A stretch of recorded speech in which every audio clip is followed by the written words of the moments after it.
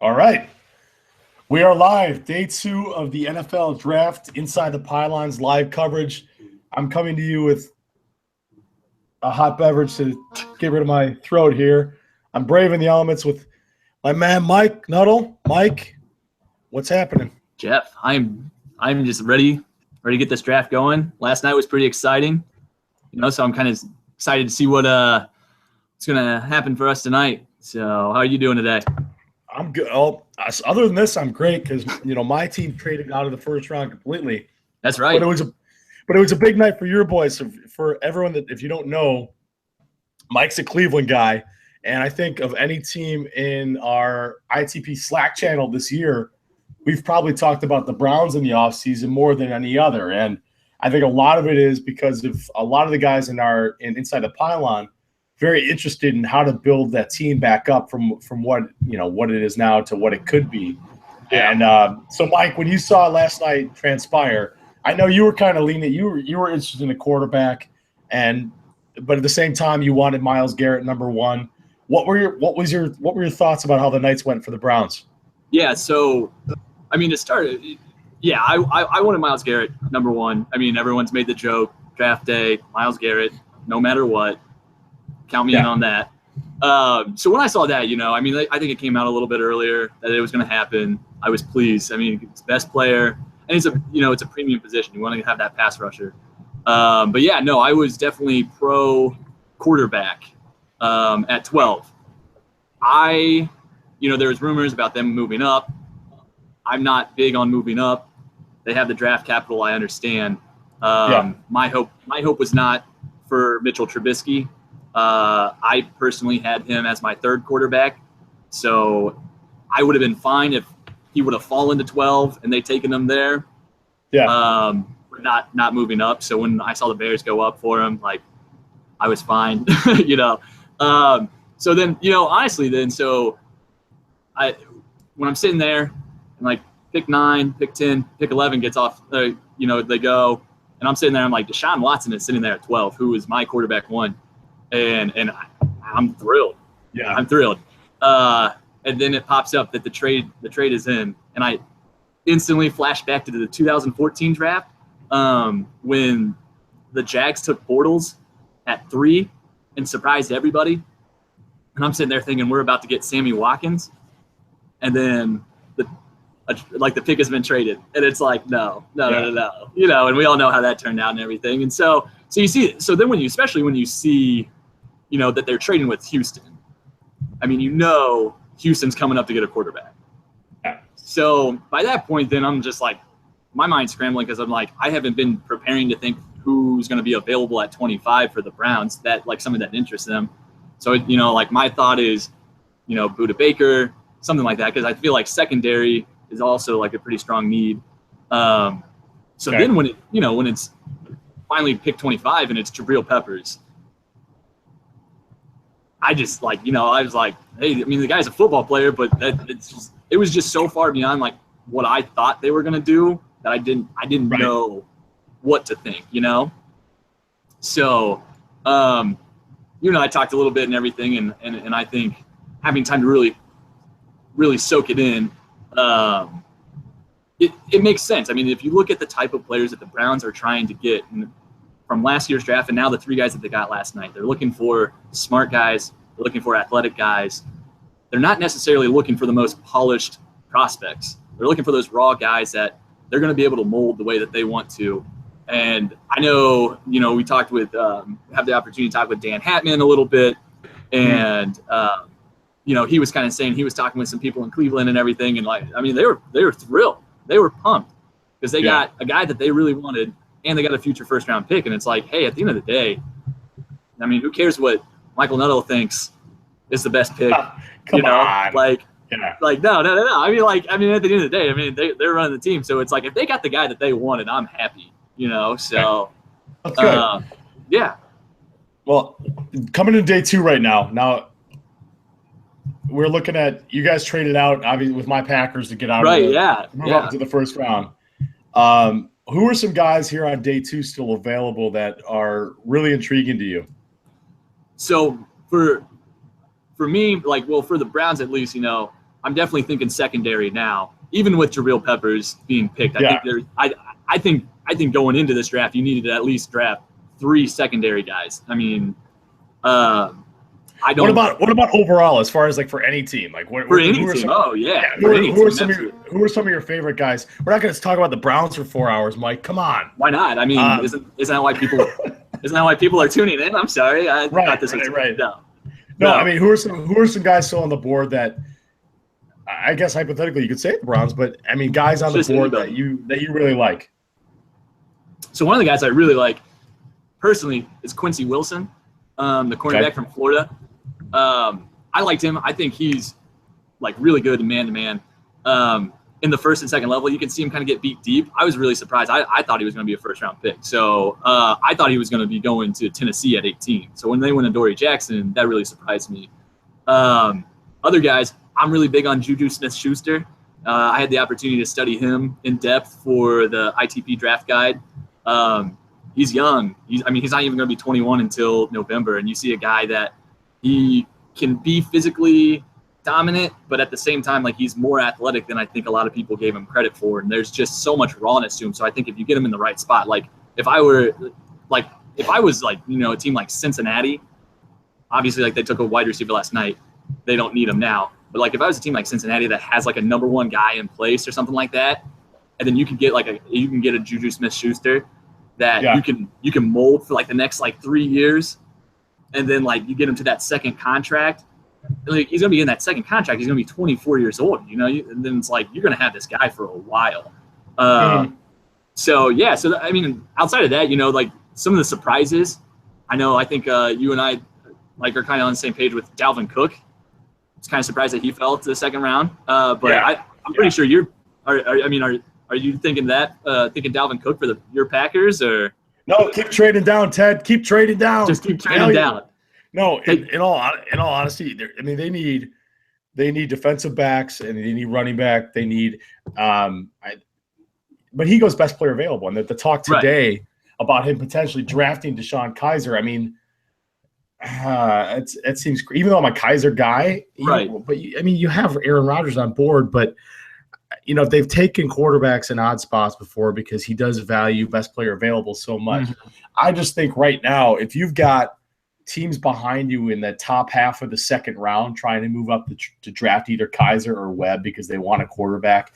And with Kizer especially, I pointed out the Chargers, the Cardinals, and then the Saints as 3 teams with veteran quarterbacks that might need a replacement soon, and then offensive-minded coaches on staff that would be a good fit around to support Kizer as he sits for 1 to 2 years.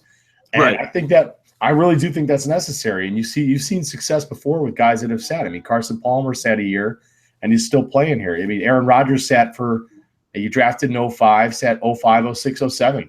And I think you've seen some success before with that, especially with guys, in Rodgers' case, a guy that slipped. There were some concerns about mechanics. And, Mark Schofield's talked a lot about Kizer's mechanics and how he needs some refinement in that area. I think he's got all the tools. So, I mean, probably the biggest one for me, given the offseason or given what happened the postseason with the combine, with the Senior Bowl and all of as people dug into film more, I think the biggest one for me that dropped this far was Forrest Lamp. Yeah. I had him pegged. I mean, I thought he was going to be the guy. If you told me before yesterday that Forrest Lamp would either go in the top 10 or slip to the second round, I would have guessed it would have been the top 10. Right. I would have gone that way. Just like I think I mentioned before, if you told me that there would be 3 receivers in the top 10 or 2 receivers in the whole first round, I probably would have said 2 receivers in the whole first round. Yeah. But so Forrest Lamp dropping to me, he's the best value to me, not only because of his positional flexibility, as I do think he can play left tackle. I think his best position is going to be inside, but I think he can play left tackle. Dalvin Cook, you have to really trust I love Dalvin Cook. He's in my top 10 prospects, but you have to really trust the off-field stuff and what the intel is telling you about Dalvin Cook. But yeah, I mean, you've got this is the deepest second round I can remember in quite some time because there are a number of guys there.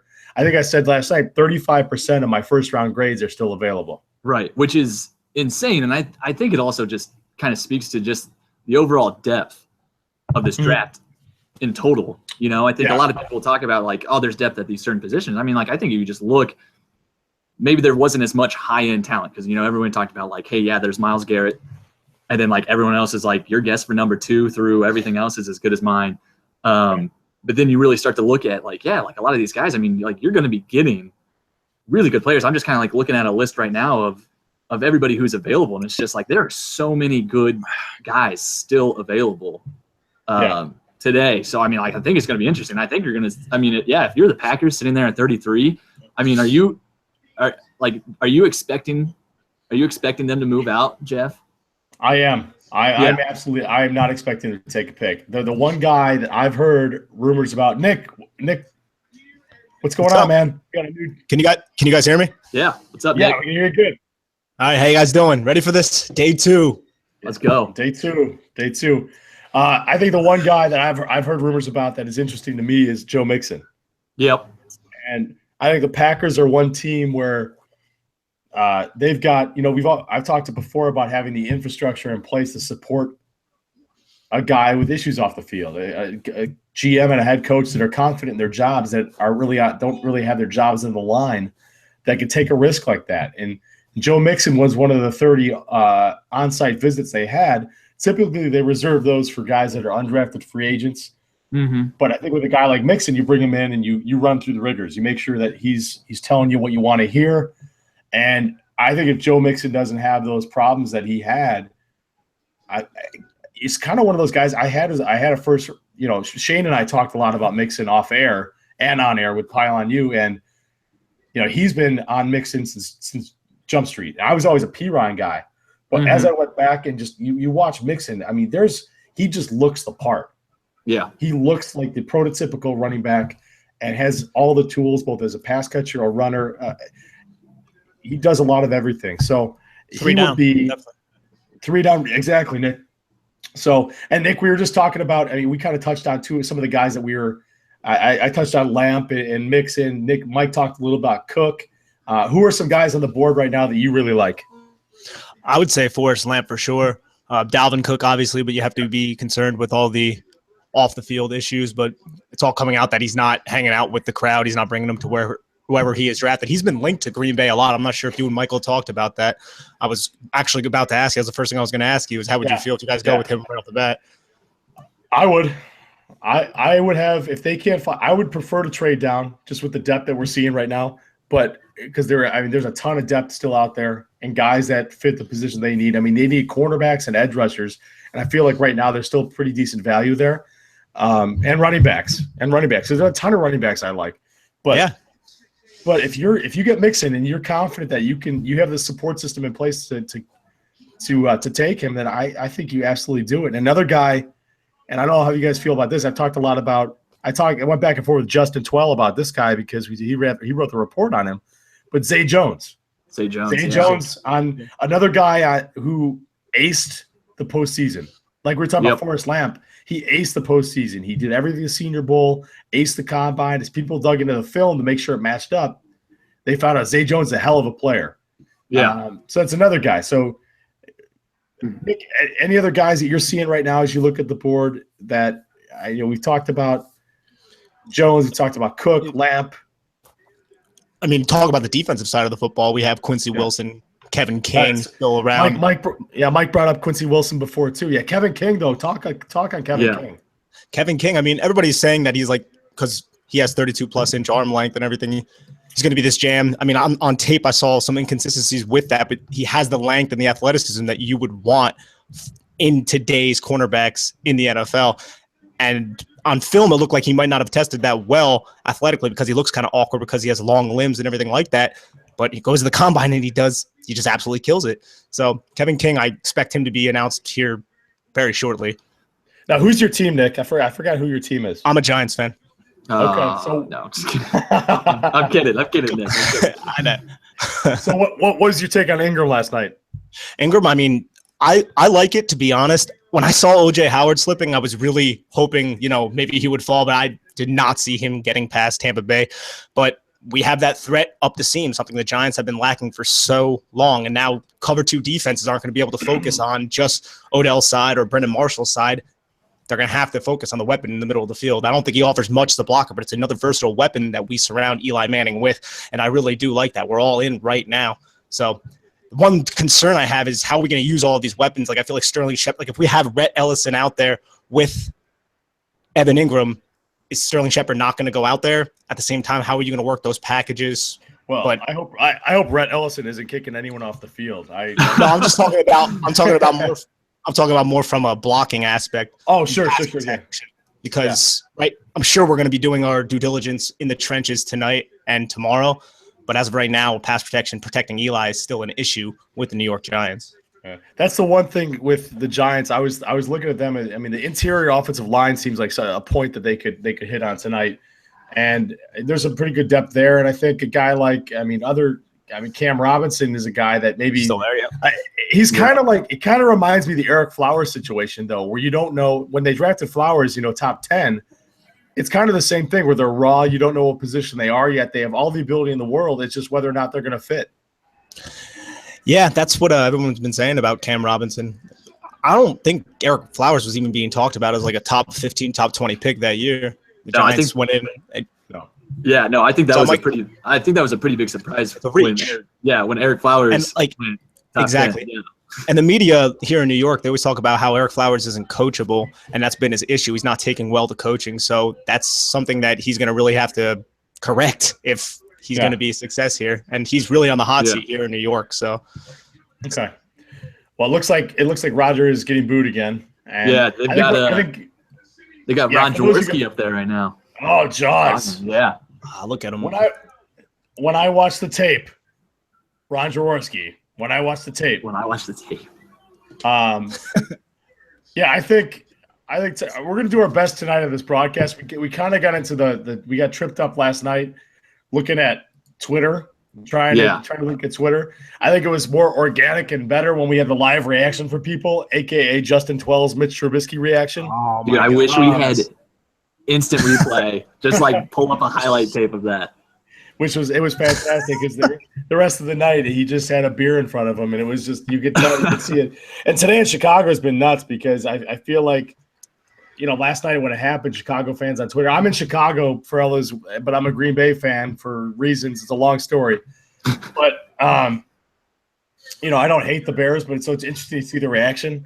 And I feel like last night when he was drafted, there was more vitriol than there was today, and people were like, "Oh, maybe he'll be good." They're like talking himself into him. Right. And then today he has the press conference, and you find out maybe John Fox didn't know until an hour before the draft, and Trubisky says he's a Walter Payton fan, and Walter Payton was like 7 years retired when Trubisky was born, and that's a big thing. I mean, we're all fans of like football history, but it just is interesting. So Bears fans are on edge, and there's some holes on that roster to be corrected, and they trading away the depth just to move up one slot to get Trubisky to ensure that a team like I guess the Browns or the Jets might have been looking to trade up to get it at the time. Yeah. I'm really curious by that too because there was a lot of talk. Ask you. There's like a lot of talk like that maybe there was other teams trying to move up, and that's why Chicago felt they needed to. And I heard something that it's possible that the Browns actually reached out to Chicago, seeing what it would cost for them to move up to 3, which then made Chicago think they needed to then move up to 2 to make sure. I don't know if there's any truth to that because it's like I think like Michael Lombardi tweeted out he checked with people with the Jets and I think with the Jags, and like nobody had contacted the 49ers about moving up. So I don't know like what made Chicago feel like they needed to move up. I would love to know, though, to be honest, because I'm sure Chicago fans, our boy Twell, he's not loving it right now. Oh, my goodness. So I think he said he woke up this morning and he was still drinking. So yeah, that's exactly what he said, yeah. So they're reliving the trade from last night right now. So the Browns get Njoku, and the Packers get the 33rd pick and the first pick of the 4th round, number 108. Mike, seeing the guys on the board right now, would you rather have Njoku or would you rather have made that trade? Or would you rather Njoku make that trade, or would you rather stood pat? I personally would have stood pat, especially because I would have liked also having that first pick in the 4th round because, everybody covets, that first pick in the 2nd round because you have the evening to get ready and kind of really like reshuffle your board and figure out what you have. You can do the same thing with that first pick in the 4th round since it starts off day 3. Personally, I was hoping my plan going into it was that would probably be like a cornerback possibly there, depending on who falls. Chidobe, is it Awuzie or is it Awuzie? It is Awuzie. Okay. I've heard so many people pronounce that so differently. Right. So many platforms. Yeah. So it's like, and especially, hindsight's always 20/20. Now seeing him, Quincy Wilson, like a couple of cornerbacks that I really like still there on the board, it's like I would have been fine sitting there. But and it's nothing against Njoku because he is, he's an athletic freak. He's easy to get excited about. But kind of like what Jeff and I were talking about before you got on, Nick, it was like, I'm not a big fan of trading up ever. Like I just, it's just multiple picks for one guy. It just, and the fact that they did it for a tight end. So honestly, when I first saw it, like I texted my buddy, I'm like, I think they're going for Kizer. Because I was just like, why would they trade back into the 1st for anything but a quarterback? Now it's kind of come out get that the 5th-year option and stuff. Yeah, and I get that, but for a tight end, is that as important? No, that's my point. Right. Yeah. That's why I would have thought. Yeah. But I've kind of heard now that they had their eyes on him, and they thought the Steelers were going to be taking him at 30. And if you read John Ledyard's Twitter feed last night, he thought the Steelers were going to be getting Njoku, and when they didn't, he was not pleased. So plus he's not a TJ Watt he's not a TJ Watt guy either. Right, he is not a TJ Watt guy. So I don't think John was too pleased with how last night went. But so obviously, if you're the Browns, you don't make that trade just to screw over an interdivision opponent. But I think having that little extra on top, it's not bad. So I'm a little on edge here because there's 4 minutes on the clock. Yeah, this pick has not been traded. And this essentially is our 1st round pick this year. And, we've got holes.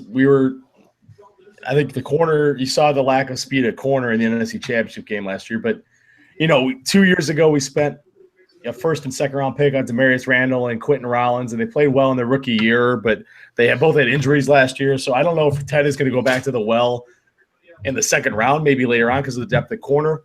So maybe, a guy that would complement Ty Montgomery makes more sense to me, but also Forrest Lamp. But Ted Thompson has never really valued the interior offensive line position, hasn't taken one higher than the 3rd round since 2005. Right. And he's let guys go. When he first started, let Mike Wall and Marco Rivera go. And then this year, they've let TJ Lang walk, JC Treader. So the interior offensive line is something that he's always developed from the 4th round on. Mm-hmm. If they're able to get – if you guys had to pick, who is the guy – they said there's multiple teams targeting this pick right now for a trade. Who do you guys think they're moving up to get? Because there's a number of guys essentially that could be targets. I think it's got – I think if you're moving up, it would be for Kizer. I think there's a couple of teams that – were kind of caught off guard by other teams moving up yesterday. Yeah. And so now it's kind of to me, Kizer is the last guy in that top tier quarterbacks. And then it's a pretty far drop to the next guys in my mind. So it's hey, if you're going to make sure you get him, you got to go up to 33 and get him now. So yeah. And if not Kizer, I would think Dalvin Cook. It wasn't long ago when we thought he was going to go top 15, and now he's sitting here in the 2nd round on the 2nd day. Yeah. Right, that's true. But Kizer, I agree with you, Mike. Yeah. Cam Robinson, I was thinking about just because there was only 2 offensive linemen in the 1st round, which is the fewest I think they said in.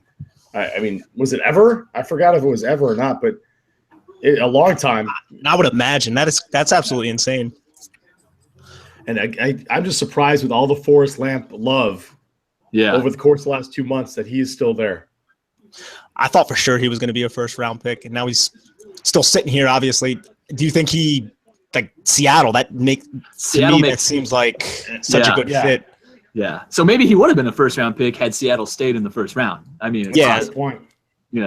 Which means, when you're in the war room, you got to be doing the diligence. You got to be calling back, saying who you're going to take. Are you taking this guy? Are you taking this guy? You probably have to be confident that these teams aren't taking your guy. But right. Yeah. Lamp is a guy, especially because I think Seattle, more than anyone, it seems like prides themselves on having offensive linemen that are versatile, that can play multiple positions. I mean, you saw Justin Britt do that same thing, and they've done that with a ton of guys, and they never spend high picks. I mean, they spent Fetty last year, but as a low first-round pick. But they look for guys that can play different positions because they do they fit them in where they can, really. So I think Lamp is a terrific fit in Seattle. I would hate it because I love Lamp on the broadcast. You love Lamp. You want to say it. I love Lamp.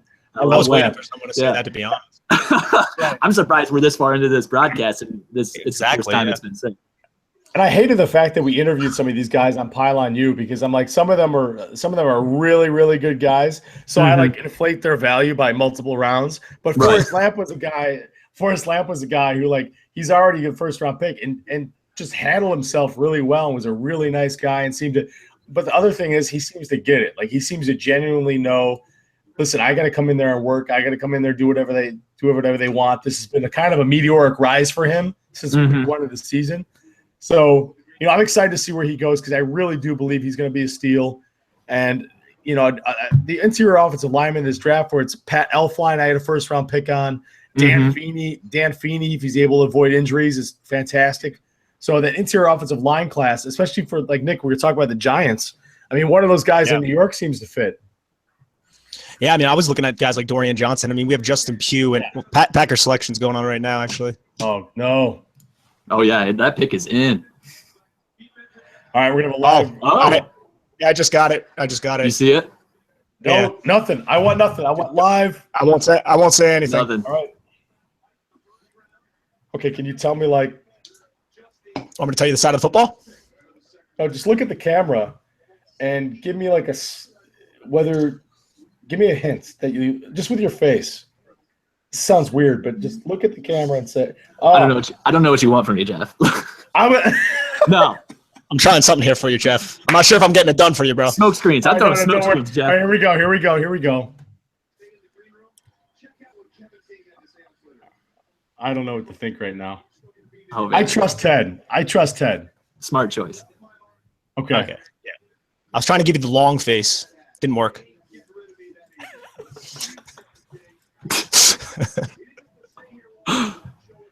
Hey, there you go. Yeah. I mean, yeah.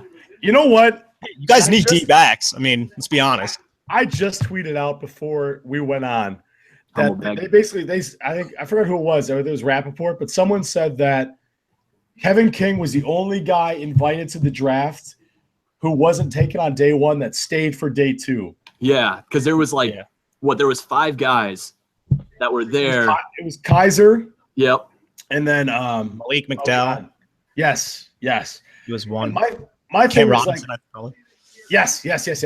My thing is, I don't understand why you would walk away from that. Like, doesn't it show more to your team? And maybe I'm reading into this too much, but doesn't it show more to your team by staying there and dealing with the adversity like that? I mean, Kevin King is a guy another guy through the postseason who just killed the combine. Exactly. But when you turn on that Washington tape, he does show up. He needs some work, but he does show up, and it's intriguing. It's intriguing. I like it. Yeah. I did. Yo, go ahead, Nick.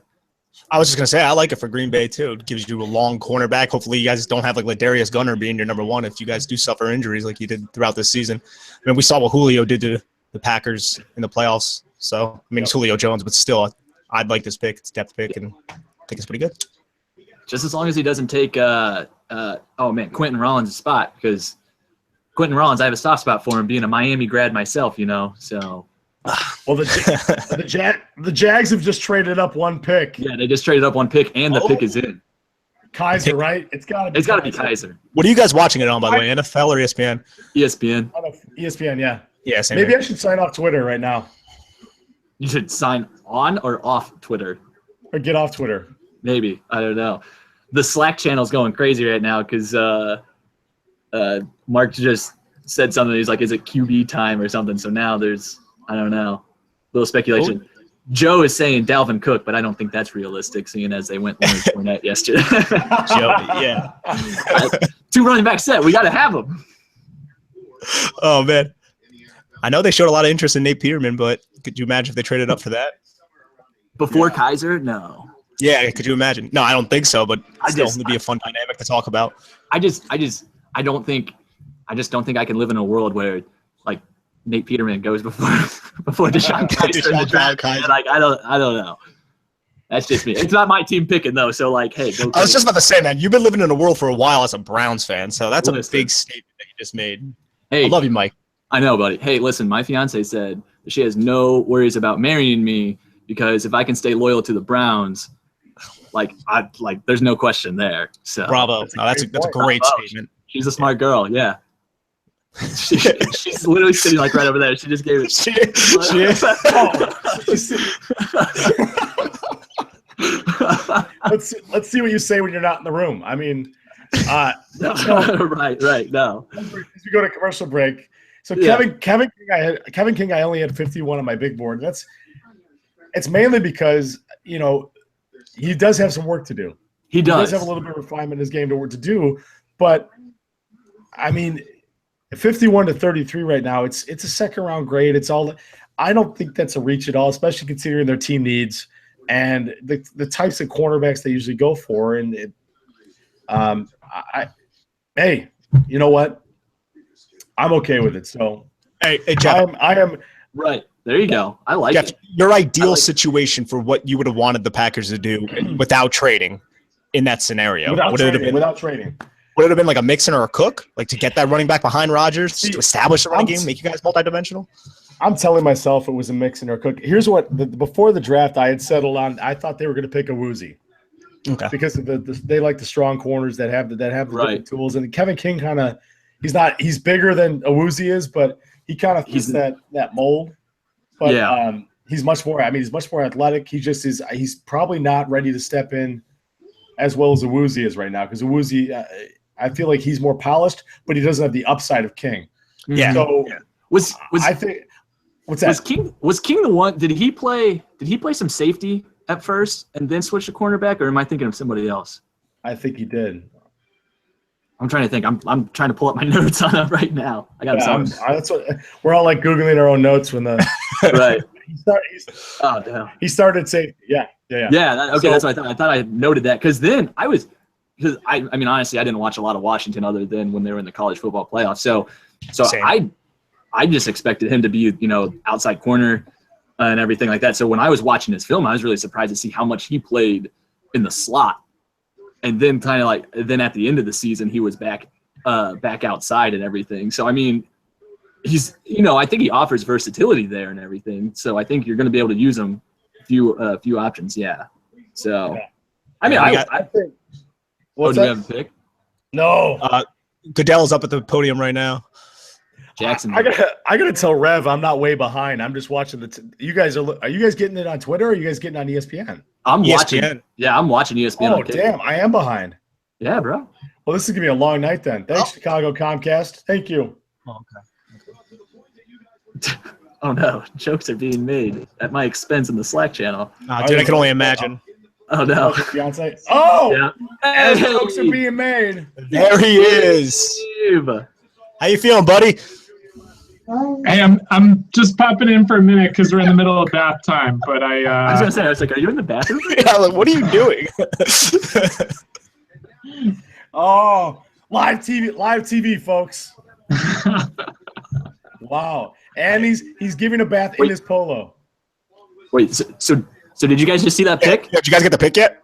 No, Ah, they picked All Tony right. Baselli. What?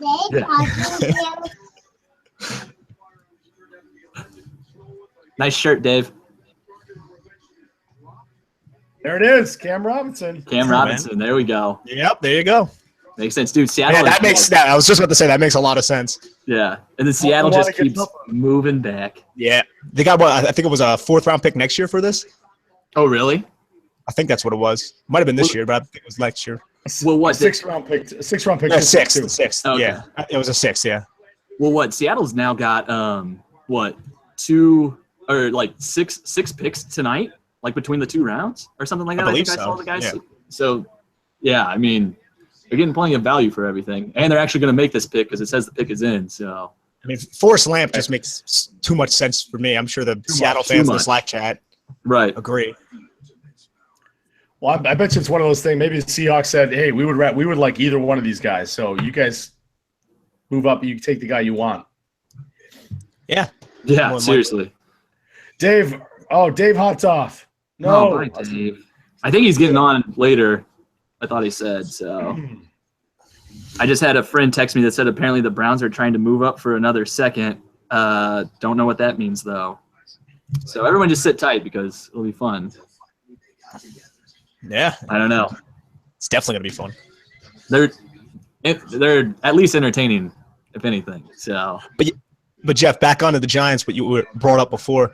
I mean, Justin Pugh and Weston Richburg are both free agents. I expect us to sign them, but I would not be surprised at all if they address the interior offensive line as well in this draft. Guys like Pat Elflein, Dorian Johnson, who's more, he's more versatile. So just to go back to that question. Yeah. From prior. Definitely. Yeah. But we need to get strong in the trenches. It's crazy. We didn't even draft one person in the trenches last season. And oh, really? To think of, wow. Yeah, it's kind of crazy when you think about it. So we really need to get tough in there. I mean, granted, we spent a lot of money on guys like Snacks and Olivier Vernon, and we re-signed JPP in that offseason. But we need to get stronger up front, especially on the offensive side of the football. Were you kind of surprised not to see them go after that in free agency? Because it kind of seemed like the only big free agent signing. I think we were. Yeah, we were talking to like Russell Okung. We were talking to like Russell Okung and stuff like that. But I mean, the amount of money he got paid, we don't have that kind of capital. And I wouldn't want us to spend that much on a guy like that. And they still got, I believe Ryan Clady's still free agent. Now that's not the end all be all, but it's still somebody else you could bring in, have competition like we did with William Beatty last year too. So, I mean, Bobby Hart, and we signed DJ Fluker, cheap deals. I like the cheap deals. Re-signed John Jerry to a couple-year deal. Yeah. So you bring in these guys just to compete with each other. So, they know their job's not exactly safe. Oh, competition. So you mean you didn't want to pay like $68 million to Kevin Zeitler or anything like that? No. We don't have that kind of we don't have that kind of cap to do that now. Dude, no, I like what you guys did on your offensive line, man. I really do. Right. Well, no. I mean, I definitely like what we did. I'm not trying to bash any of it, but like my mindset going into it was just like, oh, they're not going to spend, like completely built through the draft, all this stuff and everything, all this stuff. It's like, oh, hey, here's, $60 million to Kevin Zeitler. The Treader signing really I thought was pretty reasonable, honestly. It was like 3 years, $16 million with like 10 guaranteed. I think he had health concerns though. Like, didn't he have trouble staying healthy, Jeff? You know him pretty well. He's been injured on and off his entire career. But, I mean, the good thing with Treader is, he came in offensive tackle and he could play all along the line. Another versatile guy, and he showed upside when he played. It just was a matter of staying healthy. And there's other guys. I mean, they had health concerns along their line the whole time he was there. But yeah, I mean, that's a good signing. I mean, the Browns' offensive line right now is phenomenal, one of the best in the league. Yeah, they stay healthy too. Yeah, it's still Batonio and everything. Yeah, it's definitely better than what it was. I personally didn't have a problem with it last year, but I mean, it definitely got a lot better too. So there's Seattle. I wonder how much longer you have Joe Thomas for, man. 2 more years. We're not getting into Joe Thomas talk tonight because then we're just going to get. Have you been, dude? Joe Thomas joining Twitter has been one of the greatest joys of my life, man. So it's fantastic. They got a. Oh man! I got the Seattle pick. Yeah. Wow. Did you see that? Wow. Yeah, I did. I'm on Twitter. I'm on Twitter now, so I'm cheating to get ahead of you guys. That's a good place for him though. I mean, good structure there with Pete Carroll and everything. Right. Well, they're not afraid to take guys with some character concerns. So, I mean, Arizona makes sense. Arizona just traded for the Bears to pick 2. Kizer. Oh wow! No, yeah, that's got to be Kizer. Schefter says for defense. What? Really? Yeah. Interesting. So the Bears recouped a ton of picks. Ryan Pace must have been reading Twitter because people were bashing him. Yeah, I was just about to say that, man. Yeah, he's like, shoot, I gotta go get picks. Interesting, man. I mean, who do we think it would be though? Like defensively, like what position do they really look at? I mean, they got Reddick in the front 7. They need a defensive lineman. Which is funny because I feel like McDowell would have been a good fit there. Yeah. Ken Piche last year, who really didn't show much, but he was hurt a lot, wasn't he? Yeah. Yeah. So if you're looking at guys on the board right now that they could possibly go on the defensive line, I mean, too high, I think, for Wormley. Maybe DeMarcus Walker. I don't know. Carl Lawson. But Carl Lawson yeah. play more of an edge position. Right. So I don't know. Could they be going defensive back, maybe? Sure, they could possibly be going corner. Quincy Wilson, like that. Yeah, well, I saw a lot of people mocking Marlon Humphrey to them in the first round. Yeah. So I guess I didn't realize that they needed secondary help, but I'm not an Arizona Cardinals expert by any means. So Neither am I. I guess I just assumed they got Patrick Peterson. They should be fine, right? So that guy's pretty good. DBU. That guy's not bad. He's not bad. Him. Let's see this. Oh my gosh, they're just gonna commercial like. I was just about to say, man. They're abusing the commercials. Yeah. Jeff and I were talking about that before we hopped on here. I was like, the first round's fun until about like pick 18, and then they just slow it down so much. And then like I was on Twitter last night and I had people here and I'm like, oh man, I just saw that pick. Oh, I just saw that pick ahead of time. It's like I'm so sorry. I try to avoid Twitter as much as possible. Granted, I have like 160 followers, so it's pretty easy to avoid. I think between you and I, Nick, we probably have 162 in total. So there you go. Hey man, you got to start somewhere, right? There you go. Rome wasn't built in a day. Absolutely. So I got the Cardinals pick via Albert Breer. Oh wait, you just got it? Okay. All right. Hold on. I'm telling you. Defense? Yes. My voice cracked there. That was weird. Defense? My voice is cracking. This is not what I actually sound like. Defense? This is not what I actually sound like, by the way. I sound like, this is. Well, we've heard you on Pylon. You're good. We've heard you on Pylon. You got a good voice, man. I'm trash. Great. Great. Cardinals now have one of the most fun secondaries in the league. It's Buddha. It's got to be Buddha. It's Buddha. It's Buddha? Yeah. Oh, man. Gotta be Buddha, baby. It's gotta be Buddha. Oh, that's fun. That is fun. That is good. So you got your Patrick Peterson, you got Buddha, you got Honey Badger back there. That's I mean, Deion Buchanan. You got so many pieces on that defense, right? Oh, that you can move around. I mean, that's a fun defense. That is. I'm surprised that they moved up for him, but I mean, it's not bad. So no, Buddha Baker, man. Who wrote the? I forgot who did the report on Baker, but Luke did. I think Luke did. Okay. Yeah, because it was Luke. He was top 5 most fun players I watched in college football last year. Yeah, I know. I know. I wanted. Oh, I'm sorry. Go ahead, Nick. Oh, okay. I was just gonna say I really wanted to do it. I love the delay. You too.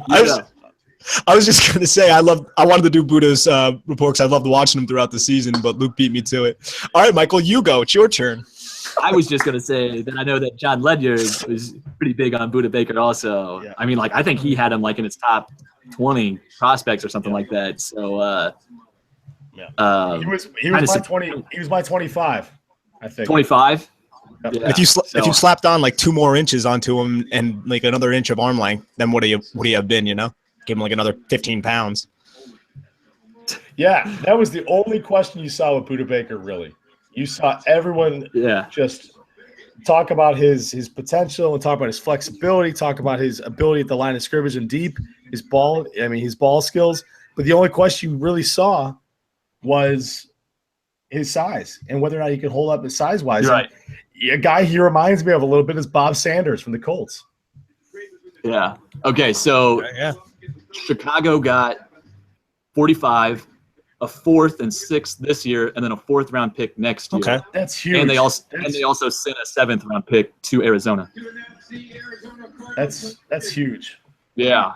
So they really did slightly recoup what they traded away yesterday. So it's not bad. Yeah. Again, Pace was working Twitter. Dude, he was on Twitter. Oh, he's definitely on Twitter. What are we drinking over there tonight, Nick? Dude, this is a monster, man. No calorie monster. Oh, no calories. Trying to watch my girlish figure, so. Right. Swimsuit season's right around the corner, buddy. Yeah, I got you. You 20-year-olds and your monster. You 20-year-olds and your energy drinks. I'm playing the role of grumpy old man tonight. Sorry, we'll get off your lawn, Jeff.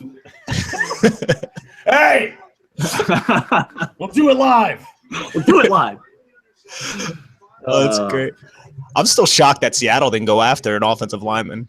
I mean, it just made so much sense, but whatever. You know, what do I know? Right. Well, that is true. Exactly. Is true. I always say that.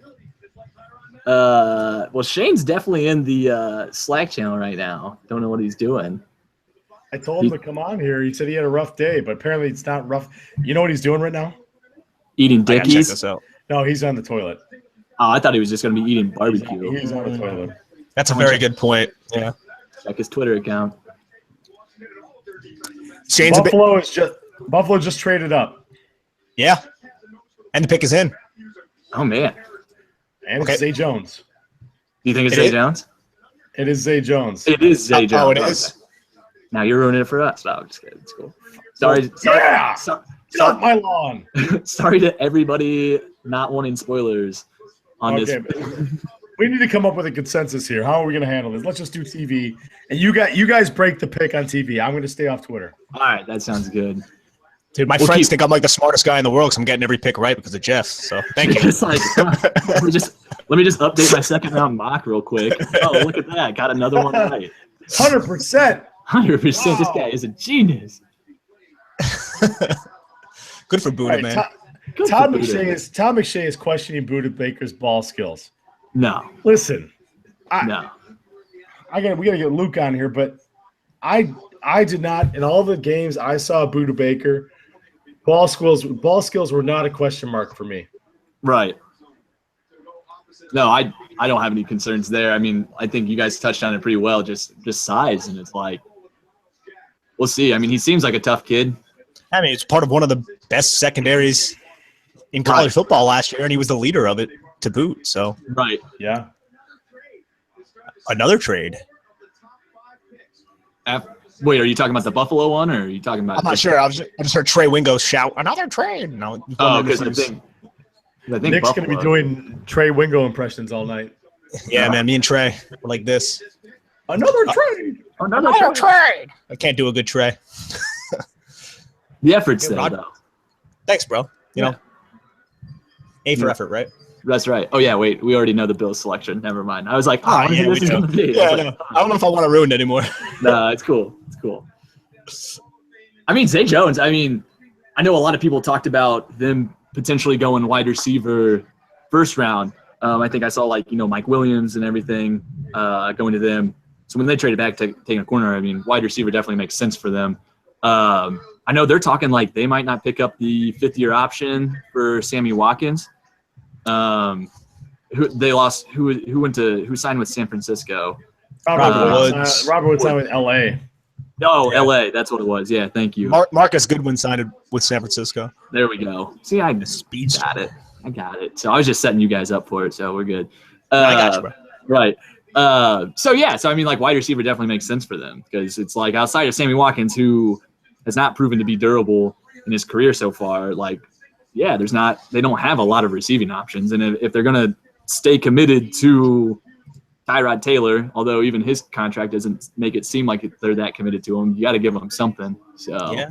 Think back to that draft too, man. It's kind of crazy. They traded their next year's first round pick to go get Sammy. He's been injured this whole time. And then after him, Mike Evans and Odell Beckham get drafted. Oh yeah, It's just kind of crazy how things work out. I was recounting with Jeff before you hopped on how last night when I was sitting here ready for the Browns to take Watson, and then all of a sudden I see trade picked in, I instantly flash back to when I was in 2014 when I was sitting there thinking Browns are getting Sammy Watkins, and then the pick is traded. Oh, yeah. And it's just like, oh man, deja vu going here. So we all saw how that turned out for the Browns. So all right, here we go. New regime, man. That's what I keep telling Regime, everybody about right. the Browns. New regime. That's right. Now, hopefully it works out better than the Knicks' new regime, okay? That's all I got to say. Well, we'll see. Oh. Zay Jones is one of my favorite players through the draft process. I was gonna say, I thought you were pretty big on him. I'm a huge Zay Jones fan, and as you watch him more and more, I mean, he's a guy who really needed to back up his small school production with a great postseason. He did that. He was the MVP of the Senior Bowl game, and then at the Combine did what he had to do. And I think he's a guy, and every time I watched him play, I saw Davante Adams a little bit. The way he used his body, the way he was solid with his hands. He's not too big, but he played all over. The question you're going to have with him is he didn't run a very diversified route tree at East Carolina, but I really feel like he's going to come in and make an instant impact, and I think he's an upgrade over Robert Woods already. Oh, yeah, definitely. Yeah, no, I definitely, yeah. You need to compliment somebody with Sammy Watkins when he's healthy. Zay Jones will come right in and do that. Yeah. And I think you made a good point, Jeff. I mean, like he had a great Senior Bowl game, but he also had a great Senior Bowl week. I mean, I think probably between him, like Ryan Switzer, a couple of those other guys, he just had a good week of practice, like all week through. He was definitely one of the more consistent performers throughout it. And I just think, he picked up a lot of buzz as the season went on, or as the offseason went on. Yeah. But you go back and watch the tape, it's like it was there. It was just people just hadn't gotten to him yet, So. Yeah, no doubt. I mean, for the Chargers pick, and again, I know I just talked about Forrest Lamp going to Seattle, but I can easily see Forrest Lamp going here with Anthony Lynn coming in and being their head coach now. Yeah. Like, versatile weapon along the offensive line. I think either Lamp, Kizer could go here. One of the places I pinpointed is Kizer, but Lamp here makes a ton of sense because they have Orlando Franklin inside, and they just signed Okung at left tackle, I believe. So yeah, they did. But other than that, they don't have much on the offensive line. With DJ Fluker leaving and not really panning out, so Lamp makes a lot of sense. I honestly think it's going to be Lamp. I haven't looked at Twitter or anything, but it just makes a ton of sense. You know who says that? The guy who looks at Twitter. Guilty. That's right. That's right. I haven't looked at Twitter. You, sir, are guilty. Yeah, except for now, it just went to a commercial too. So if they're going to be doing this all night. Goodness. It's gonna be. I always forget about how bad the second and third round is when it comes to commercials. Right. So let's talk about some of these teams right now that have two guys in the hopper, and one of them is the Bills, the Tre'Davious White and Zay Jones. Mm-hmm. Zay Jones, an obvious need outside Sammy Watkins. Tre'Davious White was interesting because with Sean McDermott don't usually take corners very high, but I believe it was Dave Archibald who wrote the report that Tre'Davious White could be a pretty good zone corner. Yeah. What are your thoughts on? I mean, the Bills. The biggest thing is they recouped the first-round pick next year. So, what are your thoughts on the Bills so far? Yeah, I mean, definitely getting the first-round pick makes everything better. But it seems kind of like, I don't want to say short-sighted, but you lost your top cornerback in Stephon Gilmore, and you went out and you replaced him in the first round. I don't know much about Tre'Davious White. I heard his interview. He did his interview with Daniel Jeremiah on his podcast and everything. I mean, he seems, like you're not gonna have to worry about this kid. I mean, from a character standpoint. So he seems like a hard worker and everything. But yeah, I mean, like the pick makes sense. So yeah, just like I believe I just pulled up the report. Ryan did the report, and he basically said he's more of a zone guy than a man guy. And that's what I saw too, a little bit on tape. He's not really the most aggressive guy in run support. He's not going to be physical or anything like that. And the Charger selection's about to be announced. Mm-hmm. And he's also not really long either, but he'll fit into Sean McDermott's system. Is that Sean Marion? I'm like, yeah. I'm like, oh my gosh. I remember when he was the big, you remember when Mojo lit him up? That was crazy.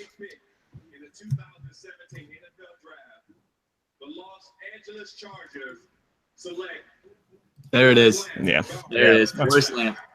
Made too much sense, man. And I know we said that about Seattle, but I love this pick for the Chargers. I do love this pick for the Chargers. You had to be right eventually. Exactly. I'll just keep saying Lamp. I love Lamp. Excited to light things up in my new team city. Well, folks, here we go. Oh, the Jets are up. Nice. And is this a Kizer spot? I don't know. I don't know if Kizer needs to go somewhere where he has guys right. This would not be a good place for Kizer. Yeah.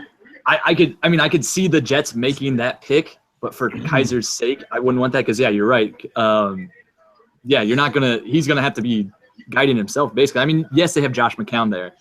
Great. But I don't know. I mean, I have a lot more other options before Josh McCown that I would want him to learn behind personally. So they already got two young quarterbacks behind McCown trying to learn with Petty and Hackenberg. And they've got so many holes on their roster too. It's like, exactly. You know, I don't want to keep comparing like bad teams to the Browns, but it's like look at what the Browns did last year. Like they didn't take the quarterback; they just looked at filling holes and then put themselves in a position to take a quarterback. Obviously, they didn't do that this year or anything. But I think if you're the Jets, it's like if you have to really be in love with a guy to get him this year, because you're going to be basically feeding him to the wolves in 2017 if you take him, and it just doesn't seem necessary. I mean, so I don't think it's going to be Kizer personally. No, neither do I, to be honest. And I mean, I live right here in New York, and they're really looking for a quarterback, but they also saw the mistake that they made last year with Hackenberg. Oh, we're about to find out. Oh man, that's quick. You got 2 picks in between commercial breaks. All right, way to go, ESPN. It's a record. Who is this? Calling that for him. I think Jim Brown is calling the ones for the Browns today. So I'm pretty pumped about that. Yeah. Here we go. With 39th pick in the 2017 draft, the New York Jets select Marcus Maye. Really? After taking Jamal Adams. Really? I love me some Marcus Maye, to be honest. I was more of a Marcus Maye truther in the Slack chat. Oh, really? Yeah, I was. I'm more of a Marcus Williams guy, but I also want him to be there at 52, so I'm just going to stay quiet about that. Because they're watching this right now and wondering what you want them to do. Yeah, I mean, obviously. Hey, Sashi, do you hear us? Sashi, just send us a message. It's cool, man. So, interesting. I like Marcus Maye. This is an interesting move, though. Exactly. They just went with Jamal Adams. Well, and it says a lot about Calvin Pryor and his future there. And did you see, like right before, I think like an hour before the draft started tonight, they said that they were starting to shop, like they were calling teams trying to shop Calvin Pryor for picks tonight. Yeah, and Sheldon Richardson too. And Sheldon Richardson, yeah, because I think like Sheldon Richardson that had like it was kind of known, and then they were saying like like Calvin Pryor is available now. Don't you lose your leverage on a deal if you pick 2 safeties? I think so. I definitely think so. He must have had a high grade on him. I mean, I like Marcus Maye. I mean, I didn't think he was really great at anything, but I thought he was pretty good to solid at like everything. And I mean, he has some deficiencies he needs to clean up, but I mean, I really liked him. I thought he would go somewhere in this range, but to a team that just drafted Jamal Adams, I kind of comped him, for lack of a better word, to a poor man's Jamal Adams. But yeah, it's an interesting move by Mikey Mack.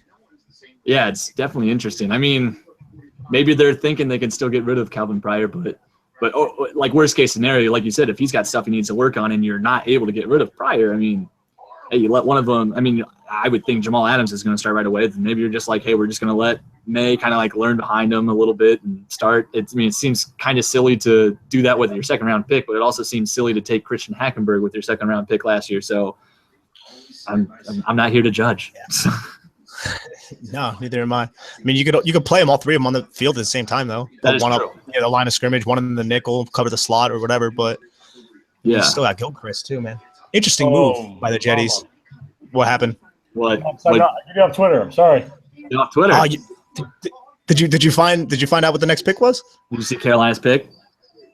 Is it the punter from Idaho? Is it the punter from Idaho? Austin Rico. Let's go. Friend of the podcast, Austin Rico. That's right. Oh man. Chuck Zada would just like lose his stuff. Maybe we'll do this. I'll give a 1-word indication of the next pick, and you guys got to guess who it is. Okay. I like guessing games. They're fun. Okay, so there we go. It's given who they took in the first round. Okay. They made their offense even more fun. Dalvin Cook. Joe Mixon.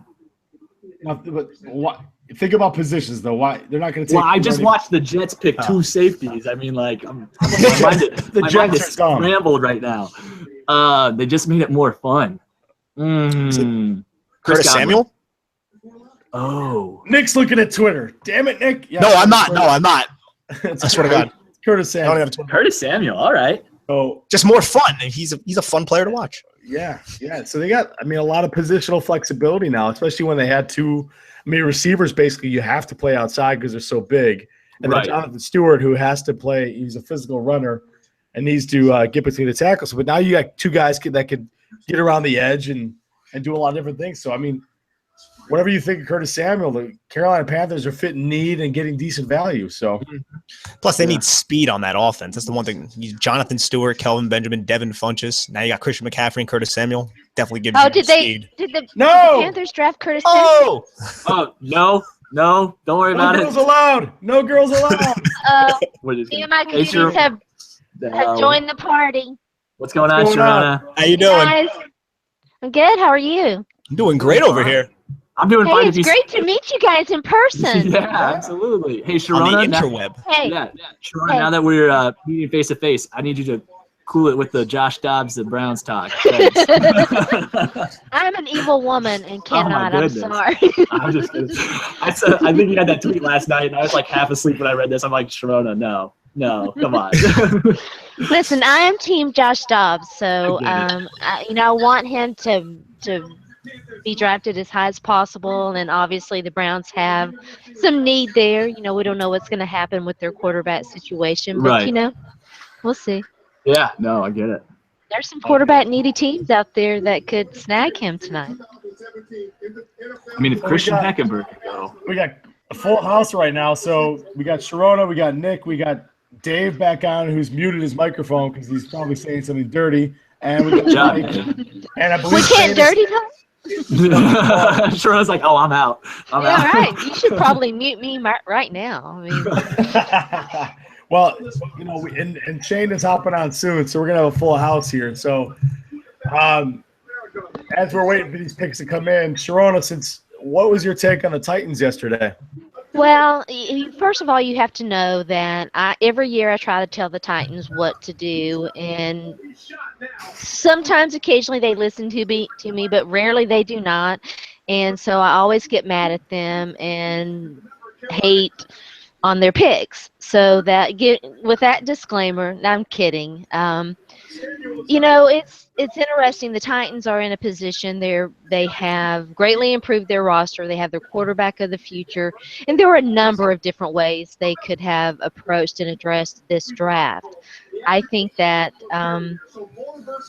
your defense was one of the bigger needs that it's been a while since they've really focused on the secondary, and I expected that they would do that. They did take a cornerback. It was not one of the ones that I wanted them to select, but and I did not want them to take a wide receiver in the first. These guys have listened to me talk about wide receiver and tight end to the Titans for months now. But they did anyway. But, there was a run on wide receiver, so you can kind of understand why they did that. They got guys with talent, and hopefully it will turn out. Yeah, it looks like we have a trade up here, Yeah, Vikings traded up and 7 Josh spots. Dobbs, baby. Interesting. This is turned in. It could be Josh Dobbs hive. It could be Wes Lutt hive. What are we doing tonight? Just have me back when Offensive line. Yeah, Just Sharona, come and talk to us when you do a rap battle with someone about Josh Dobbs. I'm here for it. I can do it. Just let me know when the Jake Butt hives should show up, because I'm on that too. What hive? Butt hive. So So it Interesting. looks like it could be. Don't say it. So, well, no. I mean, who could they be taking here? I don't know. I mean, I know that offensive line is a need, but who would be there? I don't know. I'm lost track. Dorian Johnson, Dan Pat Feeney. Elflein, Dan Feeney. Yeah. Dalvin Yeah. Cook. the Vikings took Dalvin Cook. Wow. Okay. Wow. Interesting. And they traded up. It's Dalvin Cook. Yeah. And they traded up. I just Oh. realized that they traded up to the Bengals spot, because I know Bengals are kind of talking like they might want a running back here, just because sounds like they're not. I mean, they're pretty done with Jeremy Hill after this year. Not a lot The of certainty. Panthers love me. Do they? Yeah, they took everybody that I liked. I'm sorry, I didn't mean to interrupt you. No, you're guys. fine. You're fine. I'm just kind of really surprised to see Cincinnati move back with Dalvin Cook on the board, honestly. So. Yeah, I thought Cincinnati was going to go with Joe Mixon here. I mean, maybe they traded back and they were comfortable that he might be there, and then they'll go with him instead. Yeah. I'm also curious to oh, I'm sorry. Go ahead. Running backs have problems. Yeah. Well, I'm also curious to see what the Bengals got because they had 11 picks in this draft. I mean, I wouldn't think that they're trading back to get more picks this year. I mean, if maybe Minnesota offered them future picks or something. I don't know. I haven't seen yet if anybody has. John Randall is one of the top five athletes that devastated me as a child because he always killed the Packers. Sorry, you had to relive that, Jeff. Yeah, so I'll deal with it. Oh, there goes cookies. So that moves the best players available. Looks like Quincy Wilson, Tyus Bowser still there. Yeah. Chidobe I Awuzie loved still Quincy Wilson. I was really wanting the Titans to draft Quincy Wilson. I am with you there, Sharona. I thought that was going to be the pick. I did too. I was like, do it, Titans, do it. Yeah. Well, when you did it in the mock draft that we did for Inside the Pylon. That was so fun. Yeah, because like I was honestly hoping he was going to be there at 33, Yeah. and then you took him at 18. I'm like, oh, that makes a lot of sense actually, So Yeah. Yeah, Justin was sniping me all over the place. But it was interesting to see, because you value, guys differently from everybody else. Going through the draft process with ITP has really been one of the highlights of my sports life. It was so much fun. I agree. Yeah, and I'm brand new to this. I had so much fun though.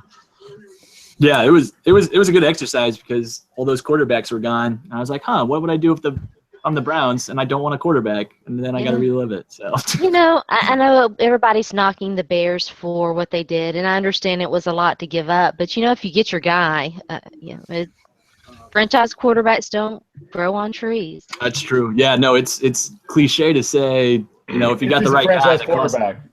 If he's a franchise quarterback. If he's right. Yeah, that's the big thing. It's like if he's the franchise quarterback, the cost won't matter in 3 years. Yeah, but exactly. But until then, we're gonna see. So now, does anybody feel a little bit better about it? Seeing now that like with that trade with Arizona, for the Bears, since they recouped some of that, like maybe it wasn't so bad they moved up now. I don't know. Yeah, they did recoup a little bit. I would love to see what Justin says about that. What time is it over there? I was gonna say, what time is it in Melbourne? Yeah, I have no idea. Arizona. What Arizona gave up to move up to where the Bears were, I feel like was. I don't have the chart in front of me, but that looked like a lot to move up 9 spots in the second round. Yeah. Yeah. No, it did. Yeah, it was. I'm irritated. I got to face Dalvin Cook for the next 6 to 7 years of his career. Right. Yeah. Wait, didn't they sign Latavius Murray? Yeah. Interesting. Poor Latavius. Latavius always has to fight off like these youngsters. He never gets his lone chance at the job. Right. Interesting. Oh. All right. Saints pick. Anybody have any ideas what this could be? You get Lattimore and Ramczyk, and now it's got to be defense, right? I would imagine. Quincy Wilson. I think maybe Tyus Bowser. I was thinking Tyus Bowser too. Oh, yeah. Okay. Yeah. Or Quincy Wilson. I think that's a. Yeah, I think their corners are that bad. Their corners are like they need depth there. So Quincy Wilson's a good call. Yeah. Delvin Breaux always seems to get injured. Mike, I've been hearing like. They just got Lattimore though yesterday. Yeah. Right. Yeah. Yeah. Mike, get a drink though. I'm gonna tell you get a drink ready for this one. Oh really? Oh no. The Saints are. Is it gonna be Marcus Williams?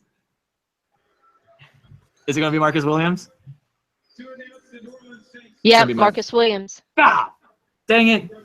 Ah. You really liked Marcus Williams. I mean, if you look at what the Browns have in their secondary, I understand that Marcus Williams is not a perfect prospect by any means. And, like, literally I just love him for his range because we don't have anybody with that. I think, like, Ed Reynolds is our free safety right now. And you've got Ibrahim Campbell, you've got Derek Kindred, who are basically the same player.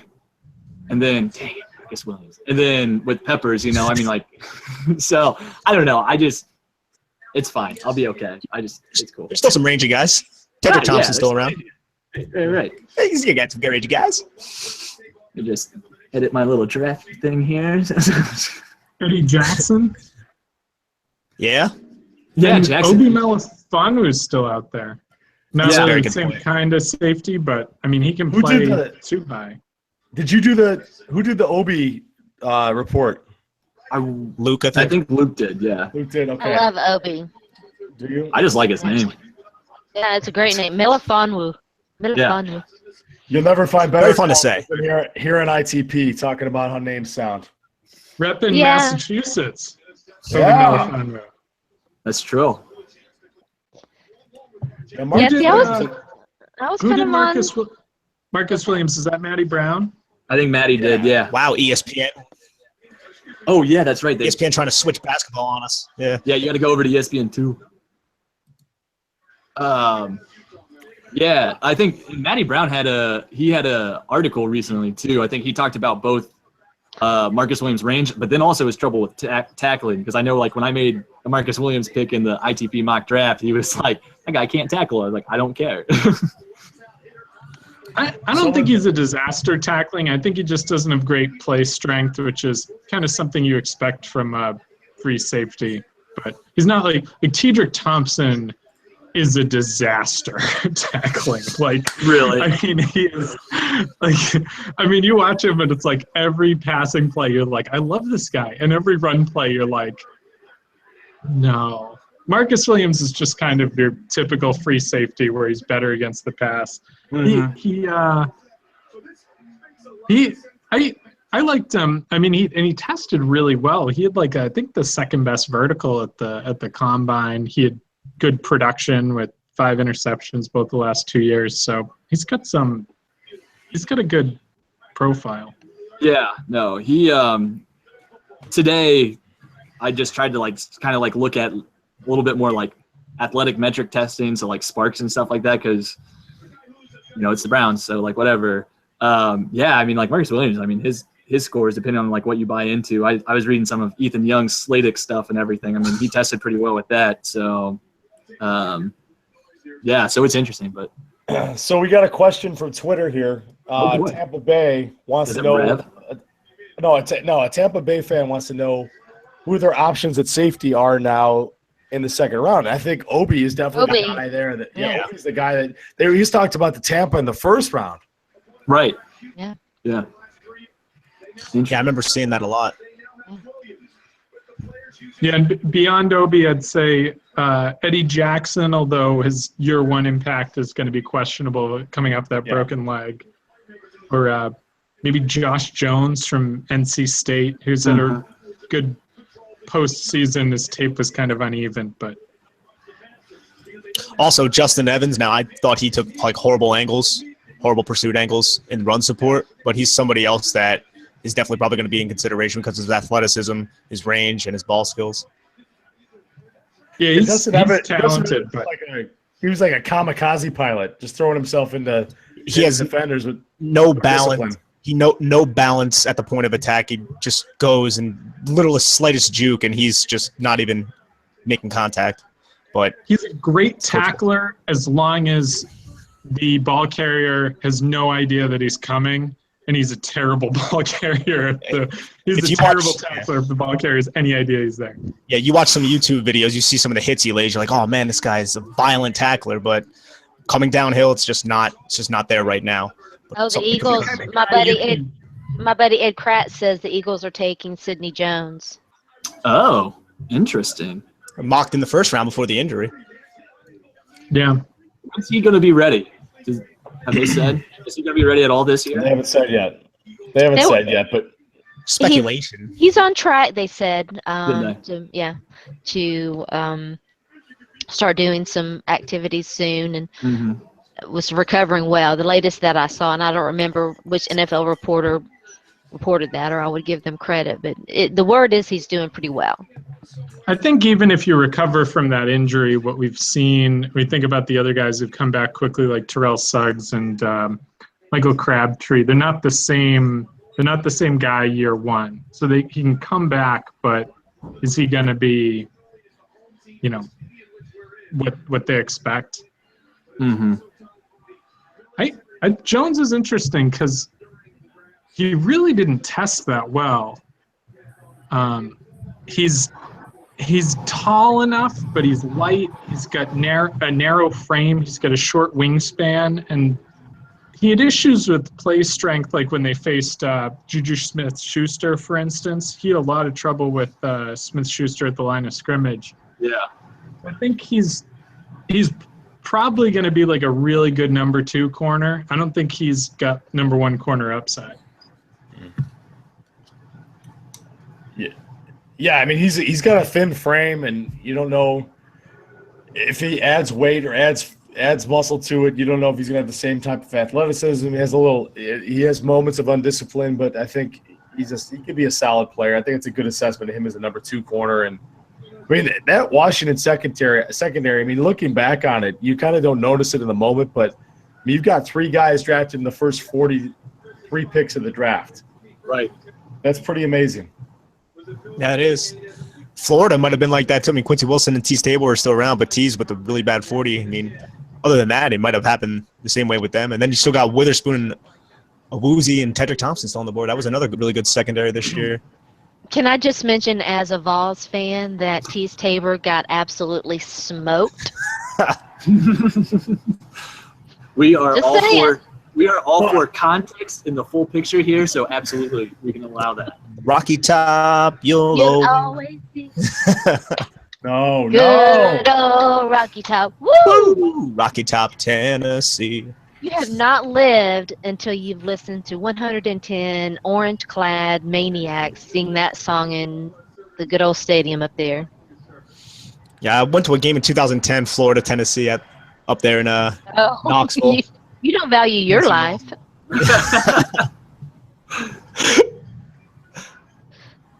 I mean, that is a serious rivalry there. Yeah. Oh yeah, I mean, I wasn't really a fan of either team, so it was just a fun thing to go to. How many fights did you see? I didn't see any. You didn't? I'm No. shocked. Yeah. No, yeah. Did you enjoy it? Yeah, it was a lot of fun. Yeah. Back in the day. Back in the day. What year was that?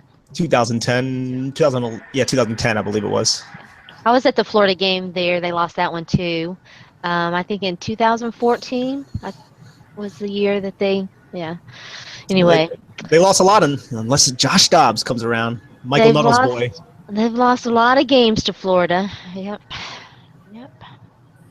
Oh, Well, What is going on the stage right now? I don't know. I'm not seeing it. I believe that's I'm not 100% sure if it's a cancer survivor or a son of a somebody from the military that passed away. I can't hear it. There's servicemen up there, so that's what I'm assuming. Right. So we're sitting here at number. Excuse me. The Rams are on the clock. This is their first pick. Oh, that's right. Yeah. So, I mean, wide receiver right here makes a lot of sense. Could this be Juju? For his sake, I hope not, but it makes sense. Yeah, that would definitely make sense. Just keep him right there in California too. Yeah. No, You got to surround Jared Goff with somebody. Yeah. No, I talked with Jeff kind of at the very beginning when it was the two of us. I'm a big Juju Smith-Schuster fan. I think there's a lot of upside with him. I think he's pretty raw. I think he kind of gets mislabeled. I think, one, they had him labeled at like 220 pounds on the school website, which was not correct. I think it was 215 or something. But he doesn't play quite as physical as people want to make him seem. Not to say that he's not physical, But it's just like I think there's more to his game than just being physical. I'd like to see him be more aggressive in the air with the ball. I think he kind of like unnecessarily like jumped to let it come into his stomach a lot. But then you also saw him flash times of like being able to reach out and get the ball. So I'm a big Smith-Schuster fan. Again, he's 20 years old. He won't be 21 until November. So there's a ton of upside with him. I feel like you know what you're getting with Smith-Schuster. I feel like he may not have that huge upside, but you know he's gonna be a solid player. I like the Bolden comparisons. Mm-hmm. I don't like player comparisons in general, but I think you know what you're gonna get with him. Right. What about Chris Godwin here, Michael? I know you were in the receivers. Yeah, no, I like Chris Godwin. I know Joe, and I can never say Joe's last name. But Joe, I think it's correct me if I'm wrong in Slack, but I think it's Ferriola. Right.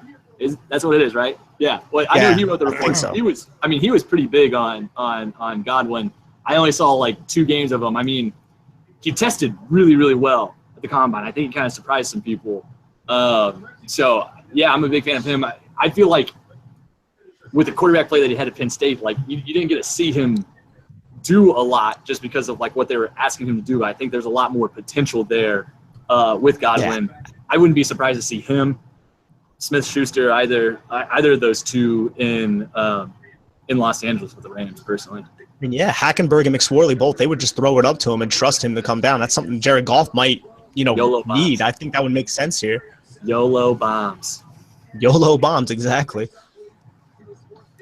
I mean, yeah, if you watch that Rose Bowl game between USC and Penn State, I mean, it got to the end of it, and it was just like everyone just run as far as you can, and then we're just going to chuck it. What an exciting fourth quarter that was.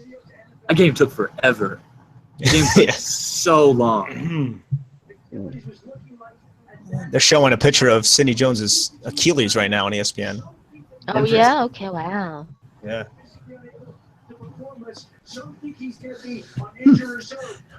But if it's not receiver though, where would you think the Rams would go right now?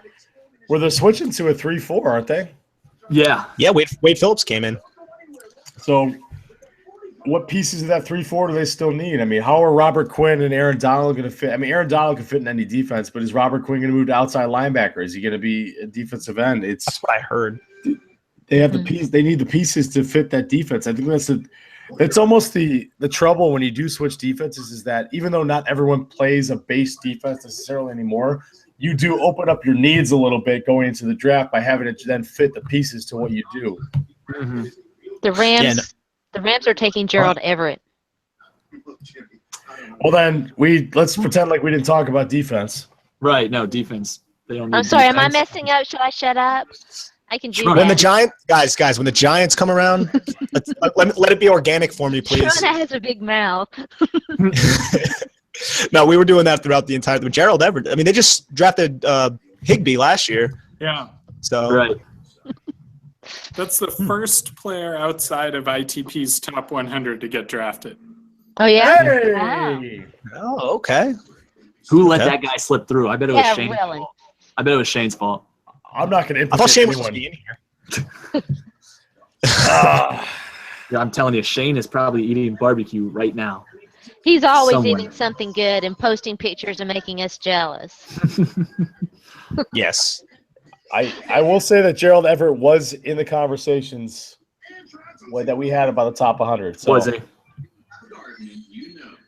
So how was that process for you, Jeff? Since you were kind of one of the guys like more at the higher level there with Shane and with Dan and with John, like the decision making. Because I mean, yeah, like trying to cut it down to 100 guys, and like you and I have talked about a lot. I mean, like there's a lot of people that got discussed. I mean, we ended up writing like 115 reports, and then it was like, all right, how are we gonna how do we want to fit these guys in? So from your perspective, what was that like for you? Yeah. So I mean, it was good. It was good. So it was basically Shane and I had the list of all the prospects presented by all the position groups, which I think amounted to about 150, 160 guys. Mm-hmm. And then from there, we each marked off the top 100 that we wanted to find out what me and Shane had. And we were pretty similar. So from there, we took it as it was basically a 10 to 15 player debate over who should get those final spots. and that was between myself, Shane, and John. And then Dan basically came in and quality controlled everything and basically asked questions about certain guys that we let in that maybe he didn't agree with. So even though it seems like a process that may have had 4 different voices in it, I think that we were all receptive enough to both what the scouts presented, which we thought were good list of 150, 160 guys, but also, I mean, Shane and I see the game pretty similarly. We're pretty different than how John sees it, but that conversation was very fluid over the course of 1 to 2 weeks, and I think all 3 of us got to see the game from a different way. How this is why I like this guy. So we looked at him again, and it was a lot smoother than I thought it was when you're talking about 4 guys that are taking the thoughts of 20 people that we all respect and have clearly looked at positions. Maybe because Shane and I are taking such a wide focus during the football season, covering all the college football. And we'll talk about draft stuff during the college football season. But I mean, you got guys that are looking at particular positions, and I'm going to go to Dave. I have some of the corners.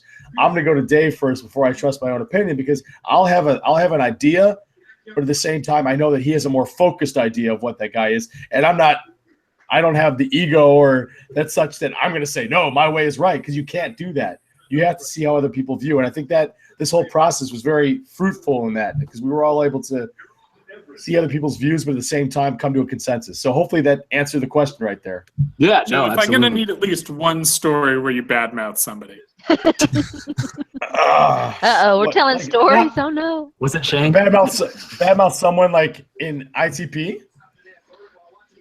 Hey, I'm here. You can badmouth me all you want. No. I mean, Shane and I badmouth each other on the air, so you don't need to know about that. It's always entertaining, though. I'm like, who is the guy? Oh, I mean, the one thing throughout the whole process that was hysterical was neither Shane or I had Joe Mathis in our top 100. And I felt like every day we got a message from John saying, hey, what do you guys think about Joe Mathis? Or he would frame it a different way every day. He's like, well, I don't know about this guy. I think we should move Mathis in there and he'd be better. And God love him, because John was really doing his damnedest to get Joe Mathis in there. But no go. Yeah, John was pretty big on Joe Mathis. I mean, all throughout this draft season. So does John like Joe Mathis more than TJ Watt is the question. I was going to ask if he was his draft crush. Yeah. So hey guys, I think it is. So with Gerald Everett, is this what? What happened? Oh no. How are we supposed to respond? Okay, something big happened. I haven't seen it. Something big happened. Oh my gosh, take longer time. Jeff, blink twice if it's a punter from Idaho. Oh, he's gone. He just fell out of his chair. This might be something to do with the Packers. I mean, well, no, the pick is in with the Bears. Oh. Is it DeShone Kizer? What could it be that it's so crazy that Jeff can't breathe? It's really not that big. I'm just anticipating the Bears fans reading into this pick and trying to make heads or tails of it, because it's Adam Shaheen. Oh, okay. Huh. Well, people are going to be like, oh, small school tight end after North Carolina quarter. I mean, Bears fans love the name guys, because everyone's That's who the Colts are taking. Oh, yeah. Shaheen is the second player not in the ITP top 100. Oh, these tight ends, man. Shane's fault. I'm going to run on small school tight ends here. Who knew? It's a very niche area. That's what the cool people are doing. It's pretty amazing. I would have liked either, I guess there's got to be concerns about Jake Butt's injuries. Yeah, I mean, because that was a second torn ACL, correct? Yes. Yeah. I believe on the same knee. Oh. I was going to say, too, before, is Gerald Everett going to be McVay's Jordan Reed? And then everything just went. Well, Rev just said I look capable of violence right now. I look all serious. I don't think Jeff looks capable of violence. Excellent. Great. Thanks. Exact quote. I like having Slack up, so we're getting instant feedback from Rev the whole time trying to. Somebody capable of violence. Great. I don't think that, Jeff. Just gonna have to smile more, Jeff. That's when you would look capable of violence. If you just had like a sociopath look to you, I don't think you do right now. So Adam Shaheen. Yeah. The Bears. So did anybody actually watch anything on him? He's big. He can catch. It's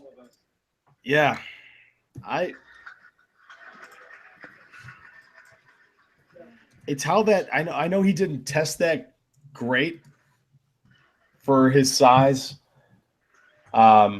Or for a tight end, I should say, but you got to take into account the guy's 280 pounds. So doing something at that frame, it's how that ability and that production from a small school is going to translate, because I think it's the big question that you really can't predict a lot of times. Do you think they'll try to trim him down? I mean, he's like 280 pounds. Try to trim him down and make him more athletic? I think that's a possibility. Depends how they're going to use him. I mean, it depends on if they're going to use him. I mean, they're going to use him like an inline blocker, goal line. I think they could conceivably, but it's how he carries the weight more than anything else. Let's get him into camp and see what's what. But he's a big dude. Yeah, is 6'6", so 278 isn't like crazy. No. I think it was guy was the guy with Baylor. I forgot his name. The guy that switched to tight end. Gathers? 6'6", 400. Was his name like Gathers or something like that? Oh, Rico. No, it was the guy who got picked by Dallas. Yeah, wasn't that? Yeah. Rico Gathers? Yeah, isn't that who you're thinking of? I think so. No, it was Laquan McGowan. Oh, we're thinking of someone. Who? Rico Gathers. Rico Gathers was the basketball player. Right. Yeah. I thought That's what I thought you were. Yeah. No, Laquan McGowan was the guy that moved from offensive line to tight end. He was 6'7", 400. A few years ago. Oh, yeah. I know what you're talking about. Did you guys see the tweet from Adam Schefter that Philip put in the draft channel? That's just Cincinnati with an ellipses and eye emojis. Yeah, that's it. Interesting. Yeah, I think DeShone? No, it's probably Joe Mixon. Oh. Oh. Oh. Well, they're expected to take him. Is that?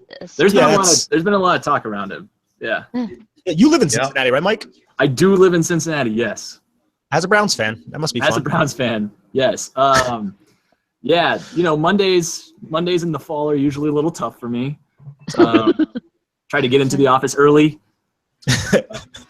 leave early. Till late. So it's not too bad. I mean, it's fine. I've got a nice little niche of Cleveland Browns friends down here, so misery loves company. We always find each other. Yeah, you guys got to stick together. That's right. That is right. So I've got my fiance with her Patriots gear on right now. So oh no, Michael! Insult to Bless injury. your heart. You're Thank wearing you. a Pats fan. Oh no! I know. You are a glutton for punishment. I am. She is glaring at me right now. No, hey, listen, she's obviously very smart because she got us going on the ITP mock. That's right. She's into marketing. She's got all that stuff. And she chose you. So see? Yeah. I think she's mainly just waiting we got a Browns handkerchief on our dog right now. I think she's just waiting to switch it to a Patriots one. Oh, where's Jeff going? We made Jeff mad. Oh no! Jeff on a turn the light on. Come on. Jeff's like, was it the Patriots talk? I'm taking my ball and going home. No. Got to attack this. Oh my gosh! Oh, you're breaking out the liquor already. Wow. No, it's Bushmills and lemon juice, man. I wish I had mine. I'm No doubt, drinking no doubt. water. I've got a glass of wine in the other room. Smart.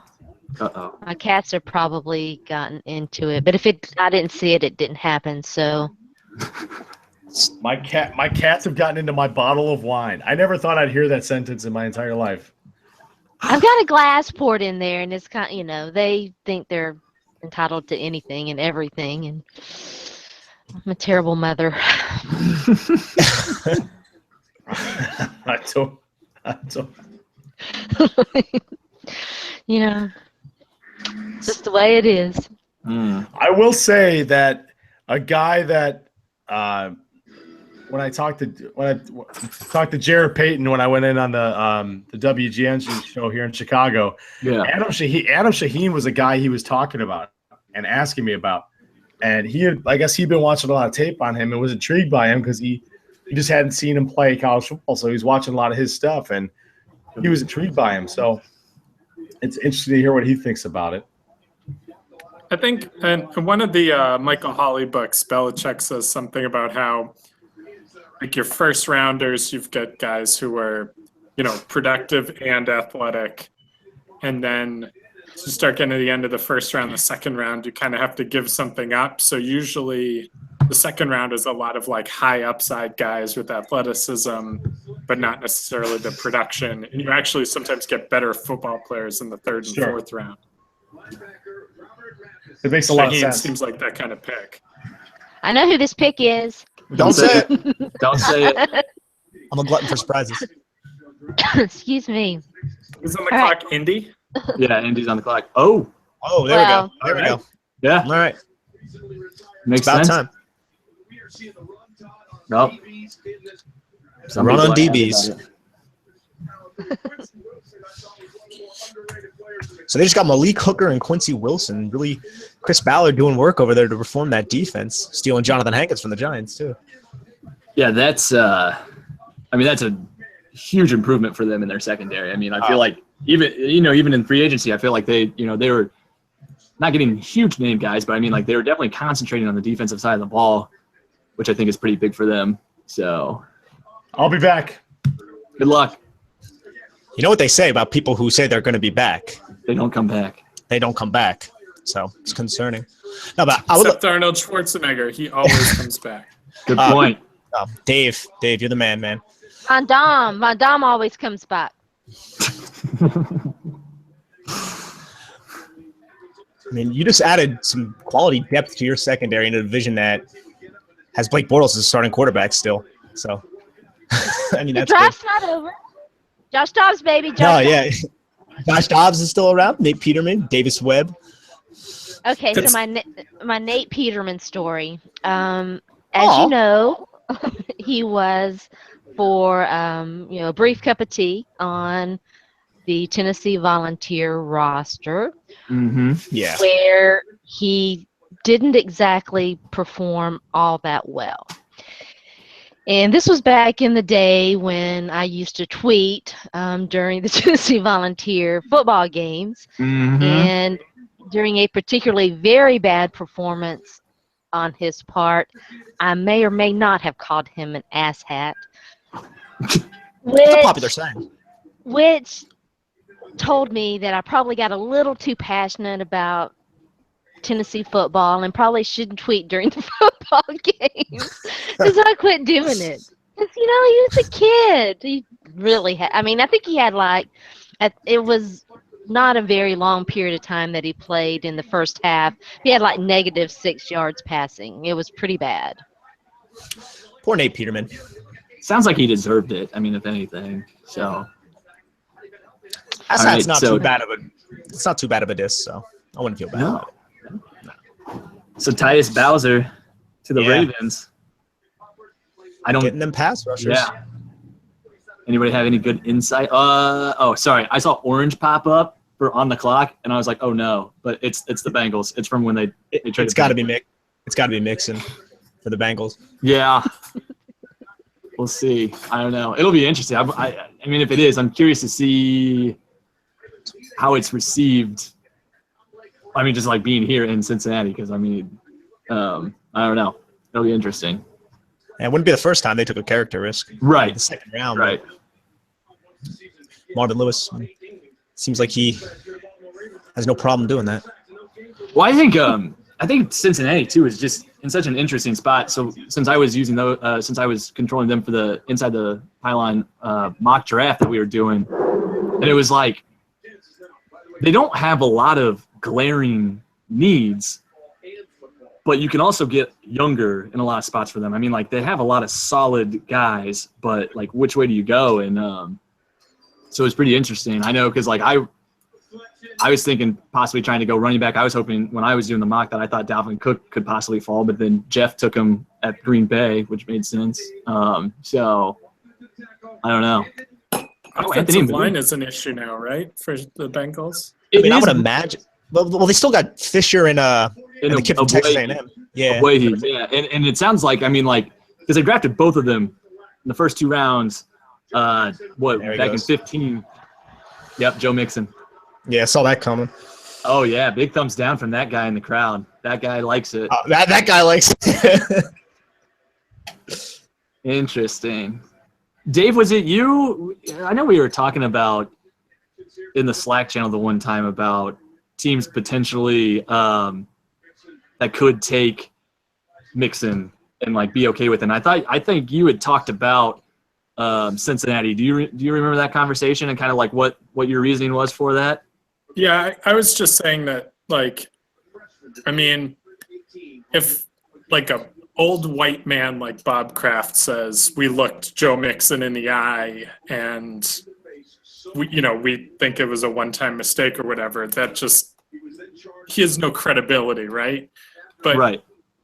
Bengals, Katie Blackburn is the executive vice president. She's heavily involved in day-to-day affairs. So I thought an organization like that with a prominent woman in position of power would have more credibility to make that sort of argument. I mean, because I think that actually holds water, I'm not going to judge that, but right, because I think like it's more credible coming from her. Right, and I believe they were one of the teams that brought him in. I mean, so like they definitely had the opportunity to vet him. So. Did they like go out to dinner with him right before his pro day? They went down to Oklahoma, and I think they were labeled as one of the teams that like took him out to dinner, and it made news. Oh, really? I'm asking. I think I remember seeing something like that, and then he was automatically linked because Marvin Lewis usually takes character risks and things like that. Right. Yeah. How do you think the city's going to handle it, Mike? I don't know, man. I mean, like, I think a lot of people, it's interesting with Cincinnati because my view of Cincinnati, especially being a Browns fan living in Cincinnati, it's like I probably am a little biased on the view. I don't think it will be as well received. Honestly, I just I don't know, but if he does well, then I think they'll be okay with it. But it's like one of those kind of things. We got someone new on the line. I think we do have someone new on the line. Oh, nope, and we lost him. I thought we were having a replacement for Jeff. Which is always going to be in the back of my mind, but I'm not just going to keep talking about it. All right, so we got Washington. They got Jonathan Allen in the first round. What do you guys see them going here? First of all, that Jonathan Allen pick, I mean, falling all the way down there. That's great for them. That was huge for them. So, gashed on the ground, I'm not sure. They lost Chris Baker. Chris Baker signed in Tampa Bay. Chris Baker was somebody I got the chance to scout for when I was doing the scouting academy. I like Chris Baker. I thought Chris Baker was good, so I thought that was kind of a big loss for them. And to have John Allen fall to them at 17, that seems big. I know there's a lot of questions around, with John Allen, like, is he athletic enough to play the edge? I think Shane talks about how he thinks he's too small to play, 3-tech a lot, but I don't know. I mean, like, I like his chances. I think he'll be fine in Washington, so that's a pretty big pick for them.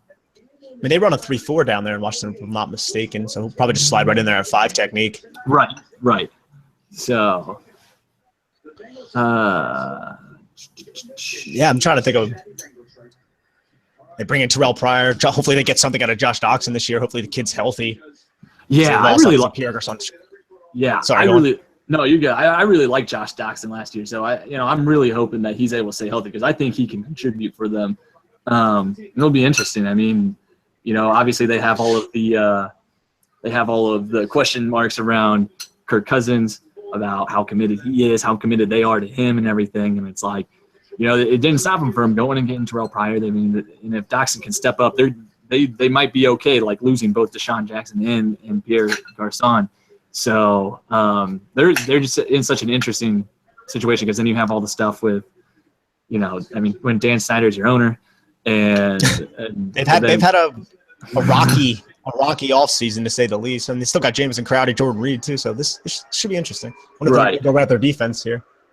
You think they're going to go out to defense? I'm not 100% sure, but I'm trying to see who's around. Oh, I heard running back, and I was like, oh man, they went with a running back. They went with the running. Clinton Portis, gotcha. See this. Oh, I didn't see that coming. No, not really. He seems to be somebody that a lot of people are pretty polarizing on. I honestly don't know a lot about him. I didn't get a chance to study him, so I don't know if you guys know anything on him. I mean, I didn't study him intently, but did you see anything on him? I didn't study saw him him at the Senior Bowl. He didn't look natural in coverage like when he was down at the Senior Bowl, and that was kind of like one of his knocks. And athletically, he doesn't seem to be a fit. I mean, I think he's been labeled as a tweener, if I'm not mistaken, as well. Mm-hmm. So, I know just from listening to John Ledyard and Trevor Sikkema on Locked On NFL Draft, that podcast. I mean, I know Trevor Sikkema is very, very high on Ryan Anderson. I mean, he said, I think it was like his number 2 edge rusher in this draft class behind Myles Garrett. So there's definitely one person that, I mean, is pretty big on him. So it's interesting. I don't know. I mean, it seems like I don't know. I didn't see that pick coming, but I've been wrong before. I've been wrong plenty of times just in the last 2 days. Yeah, I mean, there's still got some more other quality edges around. Jordan Willis is still around. Right, Derek Rivers is still Tim around. Williams, Derek Rivers. Yeah. I mean, I think this pick coming up, though, this has to be – like, they loved Obi Melifonwu throughout this whole process. I think he can come in and slide right in, and they would be perfectly happy getting O.J. Howard and Obi Melifonwu. Yeah.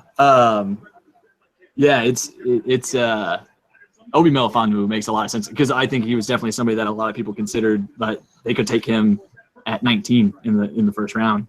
And so, I mean, if they get O.J. Howard and Obi Melifonwu, I mean, you're looking all right. Bravo to them. Right? Bravo to them. Yeah. I got a guy in my draft office. the kicker in the second round. Well, they could draft a kicker. Let's keep our fingers crossed. All right, let's. What if like John Lynch was the person for the Buccaneers? Oh, Mike Allston.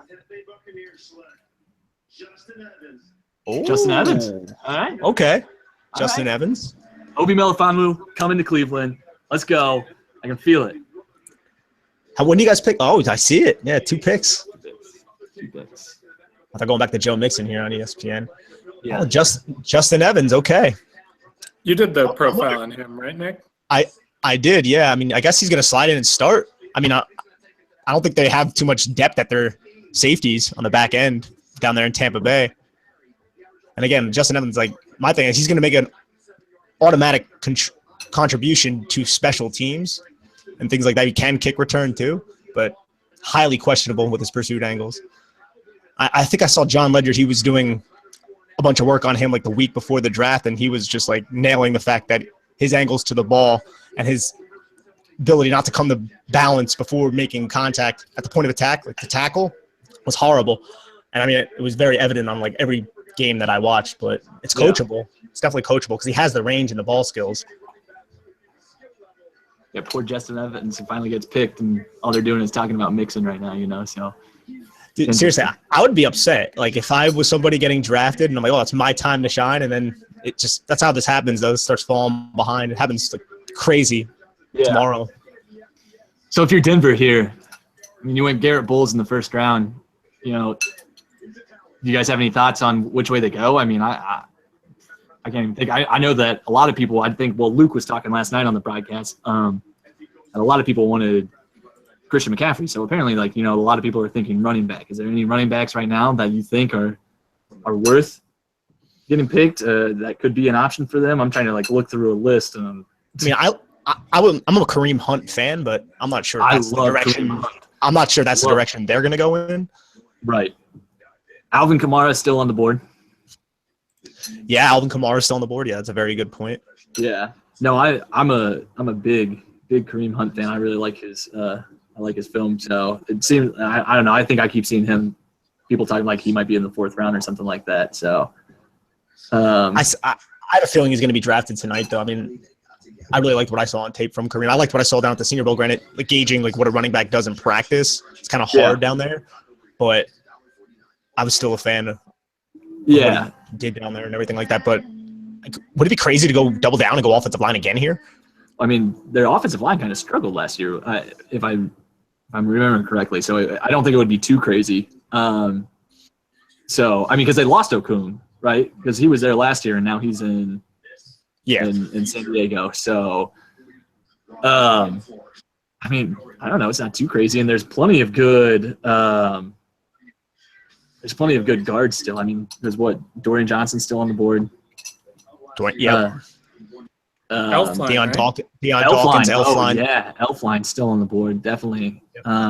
Still got Carl Lawson's still on the board too. That's like somebody that would go in and fit into the 3-4 defense.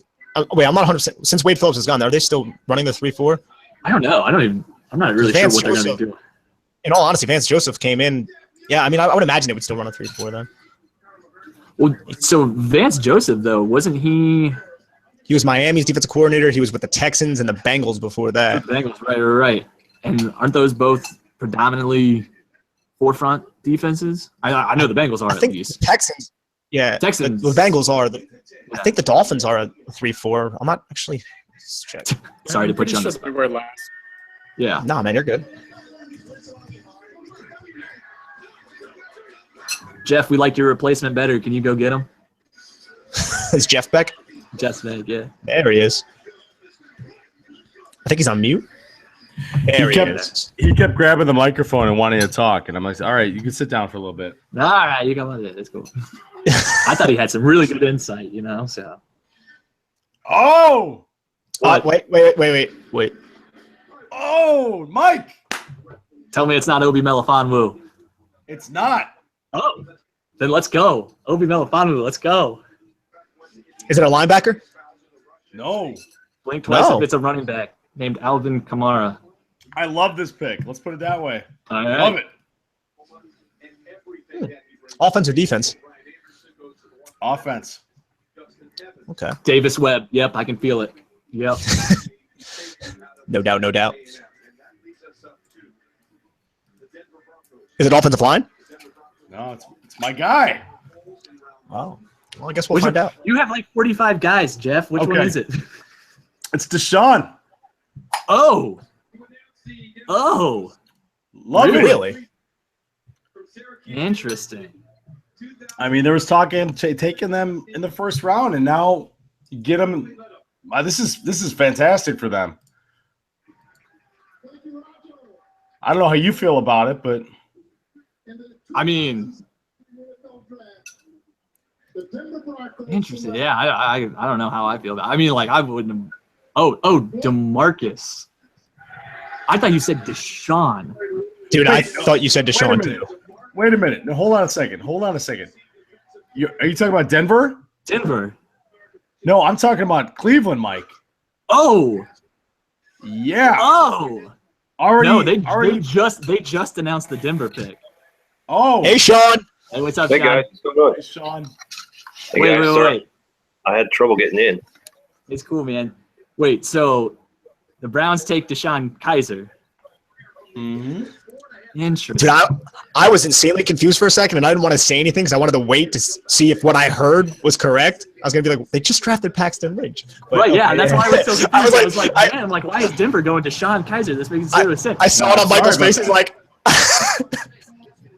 I mean, like, honestly, no, I mean, here was my thing, was the only guy left that I view as an improvement over Kessler or even Brock Lobster, if you want, is DeShone Kizer. So, I mean, if you're gonna go quarterback, like he's the best one left. That's like I'm fine with it. I would have really liked to see secondary here, but you know what? I'm just done trying to figure out what they're gonna do. So, like, I don't hate it. It's fine. I mean, I definitely feel a lot better knowing that this is pick 52 and not like pick 12. So. I mean, I watched every snap of the guy's career, and yeah, Jeff, tell me about him, man. Because you know him so much better. But I mean, he does have work to do. Yeah. Shane and I both commented that he and Jabril Peppers we would have liked to see come back for another year, Right. and have put it all together for a season. And I think with quarterbacks, especially in their second year of play, you see some regression. I think we saw that with Jameis Winston too. Right. But he was able to overcome that and lead his team to wins. I think that was the big difference. Is this year Notre Dame went 4-8, but the big thing with them, they lost Roddy Stanley, they lost Wilt Fuller, they lost CJ Procise. So, I mean, I'm going to go to bat for DeShone Kizer just because I think if he would have come back, he would have put it all together. I think there was issues behind the scenes that we could get into for all we can. But if there's a guy in this draft who has the most potential of any quarterback, I think it's DeShone Kizer. So taking him in the round 2 after you get all those guys already, that really helped fortify that foundation, Mike. I think this is a great pick for them. Right, yeah, and that's the thing. I mean, again, look at what the Browns have done in free agency and the other players that they've already picked this year. I mean, like DeShone Kizer last year, you make this pick last year for DeShone Kizer, like who he is now, you're way more worried about it because, like, he's probably going to get killed behind that offensive line. He doesn't really, like, you don't know anything about the weapons around him. But now he's walking into a much better situation. And so it's like, yeah, like, he might need time. But, like, I mean, I'll take it. Here's the thing. There's people that said the best tape of any quarterback in this class was DeShone Kizer's 2015 tape. Yeah. So, take that for what it is. And it was definitely a weird relationship that he had with Brian Kelly, too. So, I mean, Hugh Jackson, I'm sure he's not going to have that with. So, definitely take that for what it is, like Jeff said. It's a little bit of a different situation. What's that, John? I was going to say that this is a little bit of a different situation, obviously, but I feel like every 3 years there's a quarterback that slips down a bit, and the Browns end up getting him. It's like the only exception is it's not in the first round. Usually they're trading back up in the bottom of the first. This is good value though. One of my Bengals friends just texted me. He's like, "So I'm guessing you guys aren't trading for AJ McCarron now?" No. No, I think Denver took. Go ahead, Dave. Sorry. Denver. Well, keep going because we're. No. I'm sorry. I'm distracted. I got people texting me. I love this so much. I'm getting a Kizer jersey. That's it. Yeah, Denver took DeMarcus Walker. That's another guy we didn't have in our top 100. Did anybody do his tape from Florida State defensive lineman? I know he was really productive, but I think he had like motor issues. I didn't do too much tape on him though. I had him in my top 50. So I'm crazy. I just love his production. I love the fact he's that first game against Ole Miss last year was one of the best individual performances of any player last college football season. I think there's some issues with, where does he line up in a front? Because he's like 6'3", 6'4", 280. Is he, he's going to be a 4-3 end. Can he move inside? I like DeMarcus Walker. I just was questioning why he slipped so far. And why some people were down on him. I don't see the issues where other people saw them. Sharona's back. Sorry, Hey, Sharona. Hey. Sharona, sorry. Don't think Josh Dobbs is going to work out in Cleveland. I rescued my wine. That's Did good. your cats try to steal it? I have no idea. I didn't see anything. No. Excuse me. So what happened with Josh Dobbs? He's not going to be a Cleveland Brown because they took DeShone Kizer. Oh, did they? Oh, Yeah. wow. Okay. Woo, Michael, you're just Well, no, so so you missed. fortunate. Yeah, so you missed it. So they hadn't even announced like the Denver pick yet. Jeff thought they had. Oh. So Jeff's like, my guy. I was like, so we're all sitting here thinking Denver just took DeShone Kizer. Like, I am wow, a that's DeMarcus Walker fan, so that's Jeff there loves you go. chaos. Yeah, Jeff loves chaos. So Yeah, Jeff, Michael and feel I like- were. no, go ahead. Michael Jeff. and I were. Yeah, I was just gonna say we were very shocked for a little bit. Yeah. Well, Jeff, if you want to come over the first time DeShone Kizer starts for the Browns, I mean, I got a spot on my couch for you, buddy. Like we can do it. Mike, I'm 34. I need to rent the hotel room. All right, buddy. I got a guest bedroom. I was just saying just to watch the game, not to sleep, bro. You're inviting me over to your house. You got your fiance over there in the background creeping. I don't know what's going on here. What kind of scam are you? What kind of scam are you running? I don't know. Just give me your social security number. It'll be fine. We've got a question from the YouTube feed from Zach Gold. Hunt to Jets at the end of the third round. Hunt the Jets At the end of the third? At the end of the third. I mean, I like Kareem Hunt. I think that's fine. What's the Jets situation at running back right now? I mean, do they have Matt Forte and Bilal Powell? I mean, they gave Bilal Powell a deal last offseason. I like what Bilal Powell brings to the game, but you still need to bring in more people. And obviously, Matt Forte is getting on the back nine, or has been on the back nine.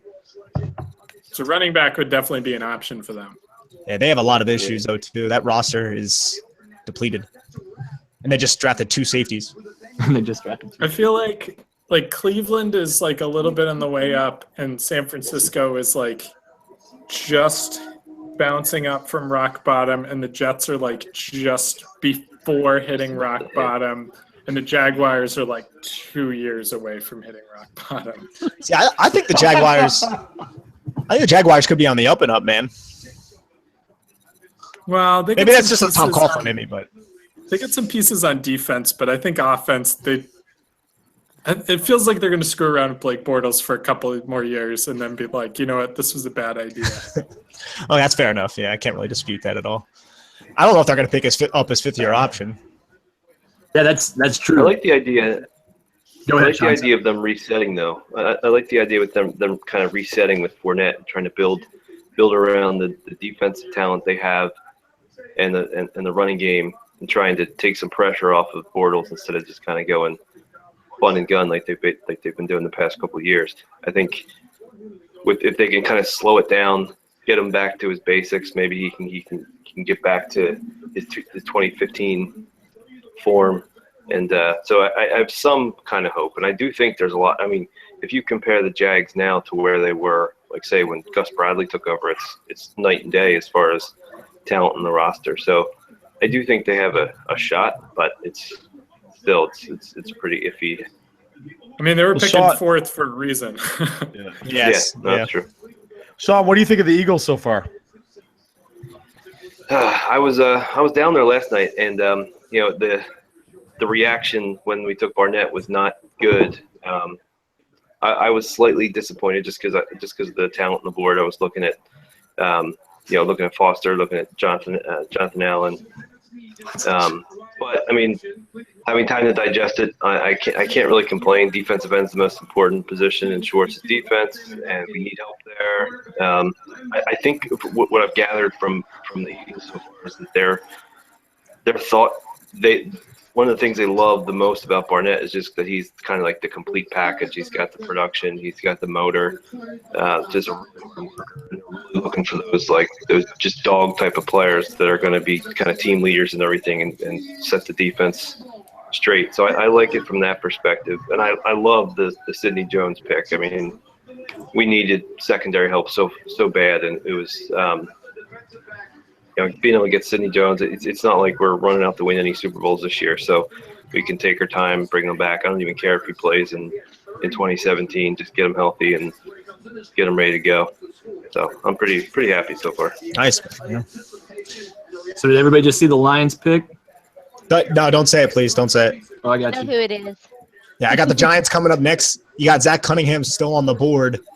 No, I'm saying the Lions pick. Did you see the Lions pick? No, I have not yet. I don't want to know, though. I mean, it just got announced. Are you not watching? T-Stable. Sorry. T-Stable. Yeah, I saw that. Sorry. I was talking about Miami. Sorry, I'm really focused on the Giants. Zach Cunningham's still around. I know Jerry Reese really liked him, so it was talk about him going in the first round, so I'm not sure if I'm so there. Yeah, I don't know. My Lions buddy is not pleased about it. So. About the T-Staber pick? Yeah, no.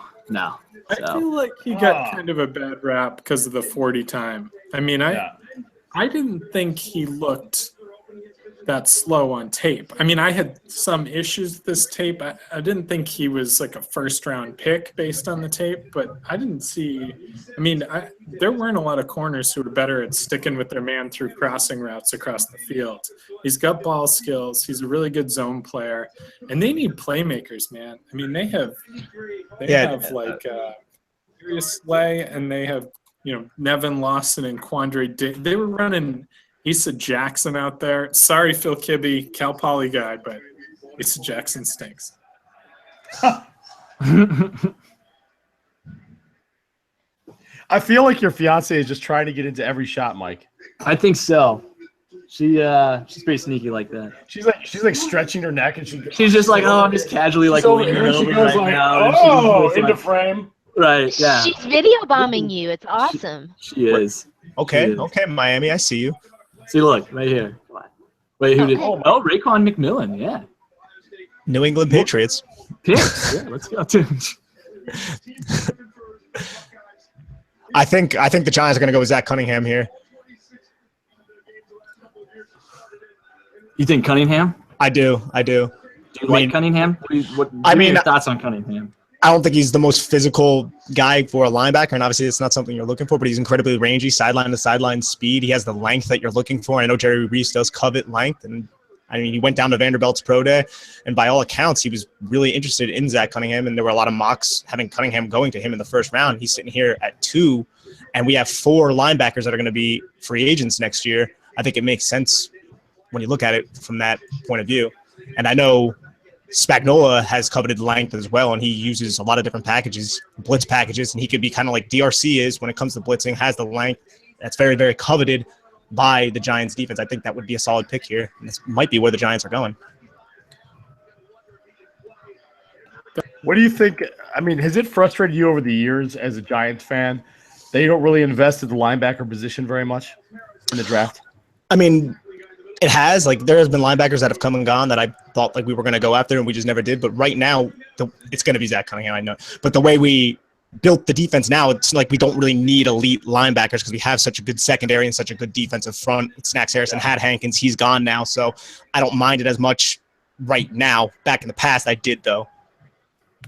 Obviously, I'm looking at It would be a weird draft for the Giants to go tight end linebacker. I mean, those are two positions that Jerry Reese that they ignore or they try to get late round picks or free agents to get. There we go. Ooh, okay. Dalvin Tomlinson is going to go right in, I guess, play that 3 technique for us. Okay. Yeah. I thought for sure they would go Cunningham there. This is where we need Shane. Yeah, the Bama boys. Shane's a big Dalvin Tomlinson guy, and he's talked about him a lot, and I think he's another guy that needs some refinement, needs some development. But I mean, the Giants have proven that they've taken defensive linemen in the past and gotten the most out of them. So I like this pick. Yeah, and we play in a division with Ezekiel Elliott, and we know Washington wants to run the ball too. So, I mean, you need to clog the run. You got Damon Snacks Harrison there, and you lost Jonathan Hankins, so this guy's going to slide right in and be that plug right there. Sure, you'll fill in for the 3 technique for the Giants pretty well. Nice.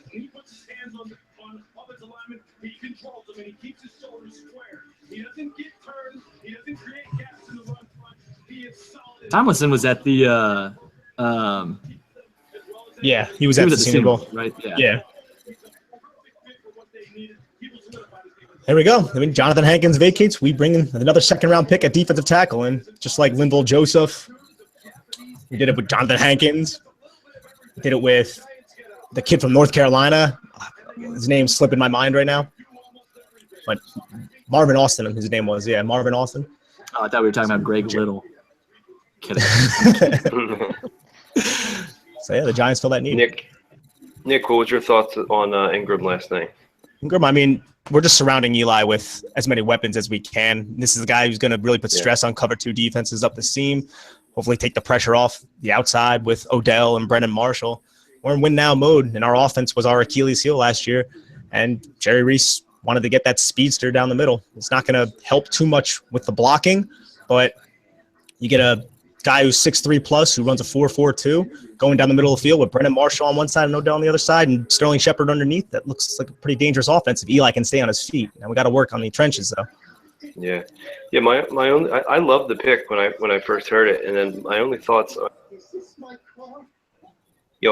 I'm like, I guess they're just gonna go 4 wide and kind of make him a receiver. Like, I don't know if you can. I was thinking about 11 personnel. Obviously, they can put him in line. I think he can block a little bit. He can obviously get a lot better there.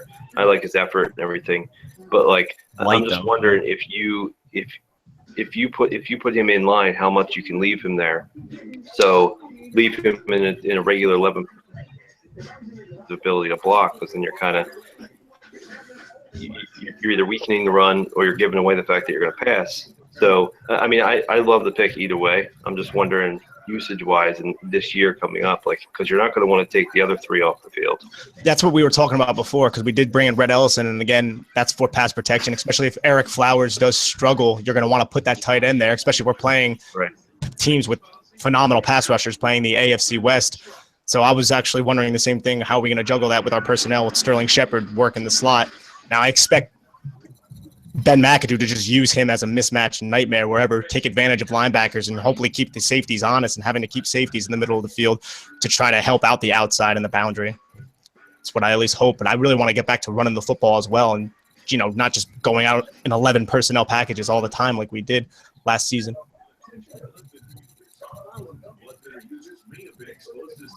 I think all good teams have to be elite in one area. I think for the most part, like you really balanced teams can get there too, but it's hard to get a really balanced team in this day and age with free agency and everything. So like, to me, it's like if you have a good offense, I'm all for building further on that offense and making it elite. If you have a good defense, I'm all for building that up and kind of riding it and seeing how far it can take you. So I thought that was a good investment. How do you think about the Dalvin Tomlinson? I can't argue with it. I mean, they had the gap there. I know Spagnuolo loves the defensive line. I was surprised. I kind of thought he'd want another like edge rusher to kind of build up that NASCAR package that he's so famous for. But I think obviously Tomlinson's not going to, certainly won't hurt. No, you build to beat the guys in your division too.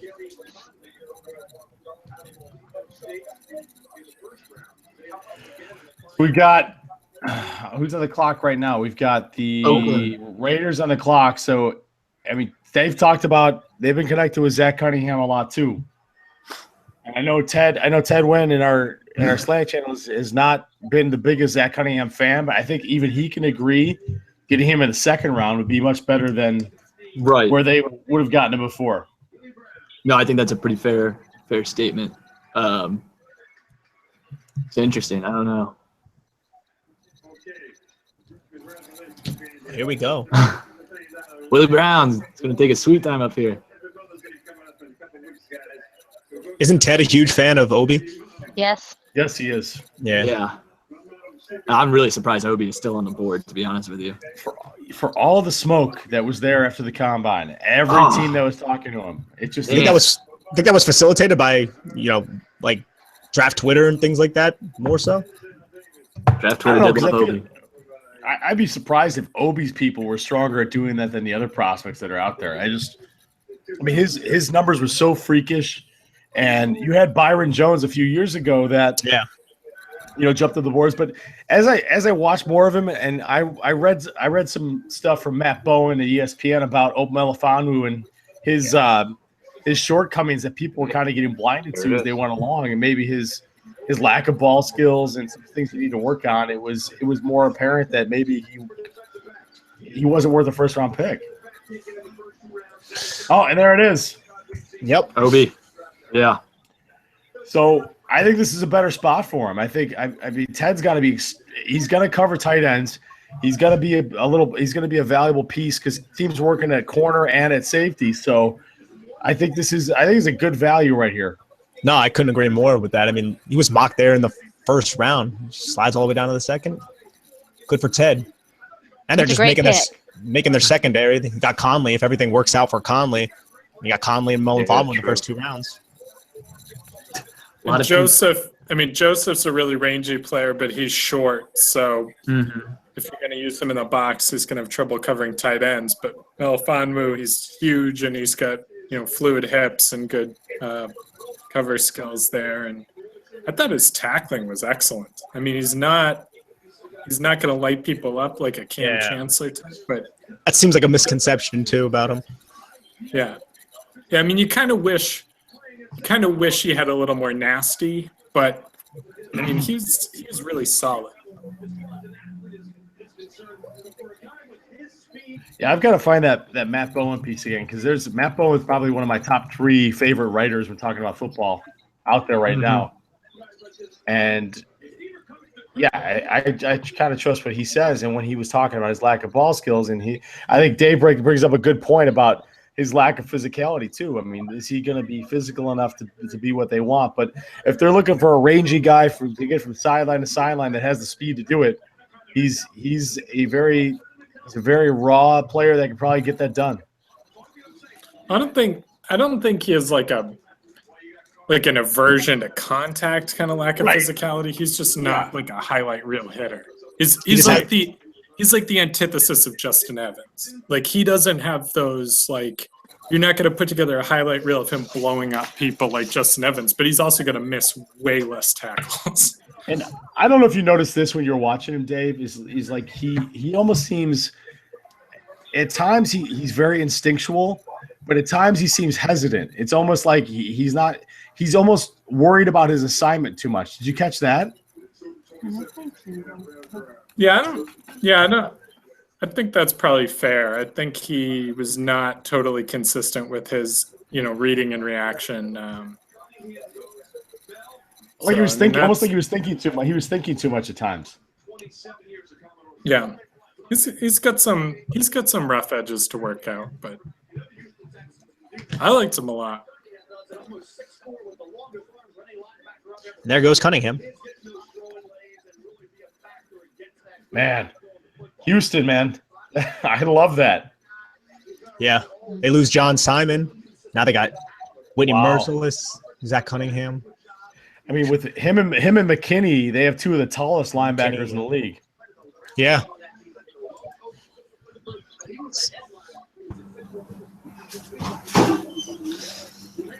This second round is crazy. I can't believe how much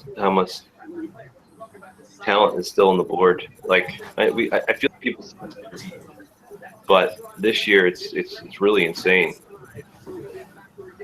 Like, how much talent there's still. Hey, Sean, who are some of the guys that you were writing reports on for the guide that are still out there right now, kind of hovering? Alex Anzalone. He just went. Jared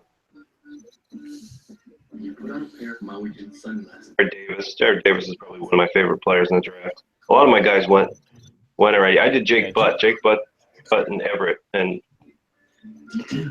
Leggett are sitting out there. Jake Butt was one of my favorite players. Talk about Everett a little bit. Everett's interesting. He's such a freak athlete. I feel like, he doesn't run the crispest routes. I feel like early on he's probably going to be best, stretching the seam, going vertical. He's got just insane athletic ability. I like his. I think he's got good ball skills. He's pretty good, kind of going up and grabbing it. My only thing with him now is just his route running, and I think that'll come with time. But I think when you get him on like the shorter, like sharper 90-degree cuts inside, outside, he's just not. He's kind of slow to transition out of there. But I think that can come with time. But he's just it's crazy in this draft and this tight end class. How many guys like Gerald Everett you have? Like, it's just insane. This tight end class is crazy. I feel like somebody like Gerald Everett would be, the top tight end or the number 2 tight end in any other class. Yeah, and he's just sitting out there. Well, he's gone, but he's. No, no. I know what you mean. It's crazy how good and deep this tight end draft is. And again, it's Jake Butt. I mean, he has the ACL, but he's still sitting there around. You got guys like Jordan Leggett still around. Yeah. I love Jake Butt. Where do you guys think Jake Butt? What do you think for him? Like third round-ish? 83 to the Titans. That's where he's going. I want Jake Butt. Give me Butt. Sean, do you think he would have? You think he would have been in the conversation for the first round if he didn't tear his ACL? I think he'd be right. Like he'd probably be one of those guys that's right at the top of the second round. I think just because he doesn't have the athletic ability that the other guys did, like the guys that went last night. But I think he's probably one of the guys you're looking at, like in the top 10 of the second round. If he didn't get hurt. Okay. I loved him as a route runner, and I love if you watch his tape. I was watching some of his all 22, and sometimes I feel like all 22 is hard to gauge like the feel of the game and the emotion and everything. But you could see it like jump off the screen. Like every time one of his teammates made a play, every time anything went good for Michigan, he was just so fired up, like running down the field. I just love that. Like the dude was in 100% of the time. He's always talking. He's so active. He's such a good route runner. I love. He's not great after the catch, but he's got decent speed to kind of catch and run. But I just loved everything he brought to the table. I think he's a huge value if you can get him anywhere. But third round would be great value for Butt. I think he does have to improve blocking, but the effort's there. That's a great point, Sean, because I really do think he was the heart of that Michigan program as Harbaugh came in and they just see that transition over. Jake Butt really was kind of that heart of that program, and he seems to embody everything that Harbaugh is about. Yeah, he really did. He was fun to watch. Seattle finally goes in the trenches, guys. Finally. We said they were going to take an offensive lineman. We just didn't say when. That's true. That's true. So, we're not wrong. We're not. Yeah. So, Shane is saying in the Slack channel, he thinks Poach is going to play guard. So, because I know, a lot of people talking, because, he played center down in Mobile. I don't know a lot about him. I didn't study too many offensive linemen this year. Nah, neither did I. It's really tall, right? He's unusually tall for a center. He's 6'4", I think. Yeah. But, all right, I'm sorry, he's 6'7". I was way off on that. Oh, man. Yeah, 6'6". Is 6'6". It's a big man. Especially Russell Wilson's not that tall. Yeah. Very true. He grew up – actually, he grew up 10 minutes from where I grew up here in Illinois, the suburbs of Chicago. So – Oh, really? Okay. Yeah, he did. He from going to LSU, but I always get with these interior linemen. I feel like there's a lot of guys that I feel are going to be really solid professional players that just because of the position scarcity or because of the position value and because of, I think teams are worried about the impact of guards. I was talking about earlier with the Packers. The Packers are not shy to just let go of their solid guards that are better. They're NFL quality guards like TJ Lang because they just replace him in the 4th or 5th round. Whereas you've got, Postage and Dawkins and Lamp and Dorian Johnson and just a ton of guys in this draft that I think are really, really good guards. But just because of the positional value, they're dropping. The second round is going to be high for Postage. People are going to say that. It's just such a Chiefs pick right here. Yeah, that seems a bit. Just Brand is going to be bummed. Yeah. My what?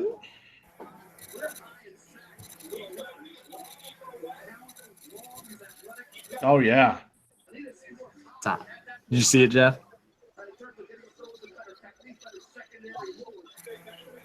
Friend of the podcast. Friend of the podcast. That's right.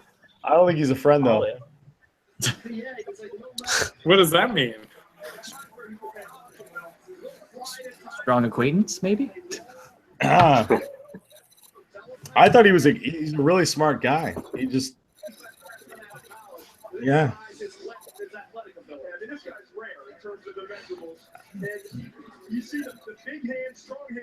Size, speed, man. Exactly. Adding another piece to that defensive front. You know, Andy Reid loves the trenches. Tunnel passing, yo. I mean, that's a big human being. It's a gigantic human being. Gigantic human wonder being. Look at that. I wonder what his wingspan is. Being that big? Good. Yeah, he's a little high out of his stance at times. I mean, it's going to happen when you're 6'6", 6'7", but I want to say down at the Senior Bowl, like watching one-on-ones, like a bunch of scouting academy guys were watching the one-on-ones, and he was just abusing Zach Banner and Adam Bisnuwadi in off the edge, which, I mean, isn't saying much, but still, it was just fun to watch. Everybody abused those guys down there. Yeah, everybody abused those. But you see this kid from like Villanova, you know, who's going up against competition from the Pac-12 and stuff. It's just kind of cool.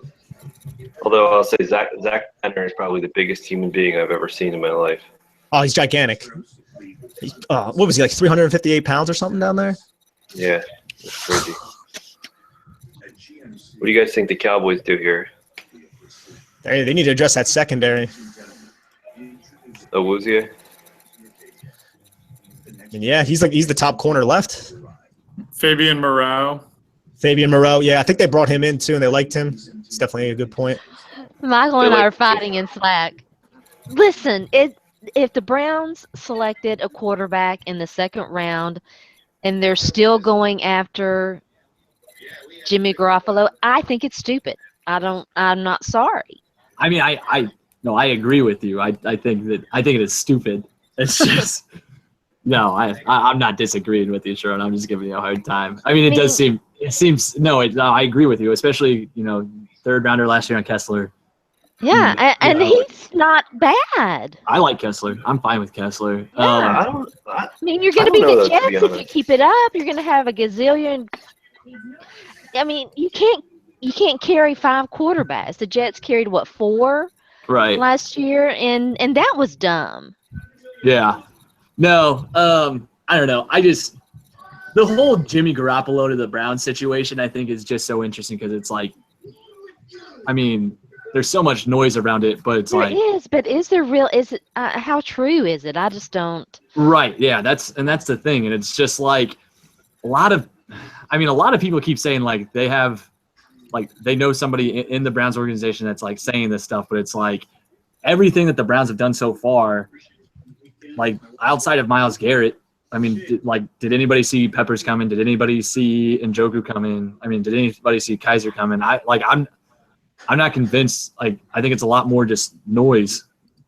I like the Peppers pick. I thought it was a little high. I love the Peppers pick. But I still like the pick, and and they've had a solid draft. They would absolutely muck it up if they did something like that. Right. I mean, I'm just not down with it. But no, I mean, I'm going to give the Browns, if they continue the path that they're on, I think that they're doing a great job. Yeah. I just want a cornerback at 65 if I could, please. Apparently, when the Seahawks drafted Pochich, he was announced as a tackle. Really? Oh. Now, was that an accident or was that purpose? Yeah, wasn't McCaffrey accidentally called a wide receiver? I mean, I think we talked about it right at the beginning. Like the Seahawks love moving their offensive linemen around and like the flexible guys. So that could be a case where they saw something on tape where they said, "Hey, maybe you can move outside." That's true. Tom Cable knows what he's doing when it comes to that. It seems like their needs are more on the outside too. I mean, they drafted Ifedi in the first round last year. I don't know if they're going to kick him out, but who's their center? The guy they moved twice now. It wasn't Justin Britt. Yeah. Britt And Glowinski, I know Ethan Young liked him. So they got Luke Jokel at left tackle. So that's right. I forgot they signed Luke Jokel. Yeah. Yeah, I'm not sure. If he's the answer, what's the question, right? Good one.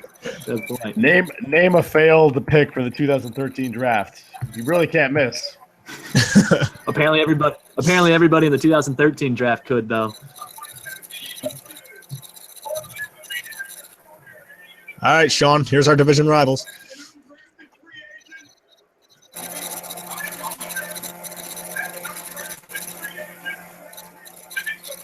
Does someone have a typewriter going or something? Yeah, what is that? I was just about to ask that. Dave's grinning right now. It's Dave. I'm muted, Dave's dude. also He's muted. okay. Dave's also Oh. churning butter over there. All right. What is Just that? announce this pick, please.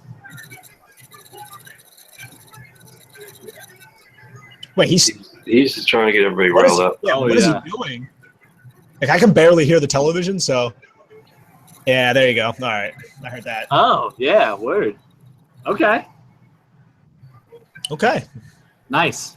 they got to address the pass rush in the secondary, and they have already. So, with two very unique names, Chidobe Awuzie and Taco Charlton. It's a great pick right there for them. That is Yeah. a great pick. Yeah.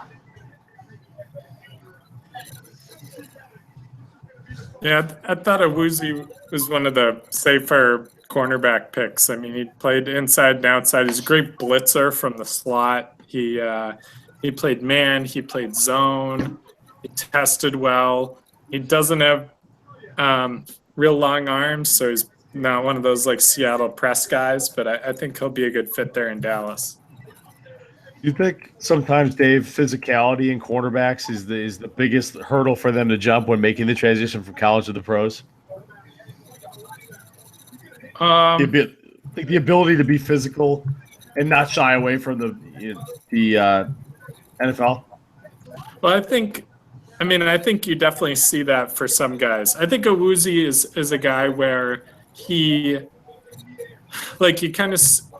it's kind of three different things, right? There's like willingness to be physical, there's play strength, and then there's actually being good at tackling and run support. And I'd say Awuzie is willing to be physical, and he definitely needs some time in an NFL weight room before he's a finished product. And that's kind of the opposite of what you could say about his teammate, Witherspoon. He doesn't seem like he's too willing to be physical. Yeah, Witherspoon's run defense is just bad. Yeah. I think he was probably the worst run defending corner I watched this year. I watched like 35 guys. Did you say Marlon Humphrey was the best? I liked Lattimore a lot too. Lattimore? Those two guys. I think Humphrey was better at getting off blocks than Lattimore, I think, was a little sounder tackler. Yeah. So, And Des King was really good too. And he's a guy who's still out he's still around too.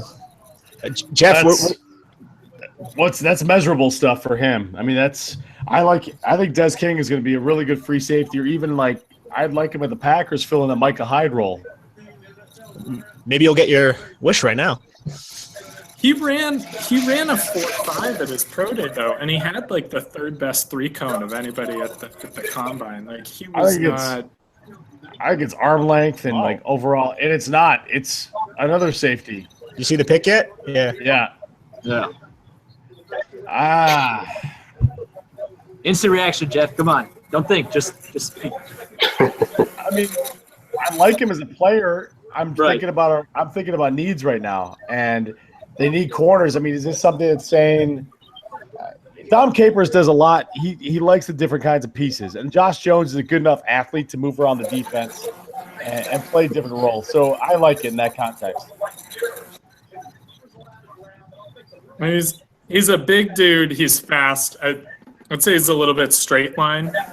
But, there were a couple of games where NC State was playing him at cornerback, and he was jamming guys at the line of scrimmage. I like him. I like him matching up on tight ends, which is something he didn't do a ton of in college. But he had a really nice play against Njoku on a deep flag route that was really impressive. I think that's something you could see more of him doing in the NFL.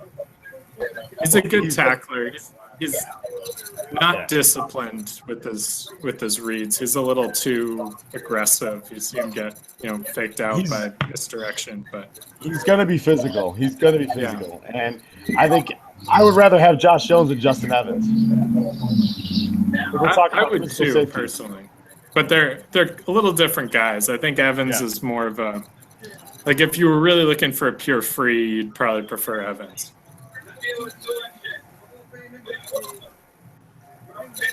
So Ledger's two favorite players, Carl Lawson and Derek Rivers, are still out there. But they took TJ Watt yesterday. Please take the punter from Idaho. Oh yeah. Oh. Would you already get it? No, I haven't. Oh, did you get it? Ooh. Really? Wow. Really? Wow. It's a good place for him to go, I'll tell you that much. I like that pick. I mean, I'm a Juju fan. I like that pick. Yeah, Sean, I'm with you. I'm a huge Juju fan. I think he gives the Steelers something that they don't have right now, as far as receivers go. Right. With Martavis Bryant, I mean, who knows about him, but his skill set and Antonio Brown, Juju brings something completely different. That tough guy can go over the middle, make the tough catches. I think he gives them something they don't have right now, which is good. Yeah. Oh yeah, definitely.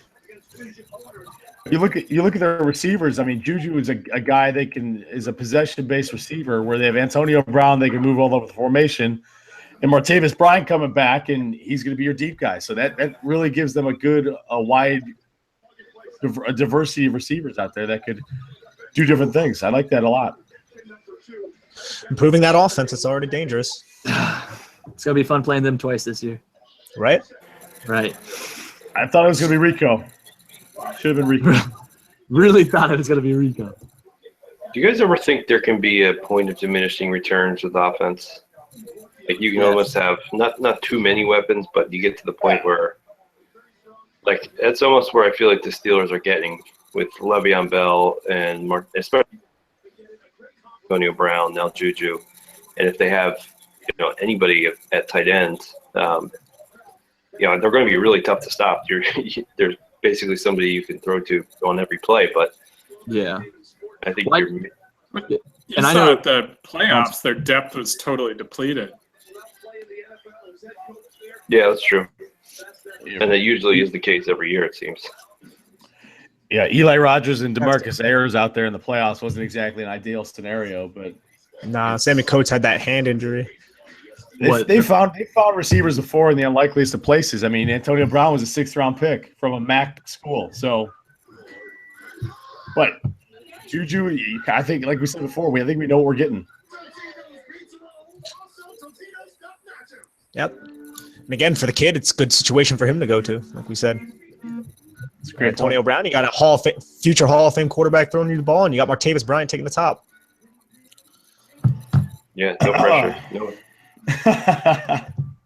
What's up? Literally, no one's going to care what he does. I mean, once the game starts, it's going to be all about Antonio, Le'Veon, and Martavis. Yeah. So the Bills just traded up.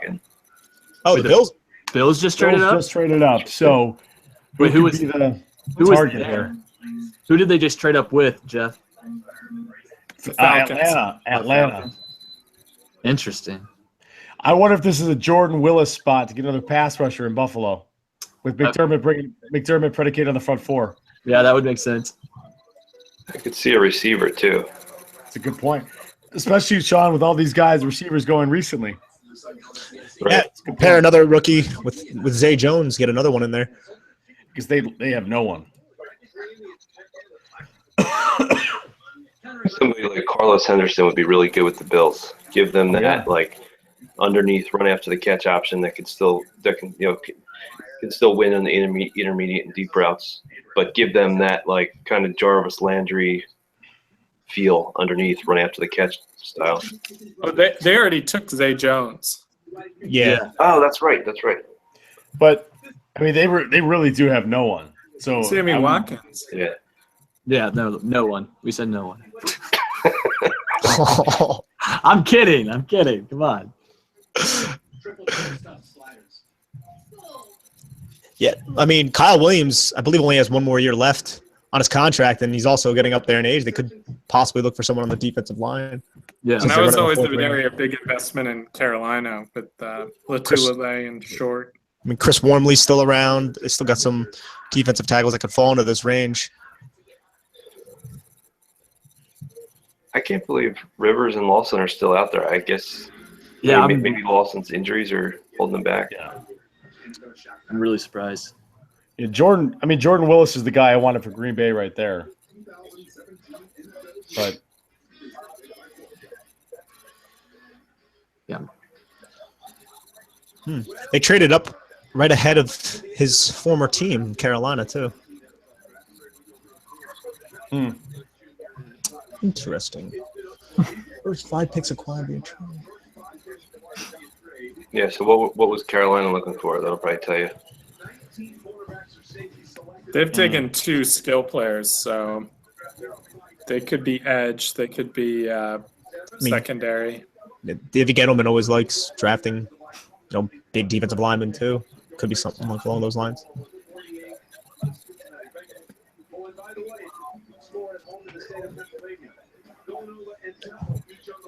Slow play this pick more, ESPN. All right. Is anybody watching on ESPN? No, I'm too poor for. ESPN's wondering why they're laying off workers. It's because they think that people want to watch their personalities, and they think that people want to watch stuff that's not picks. Like, this is just ESPN. Who's running that place? They ruined the Jets pick yesterday with Jamal Adams. They showed him crying on the phone. Yeah. Right when that happened, I switched channels. I was like, no, I'm not doing that. I'm not dealing with that kind of stuff. Do you remember when it was all like that? Remember when they telecasted every pick before it happened? That was the worst. Yeah, it was horrible. It takes all the surprise and the fun out of it. I don't get it personally. It's like, who cares? I mean, they're just picking guys. The pick is the pick. Who cares when you hear it? I do, personally. I'm one of those guys, especially in the first round, that I like the suspense, the build-up, the reading. That's just how I am. I just like that, especially for my team. And I was sitting with Jet fans yesterday. They were kind of pissed when they saw it. Maybe I'm just a weirdo. That's how I've always been. No, I'm with you there, Nick.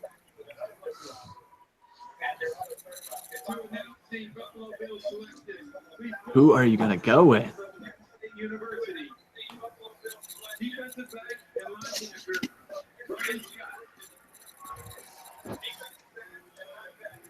It's a nice suit.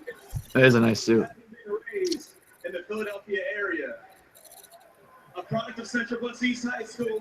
All right, they gotta rein in all this ad-libbing by the guys talking, man. It's you know those old guys are like 100 feet away and they see that microphone and they're licking their lips. They're just like, baby.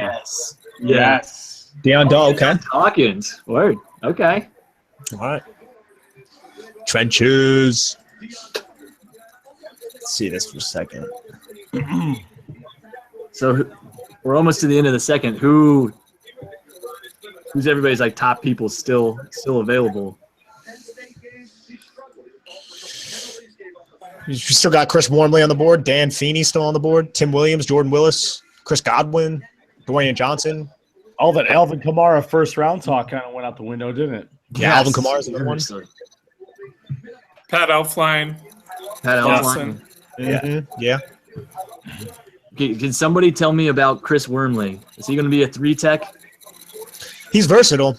I mean, I think he can play 3-tech. He might have to put on some weight, but I thought he would fit into the Giants because he could be versatile and line up maybe like even on 1-tech and passing down situations. But I don't really think he's going to be athletic enough to be like a consistent 4-3 end at the next level. Yeah.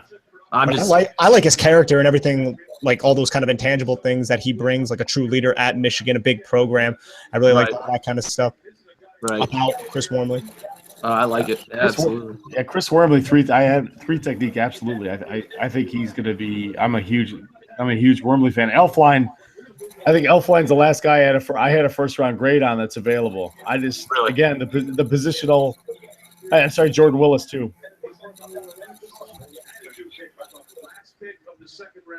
Jordan Willis had a second round grade on, but Yeah, Elfline again goes to that positional thing where I don't know how they feel about every time you put on Ohio State. You never had to worry about Elfline. I think there's something something said about that. Mm-hmm. I think our boy Brennan Thorne is huge on Elfline, right? Oh yeah, he's a huge Elfline fan. Yeah. Well, there are 32 teams with good interior offensive lines, so probably none of them need him. Sensing a little bit of sarcasm there, Dave. All right. I need somewhere that one round down. Yeah. What are you feeling, Mike? What are you feeling? Well, that's why I was asking about Wormley, because I mean, with Browns getting Greg Williams as the defensive coordinator, I mean, like there's not a true 3-tech on their roster. I think right now the plan is to have Jamie Meter and Desmond Bryant handle that spot, which is not good. So, I mean, I think that's an option. Again, I would love a cornerback, but I'm trying to see, like, what cornerbacks are available. Oh, Akello Witherspoon is a guy that I really like. I would take him. Dave, Akello Witherspoon? Yeah, Dave, tell me about Akello Witherspoon. He's a really interesting prospect because Good start. Like, you watch him and you're like, that guy is 5'11". Like, the way he backpedals, how fluid he is, how quick his feet are. Apparently, he was a soccer player who, like, had a late growth spurt and then switched to football late. He's really? 6'3". Yeah, he's 6'3", yeah. He's got really long arms. He's another guy like King where you'd think like a press guy with those dimensions, but he definitely needs work on the physical aspects, and that really extends to his run D. I mean, it was rough out there. Like, I don't think he's playable year one. He's gonna really? Not like unless you're fine with your quarterback not making any tackles. That's fair. I mean, Joe Hayden doesn't do it already, so that's fine. But if you have one coach that's going to really instill that into a player, like force that, you would think Greg Williams would be that coach, right? Yeah. No, I mean, I think I'm excited about just what the defense is going to do under Greg. You know, Nick and I had the opportunity down in Mobile. Blake Williams, the linebackers coach for the Browns, gave us a presentation and everything. And it's just, you know, the plans that they have. I mean, I think you're going to see a completely different defense, at least defensive mindset from the Browns. And so obviously getting, you know, Myles Garrett, they're getting Jabril Peppers this year. They're really trying to add to that side of the ball. It'll be interesting to see like how they're going to go about it, you know? Yeah, no doubt. I'm really intrigued by the Browns, man. I'm really pulling for them. My AFC team. I appreciate that. Just for you, buddy. There you go. How about the UCLA kid? Fabian Moreau? Yeah. Fabian Moreau. The injury concerns must be there. I guess so, yeah, because, you know, I think a lot of people talk like he still could probably be like an early second-round pick and everything, and here we are in the third round, and he's not off the board. So, I mean, he tore a pec. You wouldn't think for a cornerback that's something where you're super concerned, at least in terms of a long-term outlook. Right. And I'm not sure with, I guess, just the length of that injury. I mean, they made it sound like he might be ready by end of the summer, but I know like last year, Desmond Bryant for the Browns, he tore his pec like in July, and he missed the whole season. Now he could have been ready, and they just were like, "No, we're not going to play you at all," and they just kept him IR because by the time he's going to be ready. But I don't know. I'm not a doctor, in case we haven't made that clear. Just want to let everybody know. Just FYI for everybody. Just like don't take any medical advice that I'm handing out like right now. Like, nah, you're fine. You're good.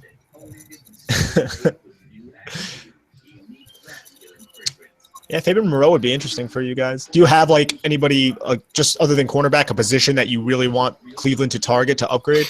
Well, you know, 3 technique definitely. Okay. I still would like a pretty rangy safety. And honestly, like I wouldn't be surprised to see them get a running back. I think it's too early for Cleveland to get a running back because, you know, I think they still going to roll with Crowell and they're still going to roll with Duke Johnson. But after that, I mean, George Atkinson, they have him on the roster. He didn't really do anything. They picked up that Darius Jackson kid from Dallas, off of waivers near the end of the season, but we didn't see anything from him. So I wouldn't be surprised to see them get another running back, but probably later. I wouldn't expect them to go running back here.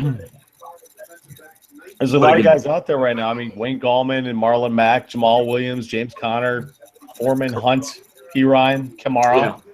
Yeah. Guys. Well, I mean, Kamara's a first-round pick. We better get him now before he's snatched up. There's going to be a run on running backs sometime here. Yeah. Not tonight, early tomorrow. Josh Cribbs. Josh Cribbs? Oh, love me some Josh Cribbs, man. Let's go. It's like childhood Madden right there. Browns wide receiver. I guess we're just throwing that term around.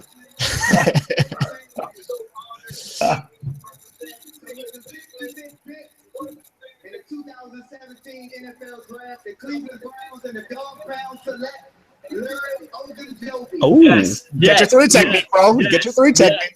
Yes. Wow. I forgot about him. Yes. There you go, Michael. Absolutely. I freaking love Ogunjobi. Yes.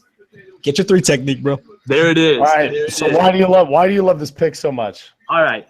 Here's some notes. Got my notes ready for it. So I mean, I think he uses his hands well. I think he gets off the ball well. I think it definitely fills a need.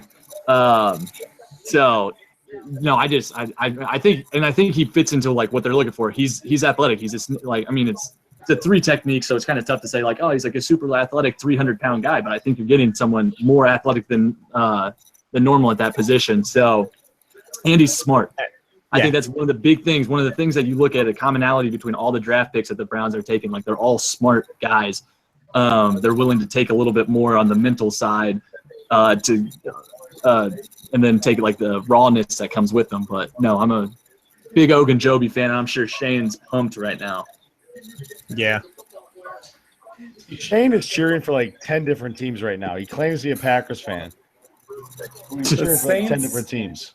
The Saints just gave up a second-round pick in 2018 to move up to San Francisco's spot. Wait, are you serious? Wow. That is what Twitter is saying. Meanwhile, ESPN still doesn't have Carolina's pick.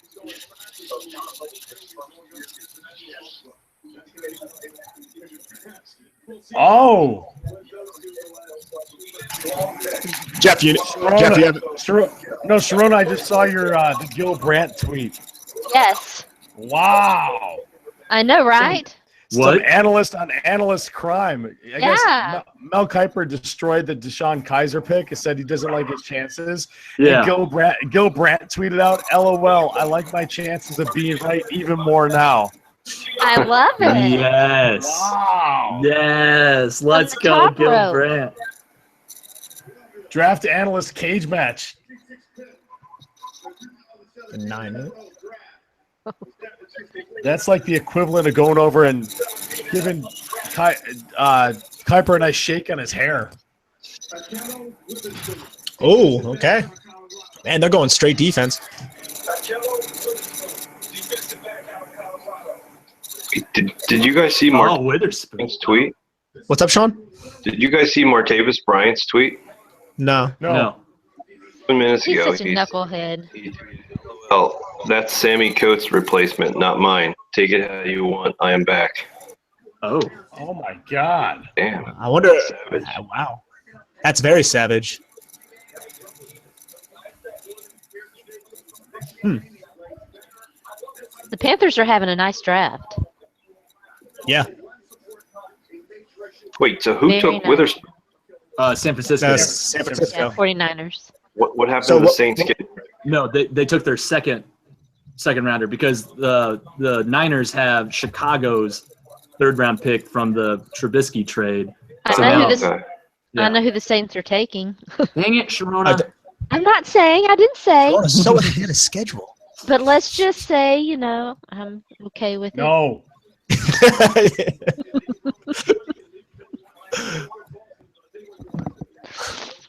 I didn't say. I won't say anything. I'm just gonna say. Yeah, I won't say anything. I'm just gonna say. Alrighty. So I'm gonna imagine they're going pass rusher. Let's see, I'm they've not gone saying. corner, they've gone offensive tackle. What did they do in the second round?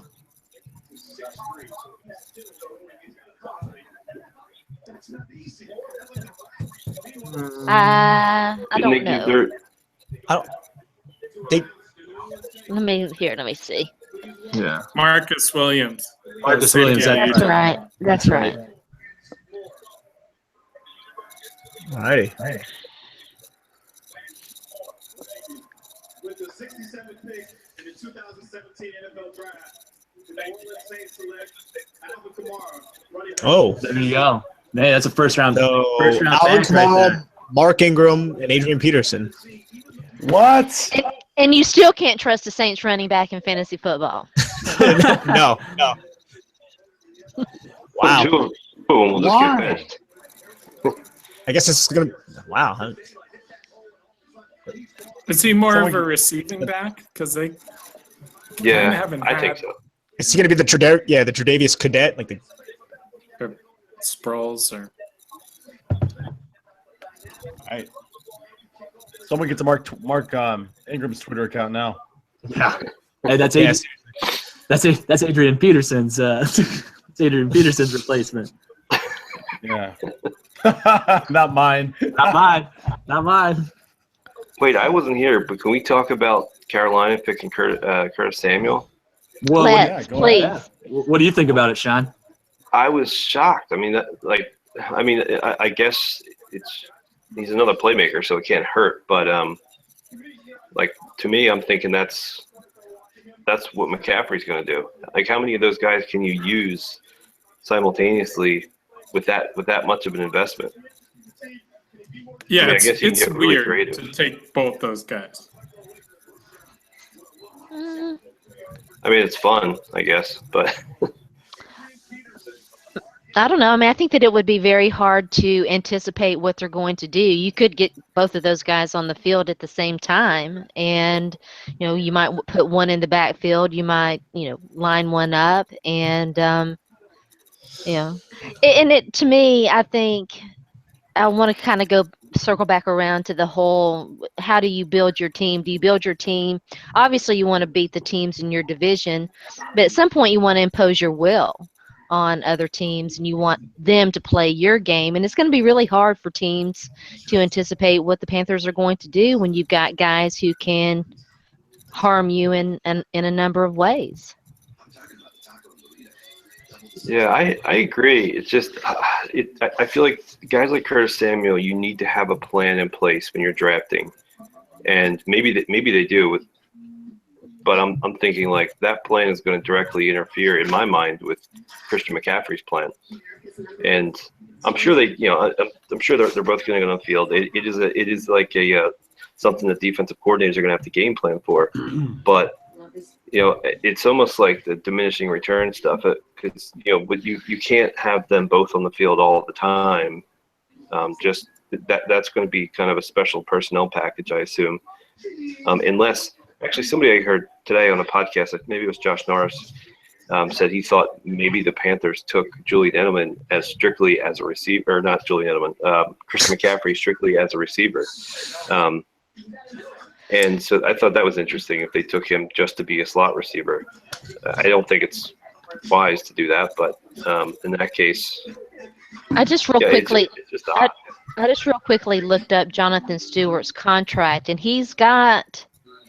In 2017, he's got a $1.1 million salary, $250,000 workout bonus, $400,000 in per game roster bonuses. Could he be on the chopping block? He's only signed through 2019. Didn't they just give him that contract recently though? Just gave him that 2008. contract, I mean yeah. 2018. Well, I Yeah, mean, I don't they know go- what they- the. Well, you look at they're not going to play with Fonzie Whitaker anymore. They didn't get anything out of Cameron Artis-Payne. On the outside, they have Kelvin Benjamin, and Devin Funchess hasn't given them anything yet. So I think I understand, Well, Sean, I understand, Sean, what you were saying about Christian McCaffrey and Curtis Samuel, like being kind of like just fun toys to have. But I think McCaffrey's going to spell Stewart because Stewart can't handle a full workload. Samuel's gonna play some outside, some slot. So I think it's just adding to their weapon, and kind of staggering them and how they're used, because Carolina really had nothing there. So I do understand where you're coming from, like throwing maybe the same type of guy, but I do think there's enough room for them. I don't think they're at the point yet where they have too much. Do you think Curtis Samuel can play like the Ted Ginn role early on? See, that's the key question, because the way he was used, like Percy Harvin in Florida, where he was running sweeps, he was running some stuff from different formations that not the traditional Ted Ginn formations. Yep. I think that's going to be the question. That's a good one. So I don't know. Did you guys just see what Philip put in the Slack channel? Mm-mm.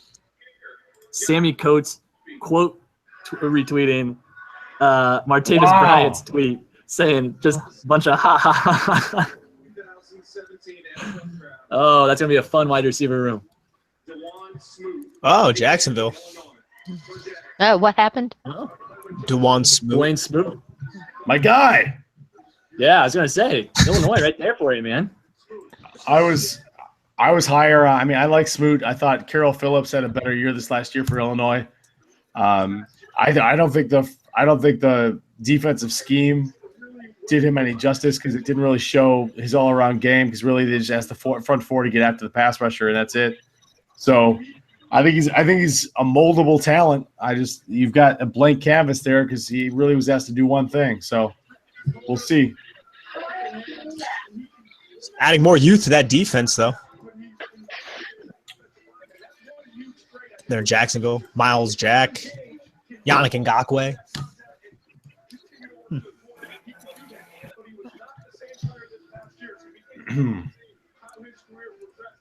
I can't believe Jordan Willis is still out there.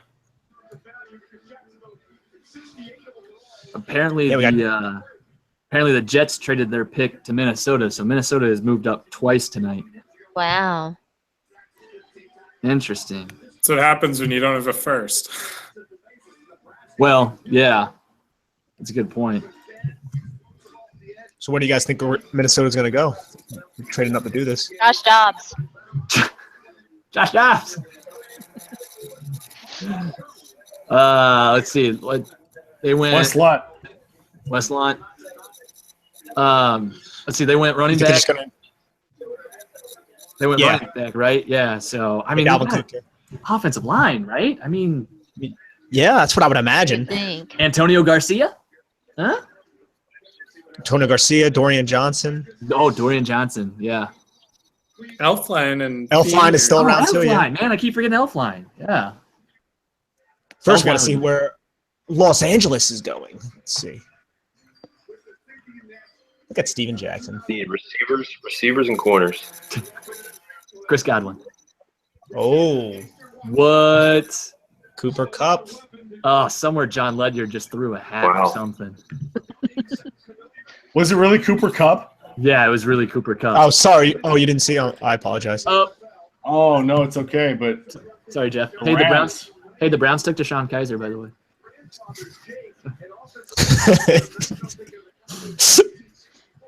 But I mean, the Packers took Josh Jones with Pat Elflein and Jordan Willis on the board. So, all right, here you go, Jeff from Hugh Jackson. DeShone Kizer has all the measurables you look for. Hugh Jackson said, "Beautiful part of private workout with DeShone Kizer is he took instruction and improved." Oh. Yeah. So does that translate in coach speech to he's coachable? I mean, I would think so, and I think I remember when Mark was on. Well, I think it was when they were doing the Breaking the Plains podcast with John Ledyard, and he was talking about Kizer, and he said, and Jeff, maybe you can comment on this. You know, like the mental side of it. It's like you kind of hope he gets with a coach that he can get along with.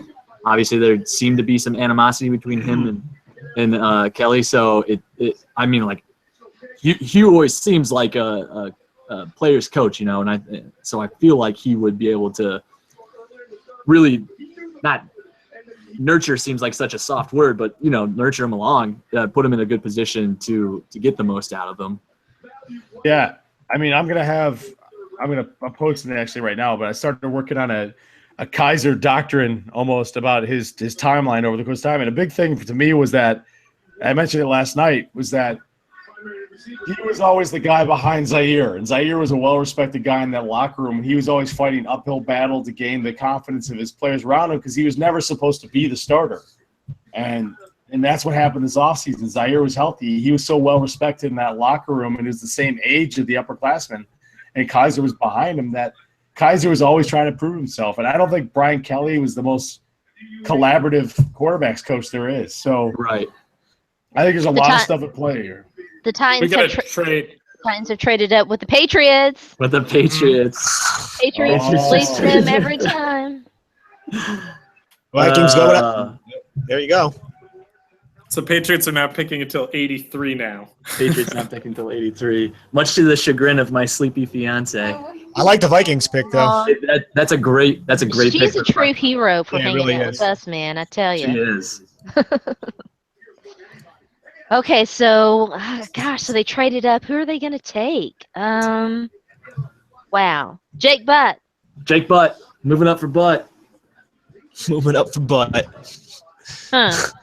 Who just moved up? The Titans. The Titans. Okay. I have no idea. I have no idea. They could still probably use. They need linebacker help. They could use an edge. I like Jake Butt. They definitely need an offensive guard. They need a swing tackle.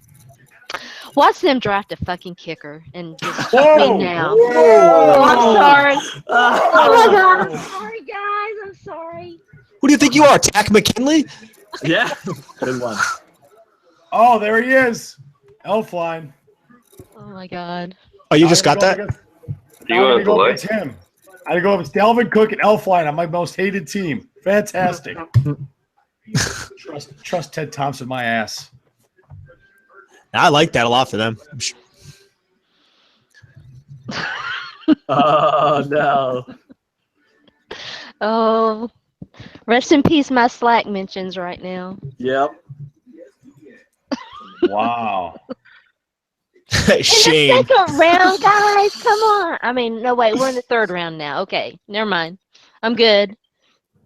I've kind of lost track of where we are. We're in the third round now, so okay. Somehow. What does Chuck and I are going to eat you mean? I don't Can know. I check but in? It sounds kind of nasty. Is this Slack after dark? What are people's drinking status right now? I'm drinking Can we wine. go around Yeah, the room? I have water. Oh! I rescued my wine from the Kit Kats, and if you're wondering why I'm using a brandy snifter, it is because they have also destroyed all my wine glasses, and so you take what you can get. Hey, yeah, you do you. Oh, shoot. I'm sorry. Hey, One of them's Dave. in here and just bit my foot. Hey, Dave, you remember last night when you told Ryan that you didn't understand any of the words that were coming out of his mouth? Where is Ryan? Does he have a squash match or something? He's got a frat party. Or he's got a squash party. I feel that way when Sharona talks right now. The cats are going after my brandy snifter full of wine. I have no idea what that means. You're never going to let me back on here again, are you? I mean, I'm totally ruining all my chances. No one is letting anyone can hop on here. No one's in charge. No one's in charge clearly because you're dropping the language on here. Jesus. Yeah. We've gone blue in the third round. Literally, when we did this last year, Chuck named it "Fuck It, We'll Do It Live." Yeah. That was the name of the channel. We have fun here at ITP. We love it. It was me and Mike at like 5:30 on here. And This is what it's like to watch the draft with me, though, really. What? I mean, cussing at the TV. You say nonsensical things talking to your cats? Yeah, pretty much. That's pretty much what it's like just to be me. One's in here. Must be Iggy. She's hiding down here. If she ever comes out, I'll show you. She just bit my toe, my big toe. Okay, so we got Let me go the wake up my Chargers on the kid. clock. Oh, so the Chargers. Oh, the draft's going on. Dude, did you guys know the draft's going on? Thank you, Nick. Poor Sean is there just sitting there like, why did I enter this draft? Wait, who did the Titans pick? Oh, I don't know yet. They haven't picked yet. I think my TV's frozen. That's not good. Yeah, the Chargers pick's been in forever, so. Yeah, they're about to announce it, I guess. They went with who? Lamp and Mike Williams? Yeah, that's correct. So, Indeed. They took another wide receiver. I don't know if it's on the TV yet, but okay. Well, like Cooper Kupp's off the board. All their good receivers are gone. So true. Should I announce it? Do you want to know? No. I mean, it's about to happen. Yeah. Go tell your cats. If they tell me, then I'll be impressed. They didn't take a wide receiver. Oh, Dan Feeney. All right. Yeah, okay, yeah. Woo. Yeah. Oh. We just have another miscommunication with this. What's Well, that? then, Were you talking 247 about Sports. 247. I'm going to post. I'm You going don't to think post. Dan Feeney plays wide receiver, do you? I'm going to post it in the chat here. 247 was wrong. Easy, Margaret. Oh, man. Who's Margaret? That's a good pick for No, that. sorry. Daisy Margaret's my dog, and it's now starting to thunderstorm here, so she is currently Oh, I want to see the dog. climbing on my couch right now. so- Oh, she's cute. You want to say hi to everybody? Say look. Say look. Hi, baby. There you go. Yeah, come here. Come here. It's Animal Hour on the ITP live draft show. She's just going to sit there. Do I have any treats? Let's see. Oh, I do. I have Cheetos. Anthony Lynn's definitely going to try to run the ball, implement what he did with Buffalo. Forrest Lamp and Dan Feeney. Iggy. Oh wow, I forgot they had Lamp too. Knows how to run the football. Jourdan, I just saw you post the pick for Tennessee. They went with another wide receiver. I haven't looked yet. Let it ride. It's fine. Sorry. No, I don't mind. I'm not pleased with it personally. I don't want to rain on your parade. I don't like. I hate it. Are you Oh, kidding? cool. Yeah, no, I'm on your side then. You're not gonna. Yeah, absolutely. Yeah, no. I'm not pleased with their draft. I'm not. I can't get. I'm gonna go chase Iggy down. Okay. Hey, I mean, Chargers with Dan Feeney and Forrest Lamp now. That's huge. Yeah. Anthony Lynn comes over to be the head coach, and they're going to want to run the football. Get it done. It's like he did with Buffalo, yeah. Did you see the pick, Jeff? Good for Melvin Ingram or Melvin Gordon's fantasy stats.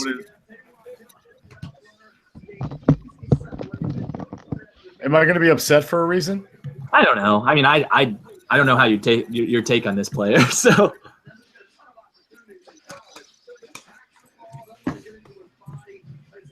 I'm behind or something. yeah.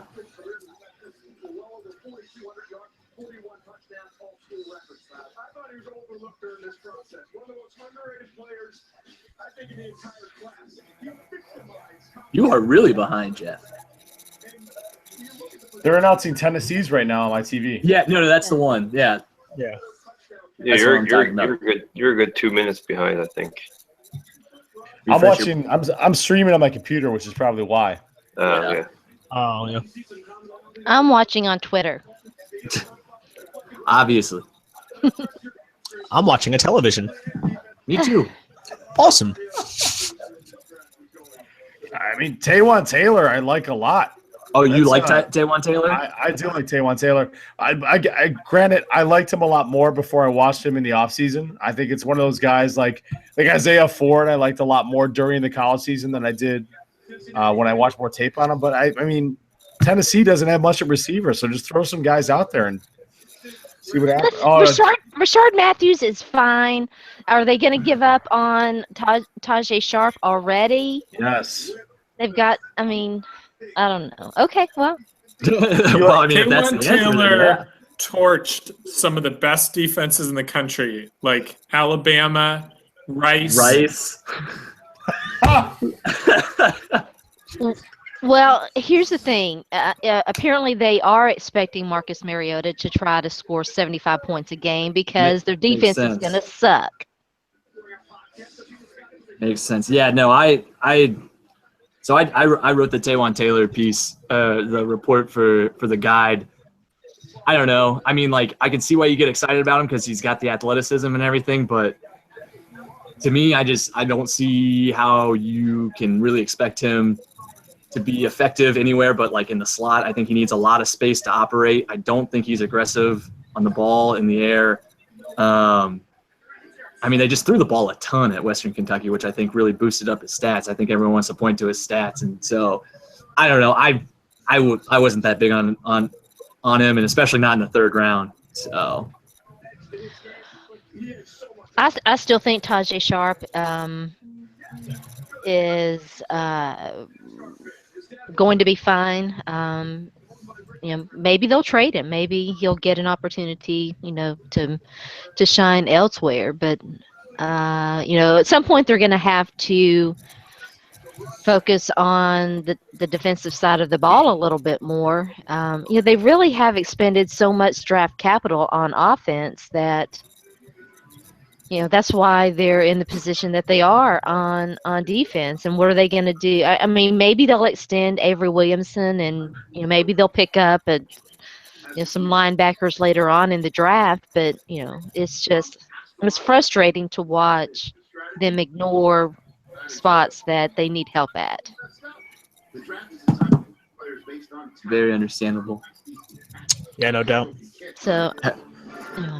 Has everybody seen the Bengals pick yet? Jeff? Yeah. I'm not looking now. I'm trying to entice my Kit Kat. What is it? It's Jordan Willis. Jordan Willis. I think it makes sense because I think one of their top guys, was Solomon Thomas, and so I think they wanted to address getting another pass rusher just to continue to get a little bit younger. I mean, you start to look at like Dunlap is I think like 28, Michael Johnson's like 31, so I think it was something that they were considering. Jordan Willis, I mean, I think it's a good spot for him there. Hey, get him in the beginning of the third round. Yeah. Jordan Willis is one of my favorite players in the draft, and I was hoping he wouldn't go to Cincinnati. Well, he'd go to Green Bay, but right, yeah. Yeah, you wanted him in the second round, right? I did. I you know what? I would have been. I mean, the top of the second round, that would have been fine. I would have been fine with that. But yeah, I don't know. I think the Packers definitely need a pass rusher, and I'm not seeing. I know they need corners too, but to me, it's interesting to see what they do because there's not the edge rushing class isn't as good as we thought it was, and the corner class is much deeper. It's still, Lawson, Tim Williams, Derek Rivers, Tarell Basham. There's still some interesting edges at least. Yeah, I'm trying to look at my like a Baltimore guy. Yeah, that's a good point, Sean. Trying to look up. I did some comparisons to guys that the Packers would draft based on their size, speed over the years. Trying to find the edge rusher prospects I had.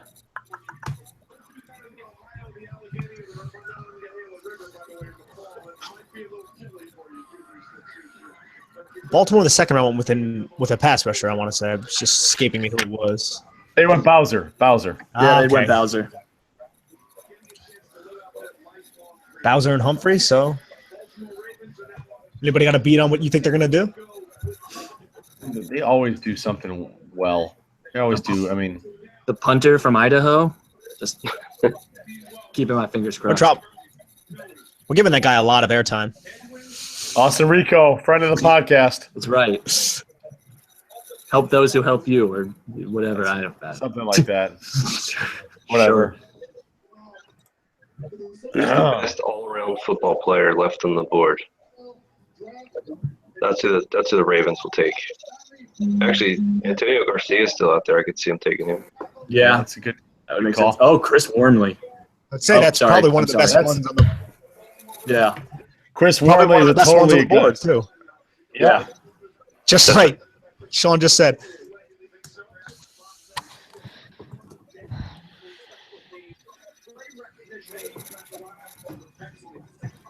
I'll be back in a minute, guys. I gotta run. Oh, Schofield wants to join. Oh, We haven't had quarterbacks taken in a while. Davis Webb still sitting there. Davis Webb. How is he still on the board? I thought he was going to be a first-round pick, everybody. Shades of Tom Savage, whatever year that was, 2014. Yeah, Ryan Nassib, too.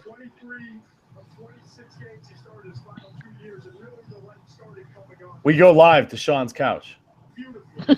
That's a nice couch, though. I will say that. That's a very nice couch. Sean, mad props, bro. Tyus Bowser, Marlon, man, they're really working on that defense, Baltimore. All three levels. Yeah.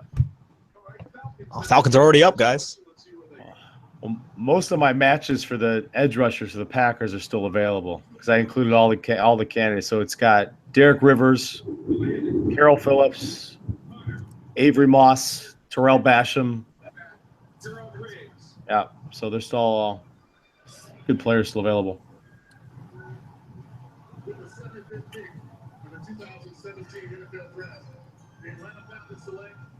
It's been a while. Sharona hasn't swore. I'm just, Oh, dude. Oh, I'm frustrated. that makes I sense. forgot I'm not supposed to announce picks. Oh, good. I dude. didn't open my mouth. But I knew the Ravens. Did you guys all get the pick? Yeah. Duke Riley? Yeah. Dan Quinn likes his speed on defense. Another LSU linebacker.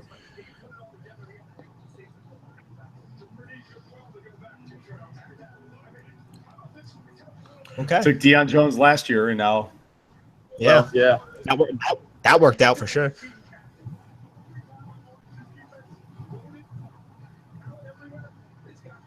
Oh, the Cardinals have traded out of the 77th spot in round 3.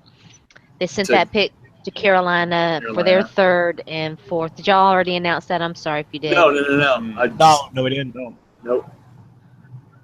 All right. I just noticed it down in the bottom that it switched. Whoa. So what's that?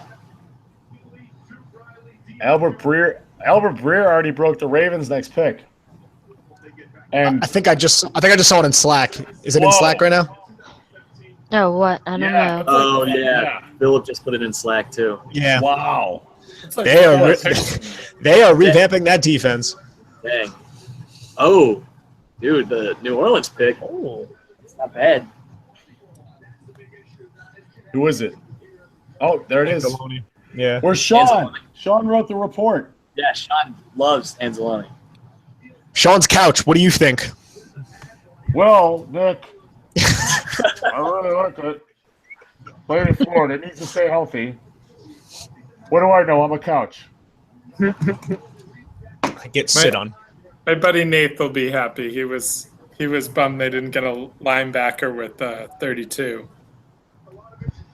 Hey, the man. Schofield. Ladies and gentlemen, Hey, Mark. good to see everybody. Hey, Mark, How's everybody doing?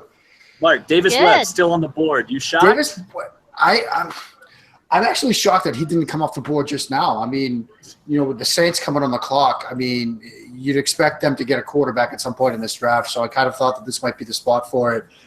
Alex Anzalone's a nice little linebacker. I mean, he's somebody that I think people kind of bought into down in Mobile when they saw him, be able to do some things in coverage, be able to play, downhill against the run a little bit. He's not just going to be a 2-down linebacker, I don't think, in the NFL. And so it's a nice draft choice for the Saints. But, yeah, in terms of the quarterbacks, I thought we'd see more than just Kizer in the second round here. So they've fallen a bit. Maybe we see some here in the third. But, another fun draft night. Mark, where do you see Wes Lunt fitting the best? Carolina. I mean, I think, the Carolina Panthers in this sort of vertical passing game, they've added 2 weapons now in McCaffrey and Samuel. So, I mean, I think that would be a great fit. Of course, I mean, Carolina of like the East Coast USFL Arena 2/league that I'm envisioning. That's what you meant, right, David? You didn't mean the NFL? I'm a little confused here. This is over my head. We must be talking about a different West Lund. Must be. There's just going to be 2 of them. This is Weston Lunt, not his brother Wesley Lunt. Wesley. So there's Dave Gettleman adding more to the defensive line. DeShone Hall. Oh, okay. The Panthers are really having a nice draft. At Taylor Moton. And the 2 offensive weapons. I was on the television. Caffrey and Samuel. Yeah, I mean, that's a nice draft. I mean, Sharona, you just were saying that you think this is a good draft for them, right? Yeah, I do. I like everything that they've done. I know that there's some similarities between I won't call them gadget, versatile guys that they drafted, but I think that has to scare a lot of when you look at the Saints defense has really sucked. It's a draft where the Panthers really, if these guys turn out, they could really impose their will on the division. And it looks like right now, I mean, I would think Atlanta would be their biggest competitor right now. And so we'll see. I really need to look at and see what the Falcons did. I know that they had a nice first round pick. I don't remember who was it. Tack. Yes, Yeah, that's right. Who instantly became my favorite guy with his, introduction, so to speak, to the. Yeah, that's exactly right. So yeah, the Hey, NFC South is interesting. What's that? Hey, Nick, tell us about Anzalone. As he got drafted when you were away. Well, Alex Anzalone, what I've seen from Anzalone. I'm sorry, not Nick. I mean Sean. I'm sorry. Ooh. We don't like you, Nick. Sean, did you do the report on Anzalone? Yeah, did. that's why I was asking. New Orleans Saints took Anzalone. Oh, okay. All right. I liked Anzalone a lot. Actually, when we were in Mobile with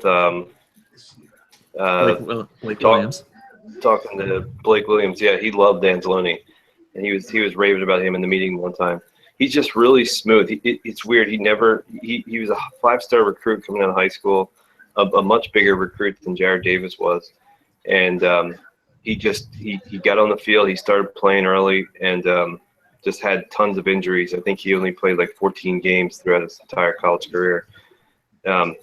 So he's never really had a chance to kind of prove himself. But every time he's been on the field, he's flashed. And the coaches have always said he's probably the best linebacker on the field.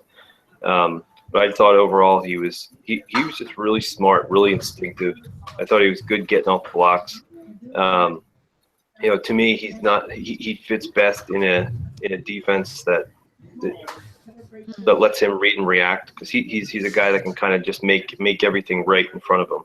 So if you got attacking defensive linemen, he's a guy that can fit the right gaps and make sure whichever direction they go in, he's going to fit the other one.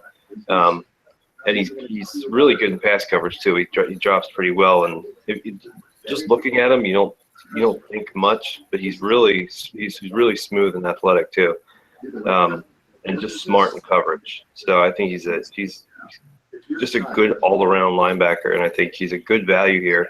Somebody that if he can stay healthy, he can perform. He can give you some surplus value on this pick. He can perform better than the slot he's picked in.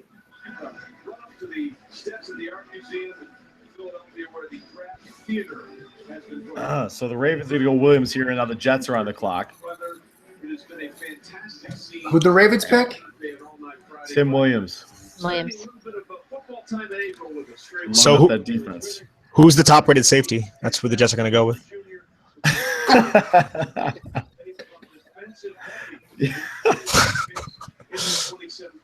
And then they're going to try and deal Calvin Pryor still. Yeah. Yeah. Guys, who wants Good him? luck with John Eddie Jackson to the Jets right here. Eddie Jackson, yeah. Trying to look to see who might fit with the Jets right now, what they're going to be looking for. I mean, they need help everywhere, right? Exactly. Yeah, their roster's pretty bad. They go wide receiver. Josh Reynolds makes sense, I think. I'm surprised that he's still out there. If they go tight end, I mean, Sprinkle's your more sort of standard inline type guy, but he's an option.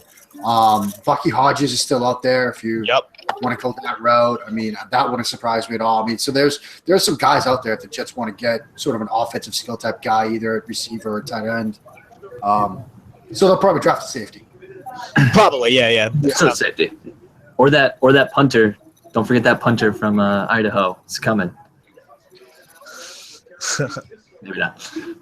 No, Mark, I think you made a good point. Josh Reynolds, I think if you're a team like the Jets, I really like Josh Reynolds. I think he flashes a lot. My biggest concern with him, I mean, if you look at that guy, he's rail thin. I mean, he is so thin. Yeah. But I mean, if he can handle the physicality, of the NFL, I think he's going to be good. I think he's smart. I think he knows how to run his routes. I think he knows how to release well against press, he can eat up cushion real quick against off coverage. I think he would be a good pick for the Jets here. I mean, if that were the case. What happened to the? Reminds me a lot of Marvin Jones in the Bengals or the Lions now. Yeah. What happened to the Carlos Henderson hype? We haven't even mentioned his name at all. Oh man, you're right. Yeah, he's still out there. And Godwin's still out there from Penn State. That's exactly. True. Exactly. Yeah. What was Hackenberg Godwin hookup, guys? Hackenberg Godwin. Going back to it. There you go, Dave. There you go. Match made in heaven once again. Yeah. What was Justin Twell's? Who were they betting? He was betting on. Yeah, it was Matt Harmon. He was betting. Right, but Twell had Henderson, but who did Harmon have? Did he have Godwin? He had Godwin. I think so. Oh man, now I'm more invested in we'll this Jets. For Henderson now, right? Yeah. We have to. We can't. Yeah, absolutely. Got to stick to ITP. I think. Well, doesn't Twell have to eat like Brussels sprouts or something like that? That's right. Yeah. Brussels sprouts are good. Brussels sprouts are good. 12's had a rough couple days so far. You could deserve a break. He needs a win. 12 needs a win. 12 needs a win. All right, Jetties.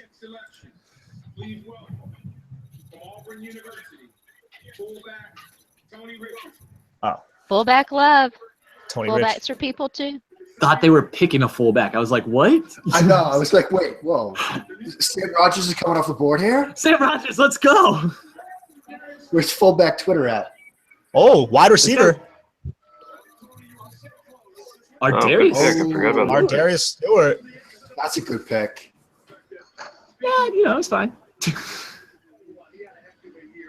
Yeah, Did you do his report? Yeah. I did his report. So they didn't ask him to run very many routes at Alabama. I mean, he ran deep or he caught screen passes. And he's athletic, and I think he's quicker than he really seems. I can't remember what his testing numbers were, but when you actually watch him, I think he's pretty quick.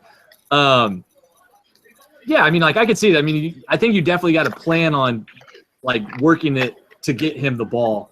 I think you got to do some creative stuff with him, because I don't think you can expect him to just go out there, run a full route tree, and have him be even your number 2 receiver. I think he's a little bit more gadgety right now, but again, he was a safety.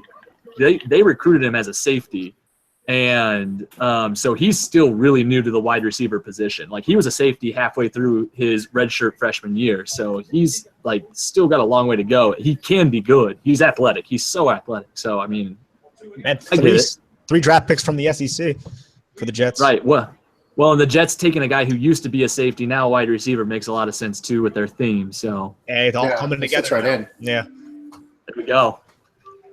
With the 80th pick in the 2017 NFL Draft, the Indianapolis Colts select Tarell Basham, defensive end, Chris Ballard. Ohio University. There you go, man. Somewhere Marcus Hunt just threw something. Yeah. Yeah, right. Probably very hard too. Probably very hard, I would imagine. Yeah. Okay. Did Jeff like Basham? Was he saying he liked him or? Yeah, he did. Okay. I don't know much about him, so I'm gonna wait for him to come back to talk about it.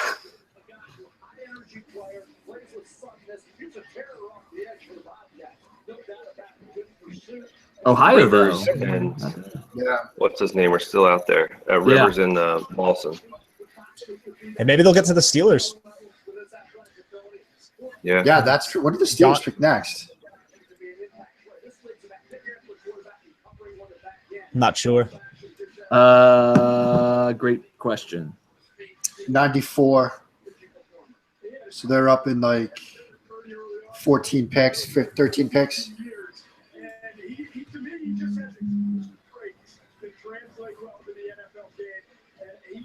Fabian Moreau, Shaq Griffin, Cam Sutton, Tankersley, they're all still around. Yeah. Desmond King. Desmond King, yeah. Desmond King, yeah. Someone's going to get a good football player there. He had a pretty tough time down in Mobile. Desmond King did. I did. Oh, go ahead, Nick. I was just going to say I witnessed him picking off C.J. Beathard. That was funny. Well, that's all I had. I think everybody in this room could have done that. So I was gonna say. Teammates. What was Desmond King's 3-cone? Anybody know? It was really good. He had like the third best 3-cone of any of the corners at the. Okay, because I'm looking at the Patriots at 83. I mean, that makes sense. Oh, London. They Fletcher. just drafted a really similar guy in Cyrus Jones last year. Like kind of a sort of outside, maybe better in the slot, gives you some punt return. So, I mean, Cyrus Jones didn't give them much last year, but yeah. I mean, if they've decided they're out on Cyrus, that might be a spot for Desmond King. There he goes. Washington. Oh, Fabian. Yeah.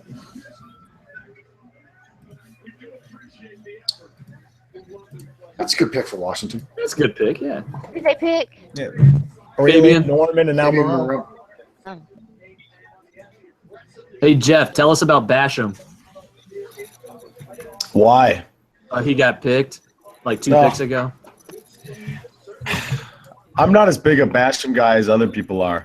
I apologize to everybody for saying that you were. Was it John? John Ledyard's a big Basham guy. Yeah. Okay. Yeah. John is. Yeah. He's a huge Basham guy. There's a number of edge rushers I like better than Basham. I mean, I understand where he's coming from and seeing the upside, but I'm not as sold on him as John was. Mm-hmm.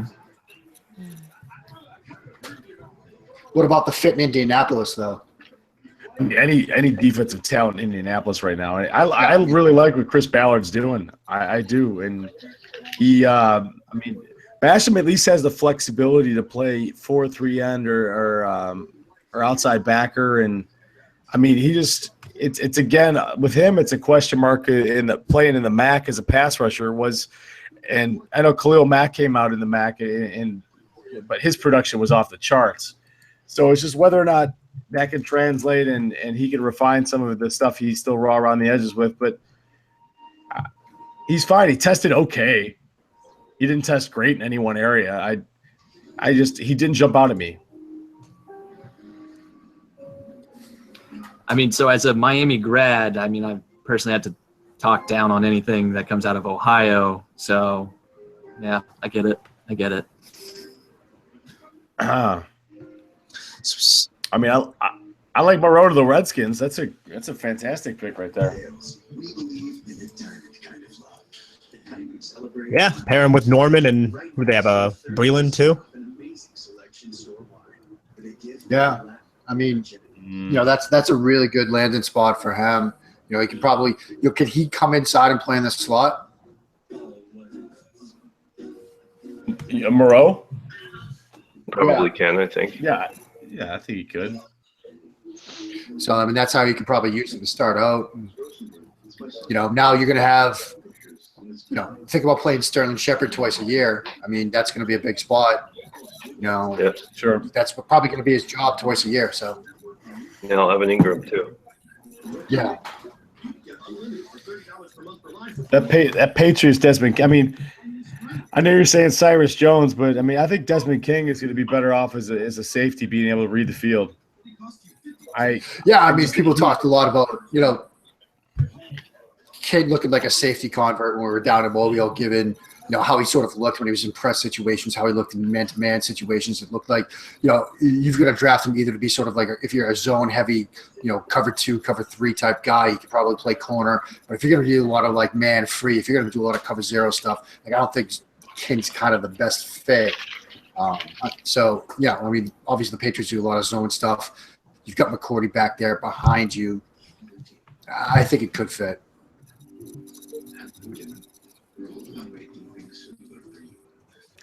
Is Antonio Garcia board now? Does Antonio Garcia feel like a New England pick? I could see that. I mean, they're always looking to like stockpile up front. So I think a guy like Garcia would make a lot of sense.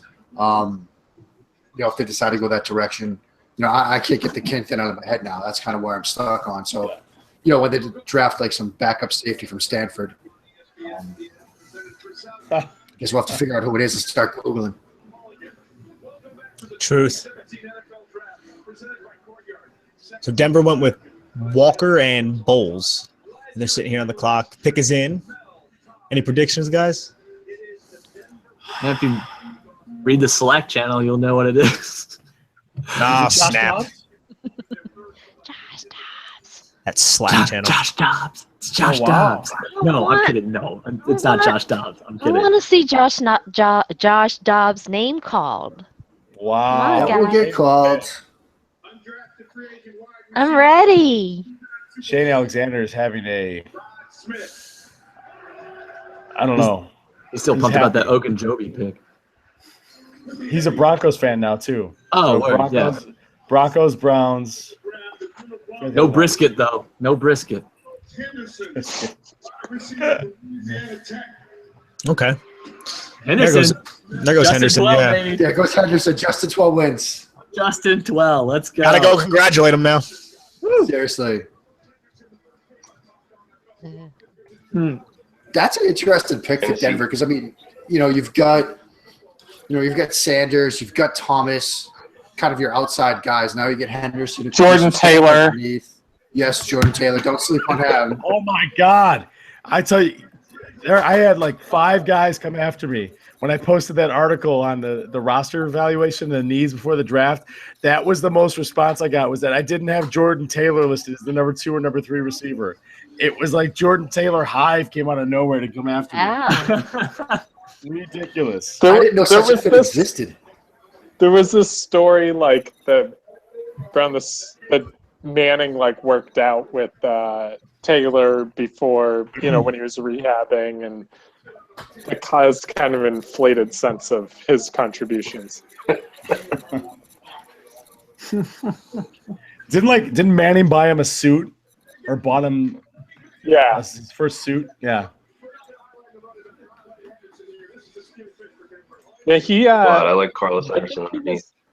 He was one of Gary Kubiak's kids went to Rice at the same time, and he was a wide receiver. I think they might have been roommates. Oh, Justin's retweeting John Elway right now, so he's up. He's good. The highlight of Justin's week is going to be Carlos Henderson getting drafted here. John Elway's. Yeah. We've taken Carlos Henderson from Louisiana Tech in the 3rd round. He catches the ball really well and is a good special teams player and returner. Okay. Okay. All right. Great. And the Patriots just got – oh, my God. Oh, it's trouble, man.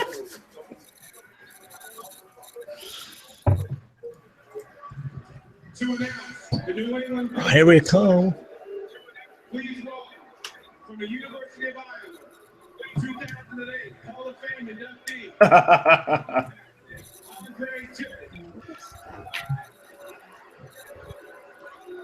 Andre looks like he can still play.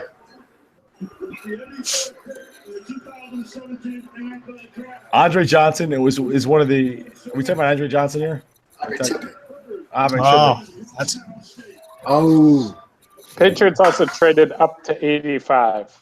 Yeah. With, my God. With Detroit. How do you feel about that pick, Elaine?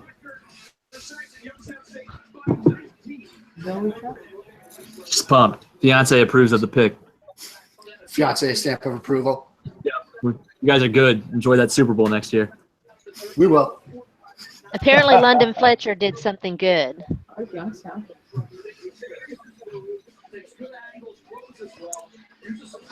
Derek Rivers. Their headphones are painted like penguins. Fun fact. That is a fun fact. Ring definitely impacts his ability to get sacks. Did anybody see what Detroit got back in the? I haven't.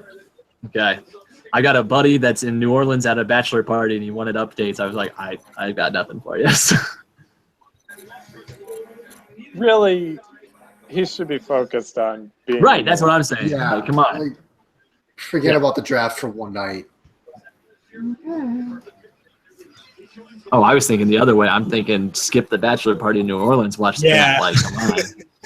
Like, What the hell, Nick?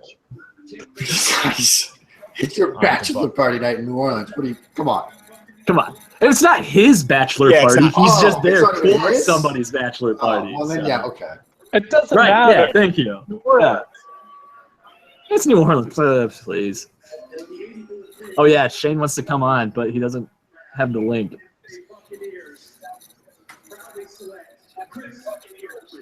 Somebody like him or I don't know. Oh, there goes Godwin. goes Godwin.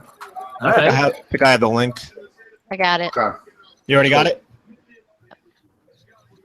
Right now is where and I think this happened in the ITP draft too. It's right where you start to see a lot of the value. I think we're starting to slide into the next. Mike Evans, OJ Howard. Oh my gosh. Sorry, Sorry. Chris Godwin. Yeah. Yeah, No. Chris Godwin, Oh my God. Sean Jackson.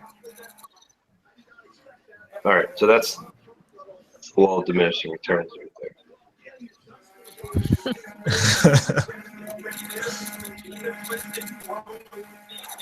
It's better than throwing the ball to Russell Shepard. Yeah. I mean, even Adam Humphries was a nice little slot receiver for them too. I mean, Yeah. Wow. There's another trade. Oh. Is this the Chiefs? Oh. Chiefs, yeah. The Chiefs have traded with the Vikings for number 86. See if I can Chiefs- get some terms here. Yeah, Chiefs not afraid to move up this draft. There have been, how many trades have there been? There seems to have been a lot of trades. A lot. Yeah. All right, so Pat's made a pick now. Right, yeah, because this is the one that they traded up They for went from Detroit. Detroit. And we're going to commercial. What did they Yeah, give up? perfect. I haven't haven't- seen what they give up. I haven't no. seen it either. Probably a 5th round pick. I Because feel they like were at somebody, 96. yeah, I feel like somebody wrote a really okay article about Bill Belichick's distaste in 5th-round picks. I don't know. Can't remember the guy's name. Doesn't matter. Yeah. Pretty nondescript looking dude, from what I Right. remember. 96 and 124. 124 was the pick they just got from Okay. trading back with Tennessee. So Okay. instead of picking 72 and 96, they're picking 83 and 85.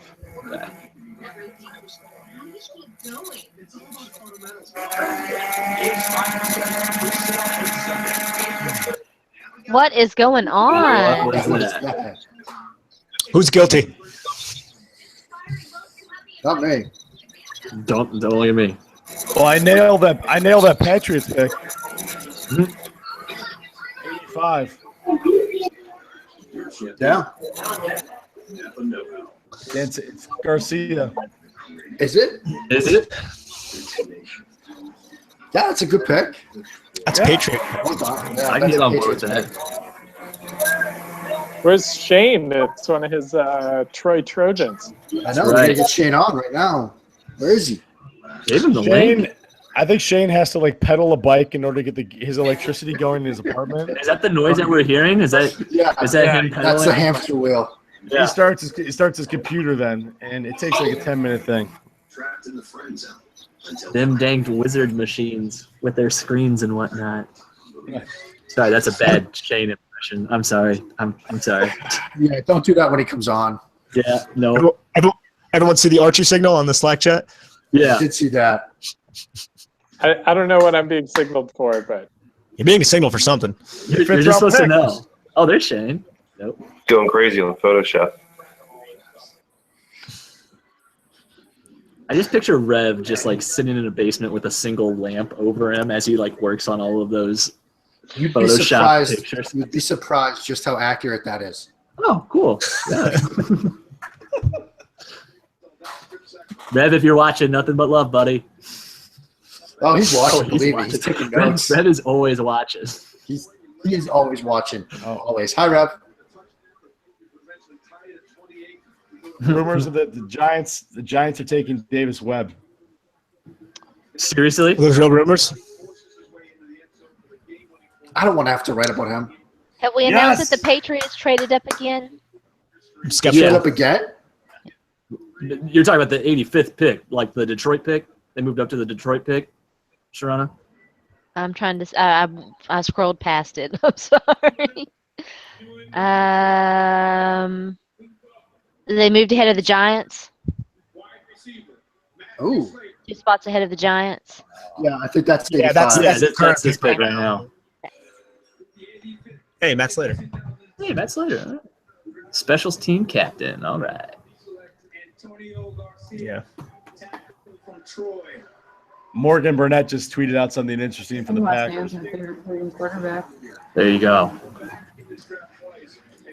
That's solid analysis. That is some solid for your analysis. jibber jabber there. so the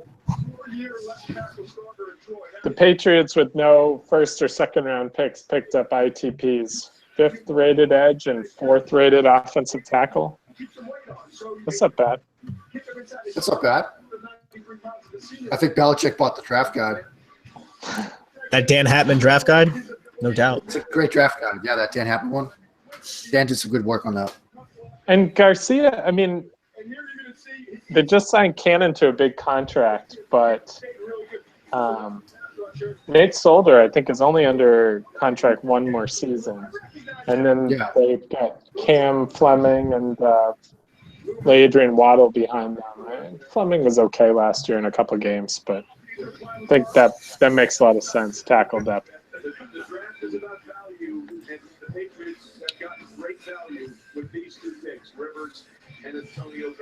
Good for the Pats, man. We're rolling. Okay. Chiefs.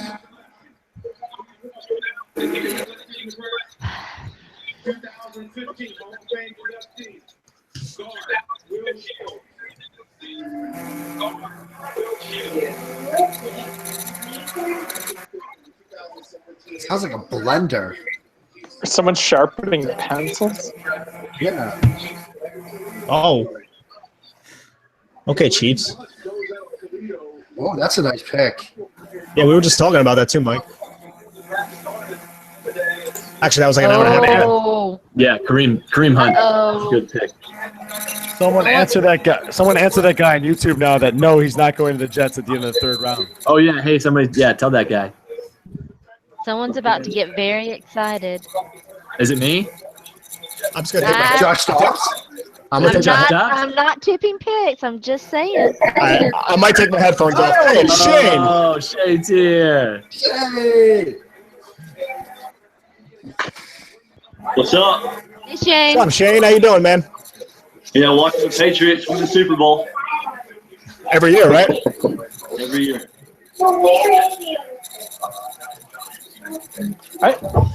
Rivers is kind of an interesting. When's the last time Belichick used a high pick on a small school guy like that? Huh. That's a good question. The Preds lost. Dang it. The Preds lost? Yeah, I think this is their first loss in the playoffs. The Yeah, they won Yeah. game 1 and they swept Chicago. So What was the score? 3-2. Oh, okay. Yeah. Oh, it's Predators. Okay. Looks like the next game is Sunday at 2. So good. That won't conflict with anything. Yeah. Yeah, it is the first loss. I thought it was. Pick is in for the Giants.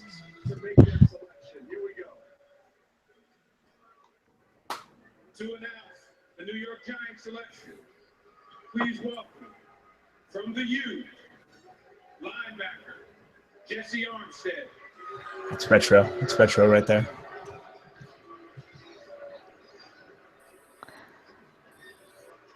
World champion, New York Giants.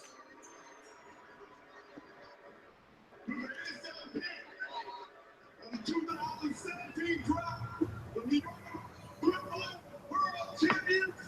Yup it up, bro. Did you see who they took?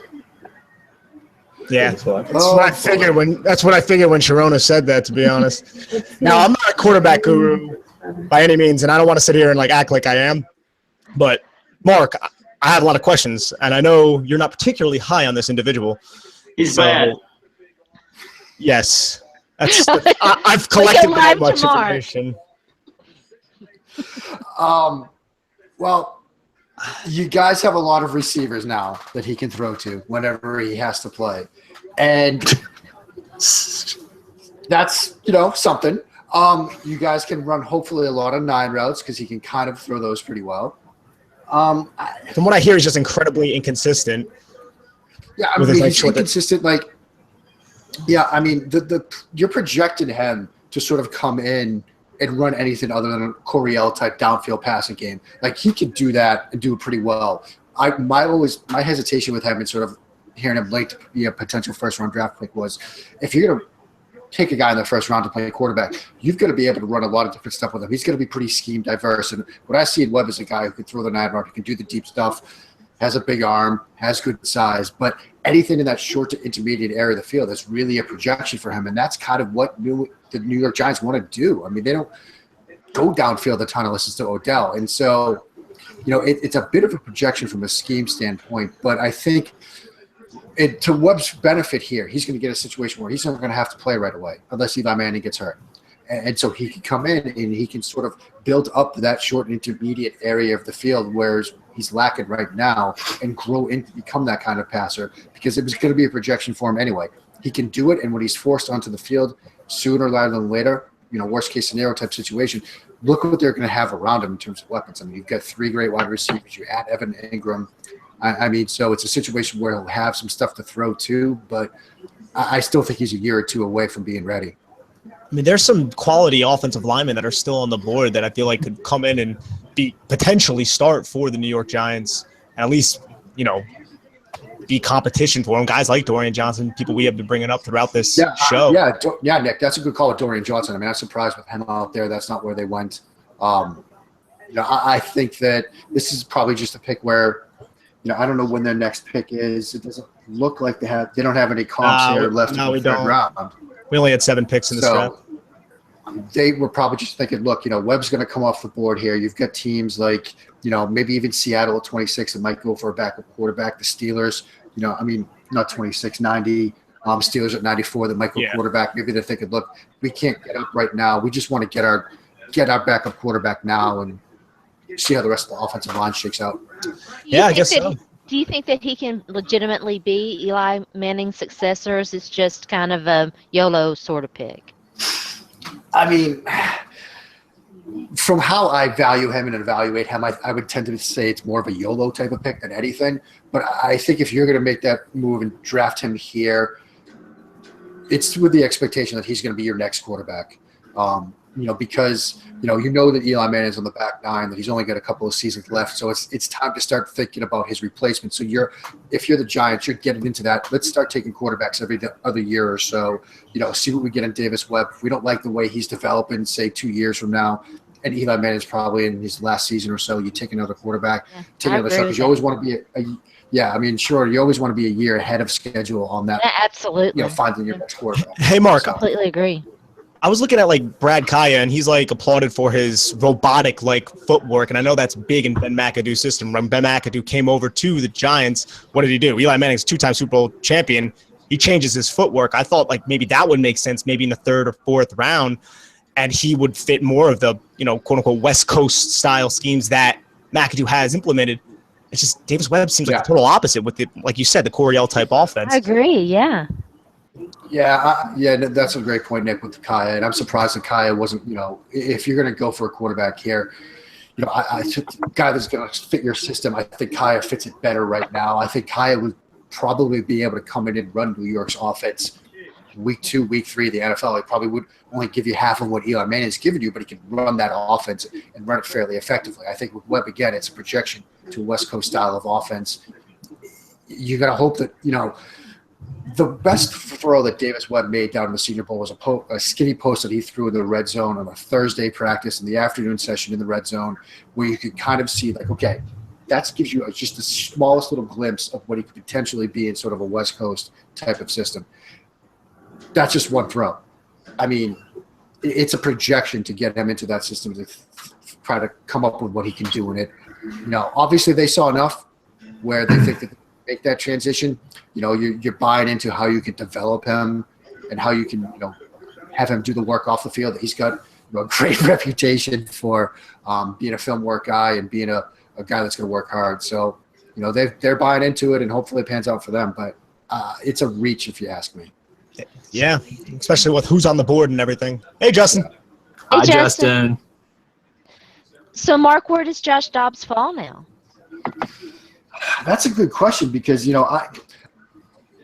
I had heard lots of rumblings about how Hugh Jackson was really sort of buying into Josh Dobbs, and he got to coach him down in Mobile. Yeah. And, I had heard, from a couple of different people that looked, he put a lot of value into the guys that came down to Mobile that competed during that week, because he sort of approached that week as like, this is your trial run to be an NFL quarterback. You're going to be in an NFL offense for the week. You're going to be, in the practice rooms, in the meeting rooms, out on the practice field, doing the things we're going to expect you to do once you get to the NFL. And so I think that there was a potential that, if it got to be around this point and Cleveland had him taking a quarterback, I thought Josh Dobbs was going to be that guy. I think with Kizer falling the way that he did, it's something hard to pass up. So I was really surprised that, I was really thinking there was going to be, Dobbs to Cleveland. Now, looking ahead, there are some teams, Tennessee coming up at 100 here. I mean, that's a team that if you're probably not sold on Matt Castle and Alex Tanny being your backup quarterbacks, Dobbs could come in and run Tennessee's offense fairly quickly.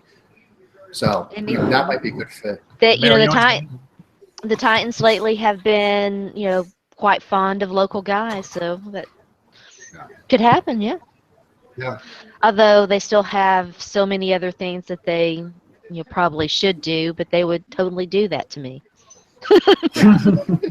I like Alex Tanny. I think that. Good evening, everyone. Hello. Hi, Justin. Hi, Justin.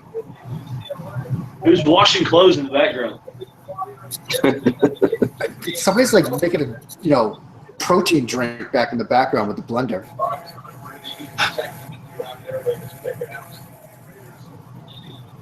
We still yet to identify who that is. It's not me. I can tell you that. Yeah, it's not me either. Raiders have had such a good draft. Yeah, what do you think of Vanderdoes, Shane? I like him, man. His problem was he got injured early at UCLA and sort of just like never had the career he was supposed to have.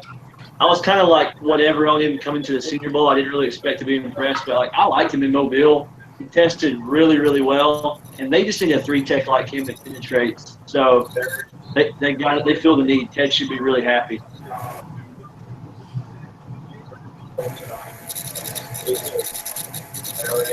Sean, did you see the Houston pick? Yeah. Thoughts? I'm not. I think Foreman to me is odd. He's like a bigger back that runs smaller. It runs like a small back. He's got really good feet for his size. He's really quick. I'm just not. I'm not sure about his ability to kind of accelerate through the hole, especially out of it. I actually really like him if he's going to be lined up in like high formation, single back. But if you put him in the shotgun, I feel like it just takes forever for him to get up to full speed. I'm trying to think. Houston runs a lot of zone, don't they? I'm not for certain on that one. I want to say yes. I'm pretty sure they run a lot of outside zone, which I don't think is the best fit for Foreman. But I mean, They definitely did under Kubiak, but maybe this is a sign that O'Brien wants to shift to more power stuff. I mean, the Patriots offenses that O'Brien was the OC for, they were really good running teams. That was the Ben Jarvis, Green Ellis years. I mean, not much for backs, but they ran a lot. Hey, Sean, like for a guy who's 230 plus, he doesn't really use his power all that, like affect his weight all that effectively, like to translate to power, does he? From like the brief tape I've seen on him, he didn't really seem like he did.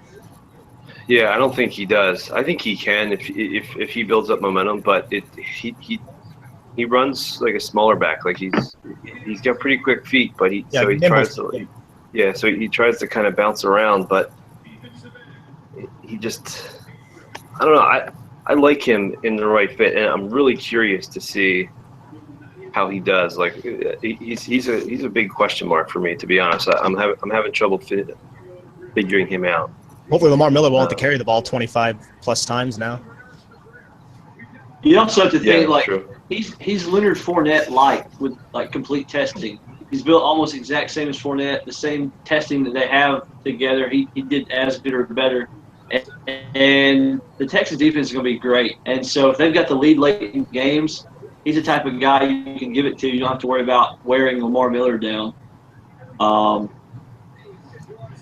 like the pick philosophically, and I'm glad he doesn't have to step right in and be the guy. The Seahawks just took Shaq Griffin, who I've talked about endlessly all season about him landing in Seattle or Green Bay or Oakland. So good for them. It's good for them to catch a break. Yeah, he's a great. I mean, he's a great athlete. I thought his tape was a little inconsistent, which is probably why he's going in the third round. Yeah, that's why he's going in the third round, man. He was somebody that, like, I don't think CBS and NFLDS or whatever had in, like, their top 150 for a long time. He really moved up because of his pro day and combine. Yeah, he had a great combine. Yeah. He's really athletic, and he's got really good ball skills. But I mean, you also saw him get John Johnson.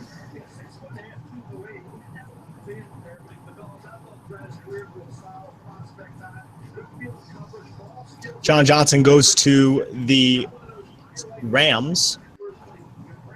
Oh, look, there's DeShone Kizer throwing a pick in that highlight they just showed. That's so funny. Looked up at the wrong time. Happens, man. Oh, that's all right. Guys, I've kind of tapped out this draft.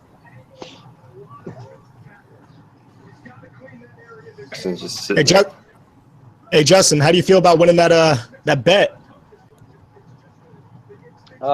Yeah, actually feel pretty good about that. Gives me something to smile about at least. Are you still down in the dumps? Yeah, I need to just I don't know, take some time out from all this. I just thought I'd pop in and say hey. I don't know, just go back and watch some tape on the guys the Bears have got already, and try and sort of dig deep for some hope that they're doing the right thing and building to where they need to be. So I get too emotionally involved in this stuff, and just need, yeah, maybe in a couple of days I'll be a bit more hopeful. So yeah, we'll see how we go. Yeah, man. Can I make one more Shaquille Griffin point? We probably shouldn't call him Shaq Griffin because his brother is Shaquem Griffin. Oh. And the reason that Shaquille ended up at UCF, he was recruited by bigger schools, is that he wanted to go to the same school as his brother. And his brother was a really good high school safety, but he wasn't heavily recruited because he has one hand. Wow. Oh. How did he lose his hand? Was he born like that? He was AAC Defensive Player of the Year with one hand this year. Guy's a That is beast. amazing. It's a man right there. So it was hard to watch Shaquille Griffin tape because every time I started watching his tape, I'd end up like reading human interest stories about his brother for like an hour. Oh, that's a great little side story there. Yeah. I like Shaquille Griffin a lot. I just saw the Packers pick, and I'm gonna sign off. You already saw the Packers pick? Yeah. Oh. Josh Dobbs? Oh my God, is it Josh Dobbs? No. No, it's worse than Josh Dobbs. At least with Josh Dobbs, you know you have a spot starter. Wait, is it a quarterback? So we can't say Davis Webb anymore. It's Montravius Adams. Oh, I see it. It doesn't make any sense. They already have Kenny Clark and Mike Daniels. Like, there's a point. I understand the best player available, the method, but there's a point where all these players are relatively close enough in skill where you have to fill needs, and this just doesn't do that at all. I don't get it. I don't even really like Montravius Adams that much personally. I don't either. He's not my top. He wouldn't have been in my top 100. Here, I'll pull it up. I'll pull up my scouting report on Montravius Adams. It's terrible. He hit. I mean, I would say for like a 300-pound guy, his get-off's not bad, but like you see him just getting washed out of plays like every other play. I mean, it's just like he got shoved around so much. So I don't know. Yeah, terrible tester. Hot and cold on tape. Technically inefficient too often. The 1 out of 15 times he gets in the backfield, great. We've already got Mike Daniels and Kenny Clark. So what are his strengths? I don't get it. He's heavy. He gets in the backfield every once in a while. Big. He's big. He's big. Do we know who the Cowboys went with yet? Yeah, I was just going to ask that. That pick hasn't been announced via ESPN. If you're curious, we're definitely just jumping at it. It's fine.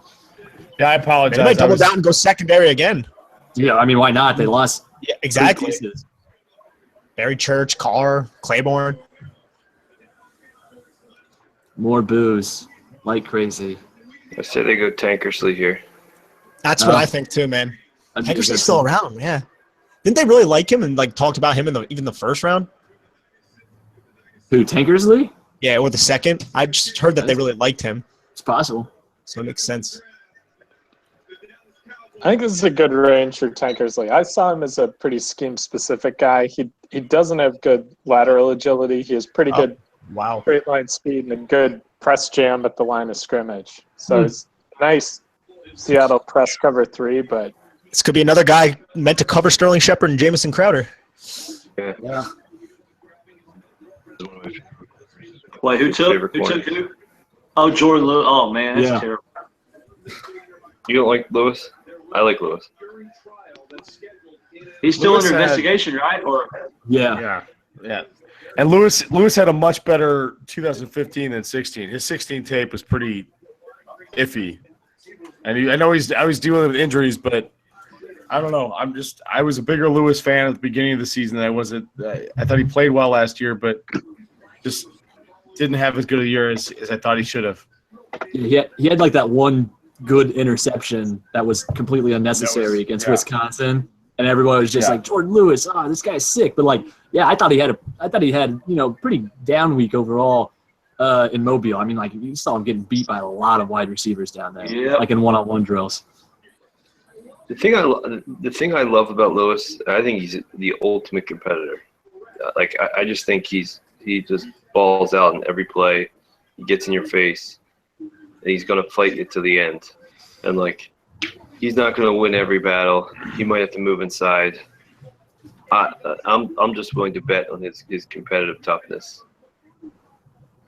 And I think the investigation that he's in, I remember reading about it, and I don't remember all the details, but a lot of it's kind of a weird story. It's with his girlfriend. Similar to, I think she said he choked her or something, but there's no evidence on her neck or something. I forget all the details, but it seemed like a weird story. And he was tweeting about it, basically saying, like, I can't believe she would do this to me just to ruin my career. So he's either innocent or he's a total asshole. Yeah. There's the Packers pick announced on ESPN. I don't get it, man. Lewis is definitely tough, but I thought he was grabby. He had a terrible combine. I mean, he was like below average in just about everything. I'm looking at that now. Great ball skills, though. I saw some people praise his run defense. I didn't really see it, and that's important to me in the slot. That's one of the reasons I like Desmond King better, who's still out there. Still available, yeah. There are still some cornerbacks up there on the board, man. King and Tankersley. Rasul Douglas. Yeah. Douglas is out there. Actually, I probably liked Cornelder better than Lewis. He's another guy who brings that competitive toughness. I like Cornelder against the Michael Lombardi is praising the Packers pick, which makes me worried. So Jeff instantly hates it even more. Do we go to the fourth round today? No, just to the third round. So there's what, like 3 more picks? No. There's comp. Oh, is there? Yeah. 107. It's like 13, 14 picks. Yeah, 107 is the last pick. Jets, compensatory pick. Oh. Now lost. So like 12 picks. Yeah. And they're moving through them pretty quickly too. Yeah. All right, gents. My phone battery's about to die here, so I'm going to shoot out. Enjoy the rest of your time. Bye, Thanks Justin. for checking in, Justin. Take care, buddy. Bye, Justin. Watch out for the spiders. See you guys. Thanks a lot.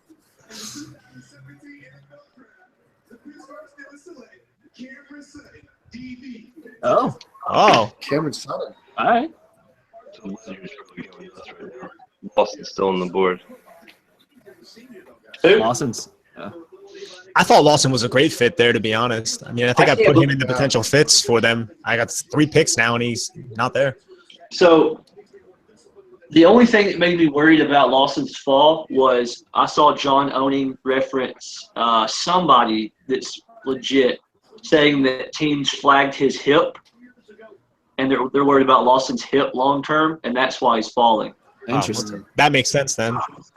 Yeah, so it's not like a on-field or character. It's a medical thing with him. Yeah. Because he had 2 knee injuries back to back, and then played 2 years. But he's a guy that is sort of damaged goods, which means he'll be a Patriot, and they'll figure it out. Yeah, 7 Pro Bowls. Super Bowl. Hey, if you always figure it out. Sharona, you like the Cam Sutton pick there? I do. I do. I think that's a really good spot for him, actually. And here goes Seattle. It's interesting because John was saying that he thought Pittsburgh might be moving towards more of a press-heavy scheme, but Sutton had like the shortest arms and or maybe Will Likely had shorter arms, but he had. But he has a 5-star heart. That's what's important. Absolutely. And he is a champion at life. So, Oh, for Christ's what sake. else can you say? I thought he was effective in zone. He's probably going to move inside and pretty good ball skills. Gives you some special teams. Also, please don't make us talk about Butch Jones tonight. Please. I'm sorry. Those are Butchisms. Yes. So I got a question. Where's Nate Peterman going to end up going? When and where? Future Washington quarterback Nate Peterman. Oh, the Seahawks pick, is that announced? Yeah, it is. It got announced. I just got to Delano Hill last week, and I really liked him. He was he played everywhere for Michigan. He played some one high. He played in the box a lot. He was a really sound tackler. He had some man-to-man cover skills. I think he does a lot of things for you. It's kind of a funny fit for Seattle where they've really defined roles because I feel like he's more of a do-everything safety. But I liked him a lot. I can't remember who it was. It may have been our friend Young Riley, but somebody had him rated above Peppers in draft Twitter. Really? I mean, I think like as a pure safety prospect, I like him better than Peppers. But obviously Peppers gives you so much on special teams. Yeah. Kenny Golladay. Ian Rappaport just tweeted something out. I guess Montravius Adams got the call that he was drafted while holding his son who was just born. What? Oh, wow. Yeah. Yikes. They have a pic. I just retweeted it. I'm like, that's a good little 5-10 minutes of your life right there. Yeah. Kenny Golladay going to the Lions a round and a half earlier than I thought he would go, but Can somebody tell me about him so I can relay this message to my buddy at the bachelor party? well, he's gonna be not literally Calvin Johnson, but he's gonna be their big body guy with Tate and others working in the slot. He's 6'4" and 4'5", good vertical. I liked him in the early 5th round. I think he was my first 5th round grade, but I had him. It's not because I don't like him. I just think he's more of a rotational guy, but he'll give him a presence in the red zone. Excellent. Thank you. I think it's a round and a half too high, especially with Josh Reynolds on the board. Like, I don't know how in the world you could take him over Josh Reynolds, but in a year or two from now, kind of receiver. I mean, as far as just like, Galladay's 6'4", Reynolds is only 6'2", but he can play so high above the rim. Is Golladay like good at the catch point? Is he physical, like a Juju sense or something like that? I don't think he's as strong. I think he's got the size. He's still learning how to use it, though. Yeah. Okay. Obviously, most people would have Reynolds above Golladay, so it's kind of a moot point on here, I guess. But I just think. Did anybody else that has a board or has some tapes? Like, is there one guy or two guys left that you're surprised hasn't been taken yet? Did I miss Jaleel Johnson going? No, he's still on the board. He's still there. Yeah. He's still out there. Him and Desmond King. I'm tracking against the ITP top 100 and Carl Lawson, Wayne Gallman, Jamal Williams, Jake Butt, Dorian Johnson, Caleb Brantley, Josh Reynolds, Jordan Leggett, Jaleel Johnson, Tankersley, King, Eddie Jackson, Amara Darboh, Samaje Perine, Isaiah Ford. Caleb Brantley with this. Yeah. He had off field, right? Yeah. Like this week, Tuesday or Wednesday or something like that. So, I think Brian Hill's still out there. Who? Brian Hill. Brian Hill. Oh yeah, he's the guy that I have pegged for the Packers in round 4. So we'll see if Ted trusts the testing. He likes to draft guys like Brian Hill. I thought it was surprising, or I think it's surprising, but maybe it's not. Eddie Jackson's still available. I know I'm higher on him than most, but and we'll help you make decisions for your plan to keep you on track. Josh Reynolds Malone's out there. Jeremy Sprinkler's out there. Josh Malone. Yeah, Malone's. There's a lot of receivers left. I mean, Amara Darboh's still out there. Darboh's out there. I'm a little surprised that Darboh's still out there. With like guys like Golladay going, but yeah. I mean, I can also kind of see it. I mean, I don't know. I was mixed feelings on Amara. I feel like he's a smart receiver. I think like he knows how to like release well against different types of pressure, but like man, he just does not like to catch the ball away from his body very often. Like he pretty big on letting it come into him. So I don't know. I mean, Bucky Hodges is out there. Bucky Hodges. I was just about to say. Bucky Hodges. I was about to ask Sean, what do you feel about like, Bucky Hodges being around? I know you were in the tight end group, and he's basically like another Evan Ingram when it comes to just being like an oversized wide receiver. Yeah, I think he's even more of a receiver than Evan Ingram. Bucky Hodges to me reminded me of a poor man's Mike Williams. Like in the way he was used very similar to Mike Williams. Where he's just kind of throw it up and let him get it, except he just didn't finish like Williams did. And he was good. I mean, he drew a lot of PI penalties, but I just got frustrated watching him consistently not come down with the ball. So that's a concern for me, but I think he can win in a lot of the same ways. And, if you get to this stage of the draft, you need a red zone target. He's probably one of the best. I'm sitting here, the Eagles are coming up in 2 picks. And I would love Cornelder. I think Cornelder is a perfect Jim Schwartz cornerback. Loves the tackle. I like Cornelder.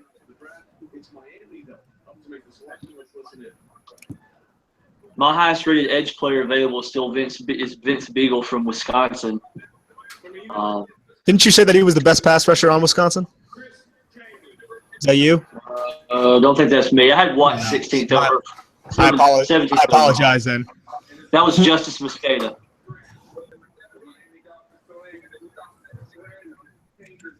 A late second is my last second round grade I gave, but I don't like him that much. Yeah, I got you. Cordray. There he goes. That makes sense. Yeah. That makes sense for Miami. It's good value there. So now he gets – who's the other starter next to Byron Maxwell? I know they had Tony Lippett there. Xavier Howard. Xavier Howard. Yeah, that's who it is. Who I didn't like at all coming out of Baylor last year. But Tankersley, to me, he's doesn't give you much side to side, but he's pretty good straight line. He's really good at the line of scrimmage, but he's a guy who has to win at the line of scrimmage. Yeah. Arch, was it you, me, and Jeff talking about this on the pod, how like last year when we were watching Mackenzie Alexander, we thought Tankersley would end up being better than he is? Yeah. I remember watching Mackenzie Alexander and being like, who is that huge number 25? Yeah. Yep. Wyman Millen round 2. They just got the graphic up on the board for Miami. I think it's starting to get to Jake Butt territory too. I was just thinking that. I was scrolling through to see if there's any mention of him. Yeah, I mean, if the Eagles can take Sidney Jones in the round 2, then Jake Butt can go in round 3. Where do the Broncos pick next? Coming Do they have a? They're going to pick up 101. I was gonna say, I thought they had a comp pick. 3 picks from now, 4 picks from now. Yeah. Oh, yeah, Jake Butt. Draft he goes to explode. He goes. Who is it? Chad Williams. Chad Williams. Yeah. They have such a tight. That's such a good pick. There's been a huge run on wide receivers in this draft. It's kind of interesting. It's true. No one thought, I didn't think at least that 3 would go in the top 10. But then we didn't see any until 25 picks. Right, yeah. Then there was nobody until Zay Jones. And then it's like, I think it was probably just everybody assumed there was going to be a wide receiver there. And then as soon as 2 of them went, they're like, oh, well, I guess we better start picking them. So. All right, Sean, so what do you want here? I want Cornelder, Carl Lawson, or Jake Butt. All right, I'll take Jamal Williams too because we need a running back. I'm a big Jamal Williams fan. Sean likes Butt. But I actually think we need a corner here really bad. We got Sidney Jones, but he's not going to play, at least for the first half of the season. We still need somebody to play. Cornelder would be perfect. Perfect Jim Schwartz corner. Competitive as hell. Perfect in the cover 2, cover 3. and just aggressive, really aggressive. Great blitzer. Wolf blitzer. It was a bad joke. Didn't land. It would be interesting to see the Eagles take a guy like Jake Butt, especially when they took Zay Jones earlier on to like basically potentially punt on two. Potentially redshirt him. Both of them, two picks. Trust the process. He signed Ertz to a pretty big deal fairly recently, right? What? Yeah. So they've taken Derek Barnett and Sidney Jones. Sidney Jones. Sidney Jones, yeah. Yeah, they need to take somebody that can actually take a snap. Yeah. At corner. I also need to get a running back too. They do. I was looking back, maybe like Marlon Mack. Marlon Mack makes sense. Marlon, yeah, I like Marlon. Second round grade.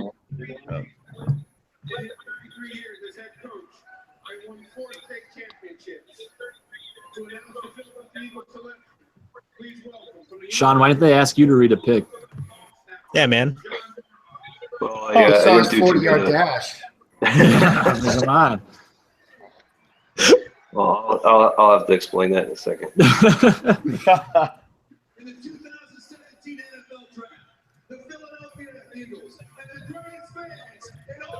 Oh boy. There you go. Oh, there you go, bro. Okay, got your corner. All right.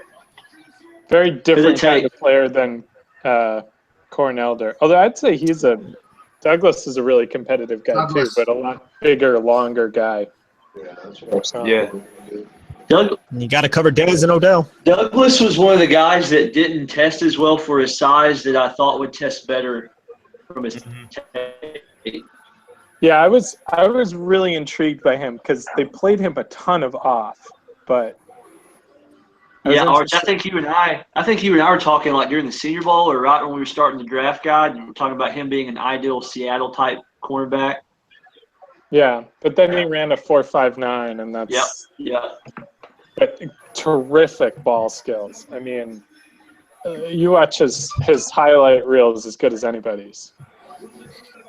Yeah, he's tough. Yeah, I didn't watch much of him, but he's a tough player. He's really what I did see of him, he's always up in their face.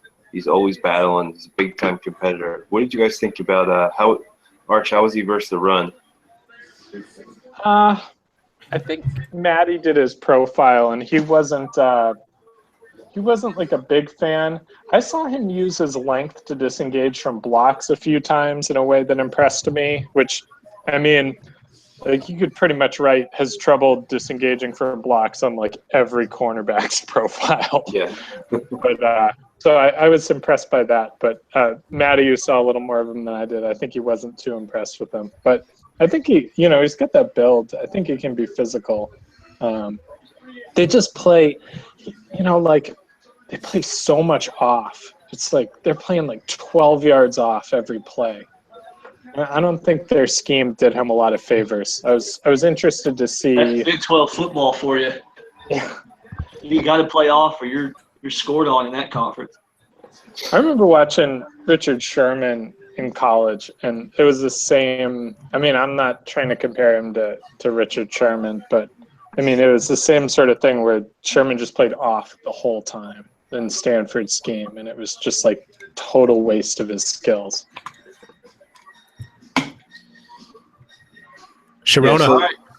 What? I already know. Oh, you already know? All right, never mind then. I was going to ask. Well, Are you drinking, happy or no? She's not drinking, so I can't tell. I'm not sure if her cat stole her wine. You never know. There's only one small cat in here, and she's hiding from me. So I still have my wine, and it's interesting as we've been sitting here going through this, and everybody's so happy about all of these offensive picks, and I'm thinking, I don't remember the Patriots doing this for Tom Brady early. I mean, they gave him a good defense and brought him along, and it's not like he had scrubs. He had who was his best receiver? Like Tim Brown. I mean, Trent Brown. Yeah, and the Titans are largely ignoring that side of the football, and I just don't understand it. I mean, I don't understand it. One of the best things you can give a young quarterback is a good defense. And so I don't understand what they're doing. I really don't. Yeah, I'm not a big fan of the plan of you take a quarterback in the first, then you take a tackle in the first, then you take a wide receiver in the first, and now he's got stuff around him, but he's got to throw 45 times a game because there's no defense. Yeah, I don't. There's some quality defensive people around, but you already know the pick, so I'm assuming that it's probably offense. But I mean, with the Titans, they're counting on a lot of guys for the last 2 years to step up and play defense. Right. For them. Yeah, that's what I was getting at. I think they like their depth chart on defense. Like they added Kevin Byard last year. I think they expect him to play a bigger role this year. Yeah, they love him, and he's been good. Yeah, they got Sip. They added Logan Ryan. I would like to see him at a cornerback, though. I really would. Yeah, that's the they added spot. one. They added one. They drafted Adore. So. Oh, that's Yeah, right. then- I forgot about 18. I forgot about 18. Well, Yeah. I'm not that. But they could still use another one. No, I agree. They could still use another one. Absolutely. But here's the thing too. They need and this is- linebackers, and I don't even think they're that big a need at linebacker. Plus, inside linebacker is one of the most fungible. I mean, you can find those guys anywhere. I like their front. I like they pumped a lot of money into DBs this offseason. Plus, you're expecting a step forward from LaShawn Sims for Byard. I'm not that worried about their defense much. I mean, Sharon, I know you're a Titans fan, so you're going to skew that way, and you watch them more than I do. But when you look at their depth chart, I'm not as concerned about it. I would have thought they maybe throw something at the interior offensive line. well, they need that too. I don't agree that linebacker is fungible. I really don't. Don't tell Navarro Bowman that inside linebacker is fungible. But I mean, I understand that you can, maybe they can get somebody. there's a couple of guys I really like that could fit their scheme tomorrow. Alrighty. I mean, Anthony Walker, I think, is going to be a nice player. Okay, here's a selection. Oh, it's Johnny Smith. You already know it. Yeah, I think what I meant by I shouldn't have said fungible. Maybe you could find inside linebackers later. You can find guys because those guys naturally going to move down the board and they're not going to be as valued as other guys. So I think you're going to find some guys that later on that you can plug and play. And I mean, guys later on, like he was mentioned, Anthony Walker, Blair Brown is a guy. Yeah. I mean, Hardy Nickerson's a guy that I think is going to be better than he was in Kai. I mean, he's a guy that fell off because his team sucked around him this year. So. Duke Riley's still out there. No, Duke Riley came off the board. Yeah, Duke Riley went to Atlanta, man. They got they got Deion Jones and Duke Riley. Oh, damn. Nuts. Kendall Beckwith is still out. Kendall Beckwith is still out there if you like him. Yeah, Beckwith is out there. I like Jordan Evans. I like Jordan Evans a good bit in context. I think he's going to be a nice player tomorrow for somebody. Remind me, I mean, Jordan Evans tested really well. Outstanding. And he was Oklahoma's best linebacker. And I know it's Oklahoma. They didn't play great defense at the linebacker spot secondary last year, but he can play sub package. He's got good size at 230, 235, and tested like a freak. No, he's not. He's not going to be Duke Riley. That's why he didn't go today. But if you can find somebody like him tomorrow and be happy about it. Harvey Lange, I know he's 24 years old, but he's going to be 6th, 7th round pick. I know the Patriots like him and they're open about it. So there's some guys. Yeah, I mean, I agree with all of that. I just think that I would like to see them be a little bit more balanced on what they've been doing, and that's my biggest concern. But we'll see how it turns out. I mean, I hope that it all. They can win that division though, or compete for a wild card. I really believe it. Like I like what they've done. I know it could probably seem like they're too top heavy on offense now, but I'm not a Titans fan. I think there's a lot of good football to be played. 7 straight drafts where the Titans' first pick was on offense. Yeah. Wow. That's a lot. And that's the opposite of the Jets. And I think when you It goes back to when you look at what other teams in the division are doing, and you see, the Texans addressed a lot of different positions. They took a running back, they took a linebacker. They're not focused on one side of the football. They're focused on. To me, that's how you should look at it. You should look at it as an overall thing, and you don't ignore one side of the football in favor of the other. And I think that, to me, is my biggest concern, is that they just seem to be focusing on one thing. They spent 2 second-round picks and a third-round pick, a fifth-round pick, and a seventh. And was it 2 seventh-round picks last year on defense? But two second-round picks last year on defense. And Kevin Dodd is still not healthy, and I'm not even factoring him in to their plan. Yeah, I didn't love the Dodd pick last year, just being honest. They've got Wesley Woodyard, who they just extended, and I love the guy. I think he's great, but he's not an every down linebacker, and Avery Williamson is in the final year of his rookie deal. But you have to think, though, if let's just say they do well, 10-6, 11-5 season to make the playoffs, and then they can just go defense heavy next year and replace maybe Derek Morgan and Aratco and whomever. They shouldn't be having to look at offense. If they're drafting offense again next year, then there's huge problems. There's bigger problems. So maybe this is a draft offense this year, draft defense next year. I don't know. But do you think teams actually approach it like that, though? Oh, I don't know. I'm just saying, looking at their offense now, there's not a lot of reasons to think, well, hey, next year, we could get a compliment for Corey Davis. Well, they got Matthews and Sharp and Taywan Taylor now. They just drafted Lane Walker's replacement in Johnny Smith. So, yeah. Well, we'll see. This time last year we would have said, oh, they did okay. They took Tajay Sharp, and everybody, he had a great college career. We just don't know what at this point. We don't know what this class is going to do. It looks good. Everything looks good on paper, but until you get out there and you start playing, again, I hope it turns out okay. Their approach to team building is just not how I would approach it. That's the only thing. Oh, man. You always take another defensive tackle. Jeff, what did you just see? Oh, my God. Quarterback. Wow. New Orleans? West Lunt. No, but almost at West Lunt. Antonio Pipkin? One Cooper step Rush. above. No. Pipkin. Man, I forgot how many bad quarterbacks there were in this draft. Did the Saints just take C.J. Beathard? Alex. No. Yes. Saints. Yes. Wait. Saints just took Trey Hendrickson. Yeah, Wait, Saints no, it just wasn't took. Hendrickson. I'm sorry, it wasn't the Saints. Someone just took C.J. Beathard. Oh, San Francisco? San Francisco? Gunnar Keel.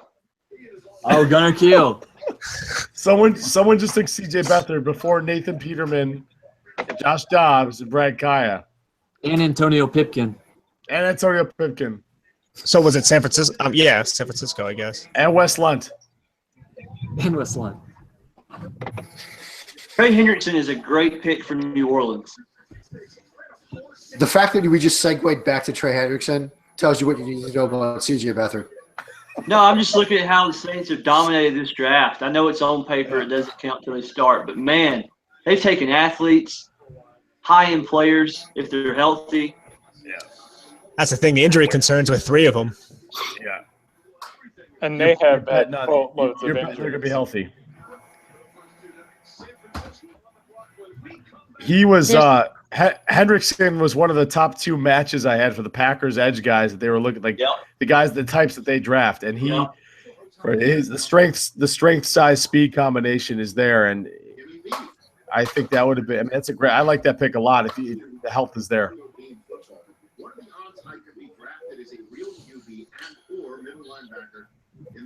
So San Francisco.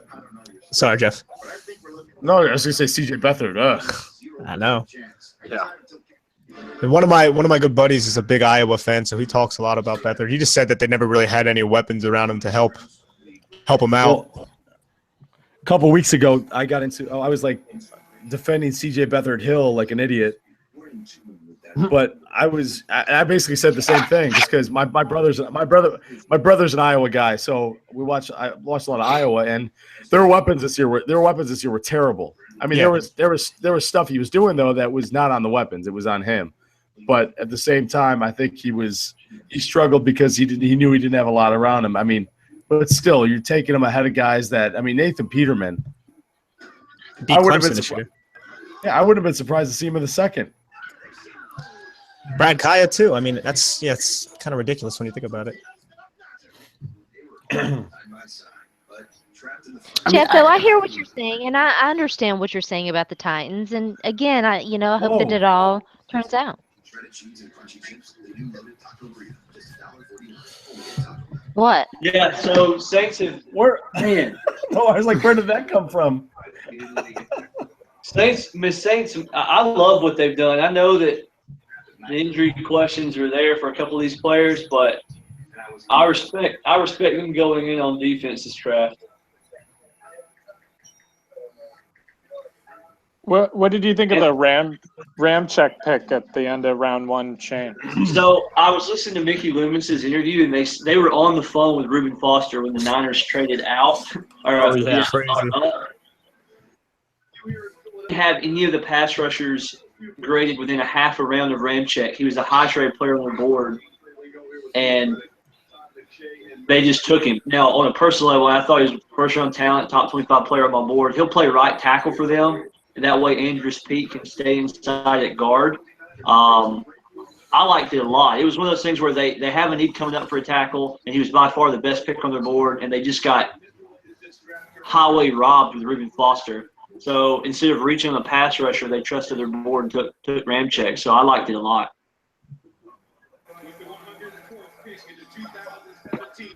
Oh, here we go. Here goes this San Francisco.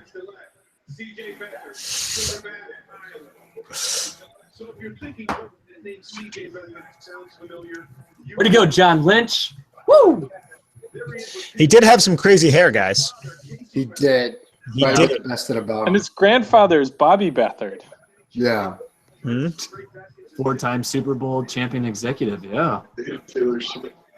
Like, look, when the highlight package on a QB has to include a flea flicker, it pretty much like says it all. Like,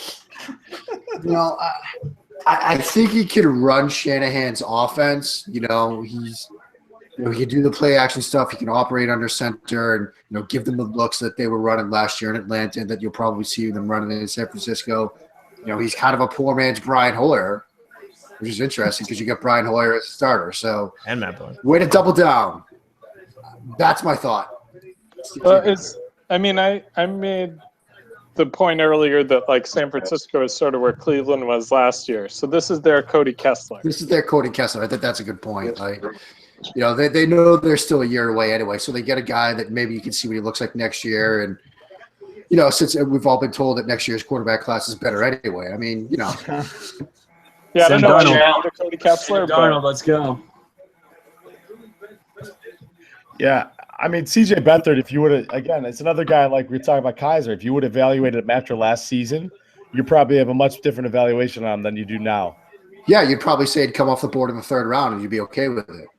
So basically the Niners just taking a shot and seeing if you can get him in their system.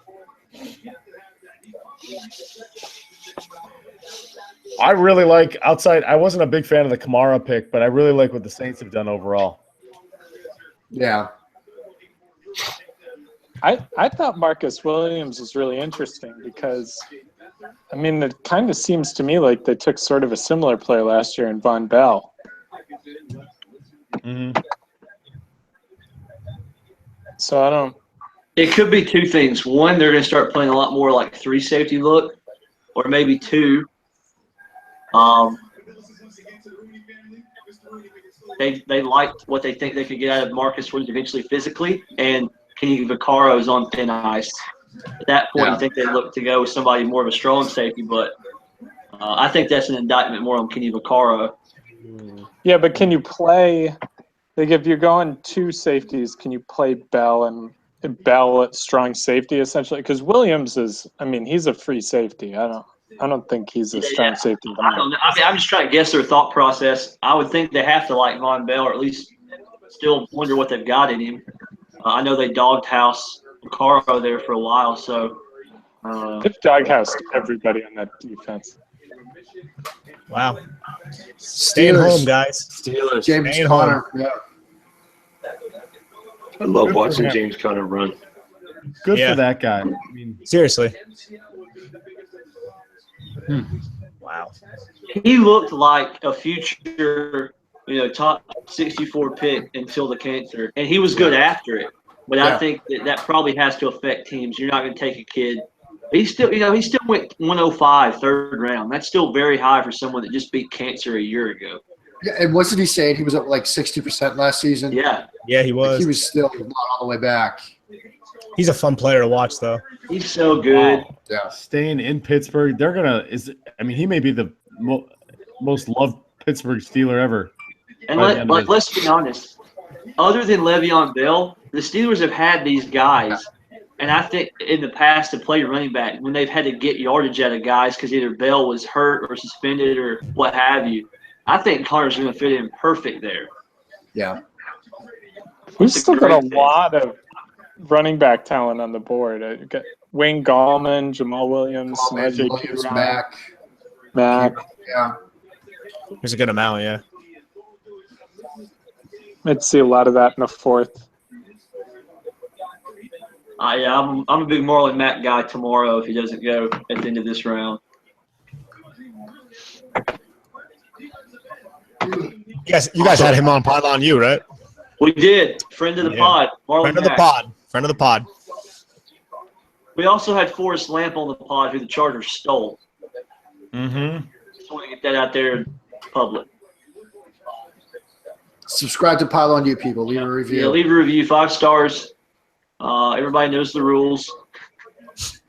Yep. Tell your friends. Browbeat them into leaving reviews. If you're watching us and you're from Dickies, Yeah. Todd get McShay. Shane up for a sponsorship. Todd McShay, and everybody said that the Browns were trading up. I didn't, so I don't know.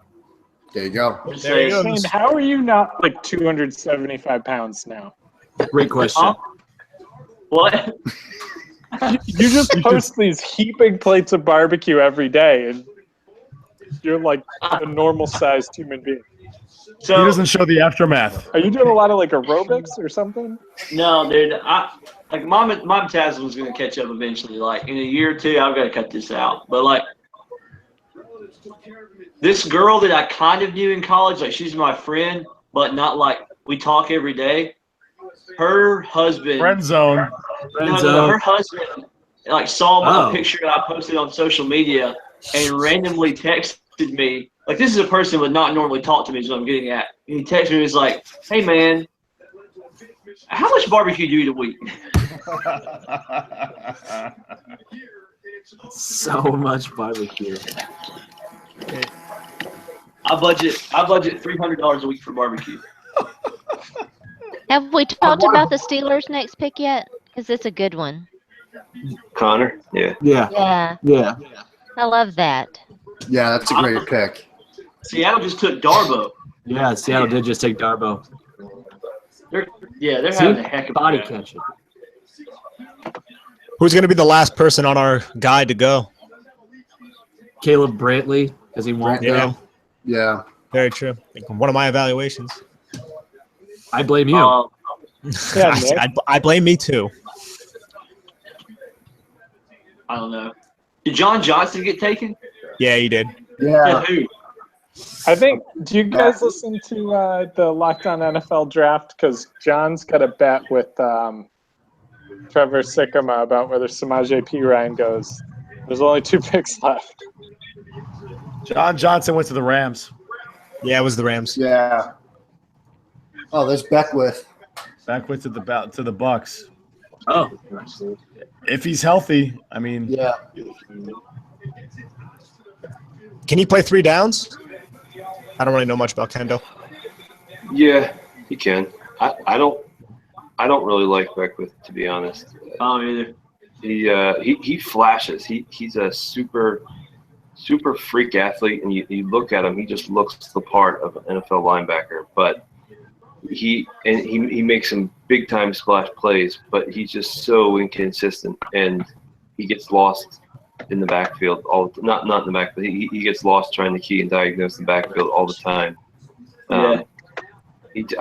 He was frustrating to watch because you can see the physical talent he has. Yeah. And he just didn't make many plays. Did he go to the Bucks? Yeah. That's the second LSU linebacker. They got Quan Alexander too. That's right. Yeah. Yeah, I had Beckwith as my 11th linebacker, and the last 4th round grade that I gave. I'm a huge fan. Yeah, I mean here, if getting him here, it's he is a freak athlete. So, he didn't test because obviously he tore his ACL, so I don't know how he would have done it at the combine. But just watch him on tape. He makes some big time splash plays.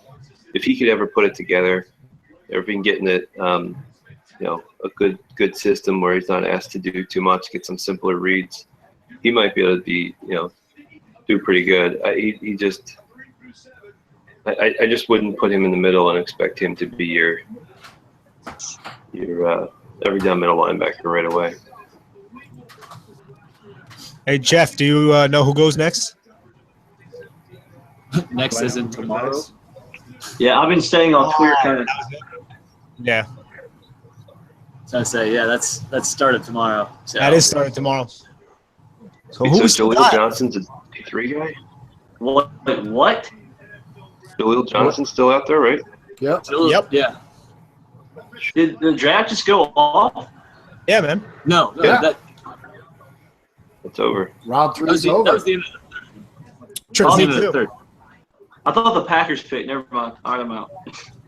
So that ITP top 100 guys still out there: Carl Lawson, Gallman, Jamal Williams, but Dwayne Johnson, Caleb Brantley, Samaje Perine, Josh Reynolds, Isaiah Ford, Leggett, Jaleel Johnson, Desmond King, Eddie Jackson, Nate Peterman, Marlon Mack, Bucky Hodges, Carlos Watkins. Now, I wish. Go ahead. I said I wish we put a bet on who would be the first Hawkeye taken. I don't think many people would have bet on CJ Beathard. No, I don't think so at all. I mean, Jaleel tested, not great. And I didn't really think he had that good of a Senior Bowl. I don't know who all was down there on this call. Can't remember.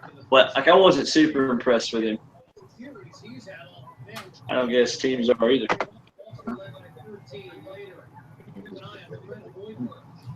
Hey Shane, whenever you get back on Twitter, make sure you see the video of our boy Ogunjobi that I tweeted at you. Okay, dude, I like that pick a lot. Dude, you and me both, man. I like. They needed a 3. He's my number 4 defensive tackle. I like him a lot. Yeah. No, I had forgot that he was on the board. And I was like, like Chris Wormley's around, stuff like that, blah blah blah. And it was like Ogunjobi. I was like, holy crap! How did I forget about it? Yeah. That was a good pick. If we could just talk a split second about how good the Browns have done this weekend. This young man wants their defense doesn't look bad. Like it's not in his mid-30s terrible. now. And then did anybody think C.J. Beathard would be not terrible? It's got more talent. Michael. It's probably still terrible, but it's got more talent. Michael's trying to stunt on the. That's cool. It's fine. Look, okay, let me put it another way. Would you rather be a Browns fan or a Jets fan tonight? And understand what it takes. Yeah, I think that's easy though. I said earlier, Shane, I feel like the Browns are like they're like this is the second year up. The 49ers, this is their first year up. The Jets are like at rock bottom right now. Yeah. And then what did I say? The Jacksonville hasn't quite hit rock bottom. Didn't one of the Jets selectors misspell their team name and spell it Jete? during the selection Sound process. about right. Oh my God. Yeah, I mean, I think that kind of encapsulates it. They're I from think New Jersey. You can't expect a 4-letter word to be spelled correctly. Was that a New Jersey shot that I just heard? Yeah, that was. Happens.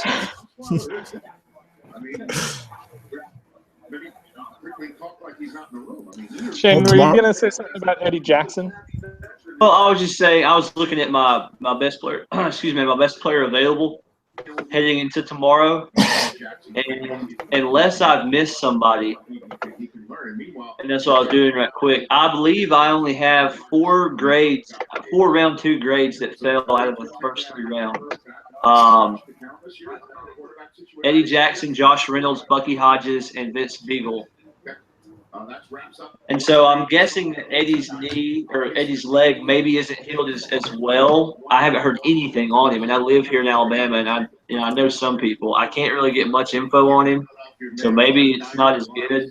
Plus, something I didn't realize was he's going to be 24 years old, so he's a little bit of an older prospect too. So maybe the NFL, or obviously the NFL, doesn't like him as much as some people on Twitter, including me. Great moment tonight. Let's talk running backs, though, right now. Here's who goes in the second round. Curtis Samuel could be turned into a slot receiver. Then Dalvin Cook, 41st to the Vikings. Joe Mixon goes. Dave, how many people did you say we're still left from the ITP board? Like 12, something like that? Yeah, a couple more than that. Let's see. A couple more than that? Where did Jaleel Johnson go? He's still on the board. No way. 17. Yeah. 17. Oh, okay. Shoot. Oh, he did? What? No, he's still on the board. Shoot me now. Possibly, I think happens tomorrow. Because I look at him going to the Saints and just obviously they have Adrian Peterson. All right, guys, I'm gonna sign off. Yeah. Guys. All right, me too. Same here. Good work, All right, everybody. It's been fun, guys. Take care. All right, night. Great. Night, everybody. And I really think that's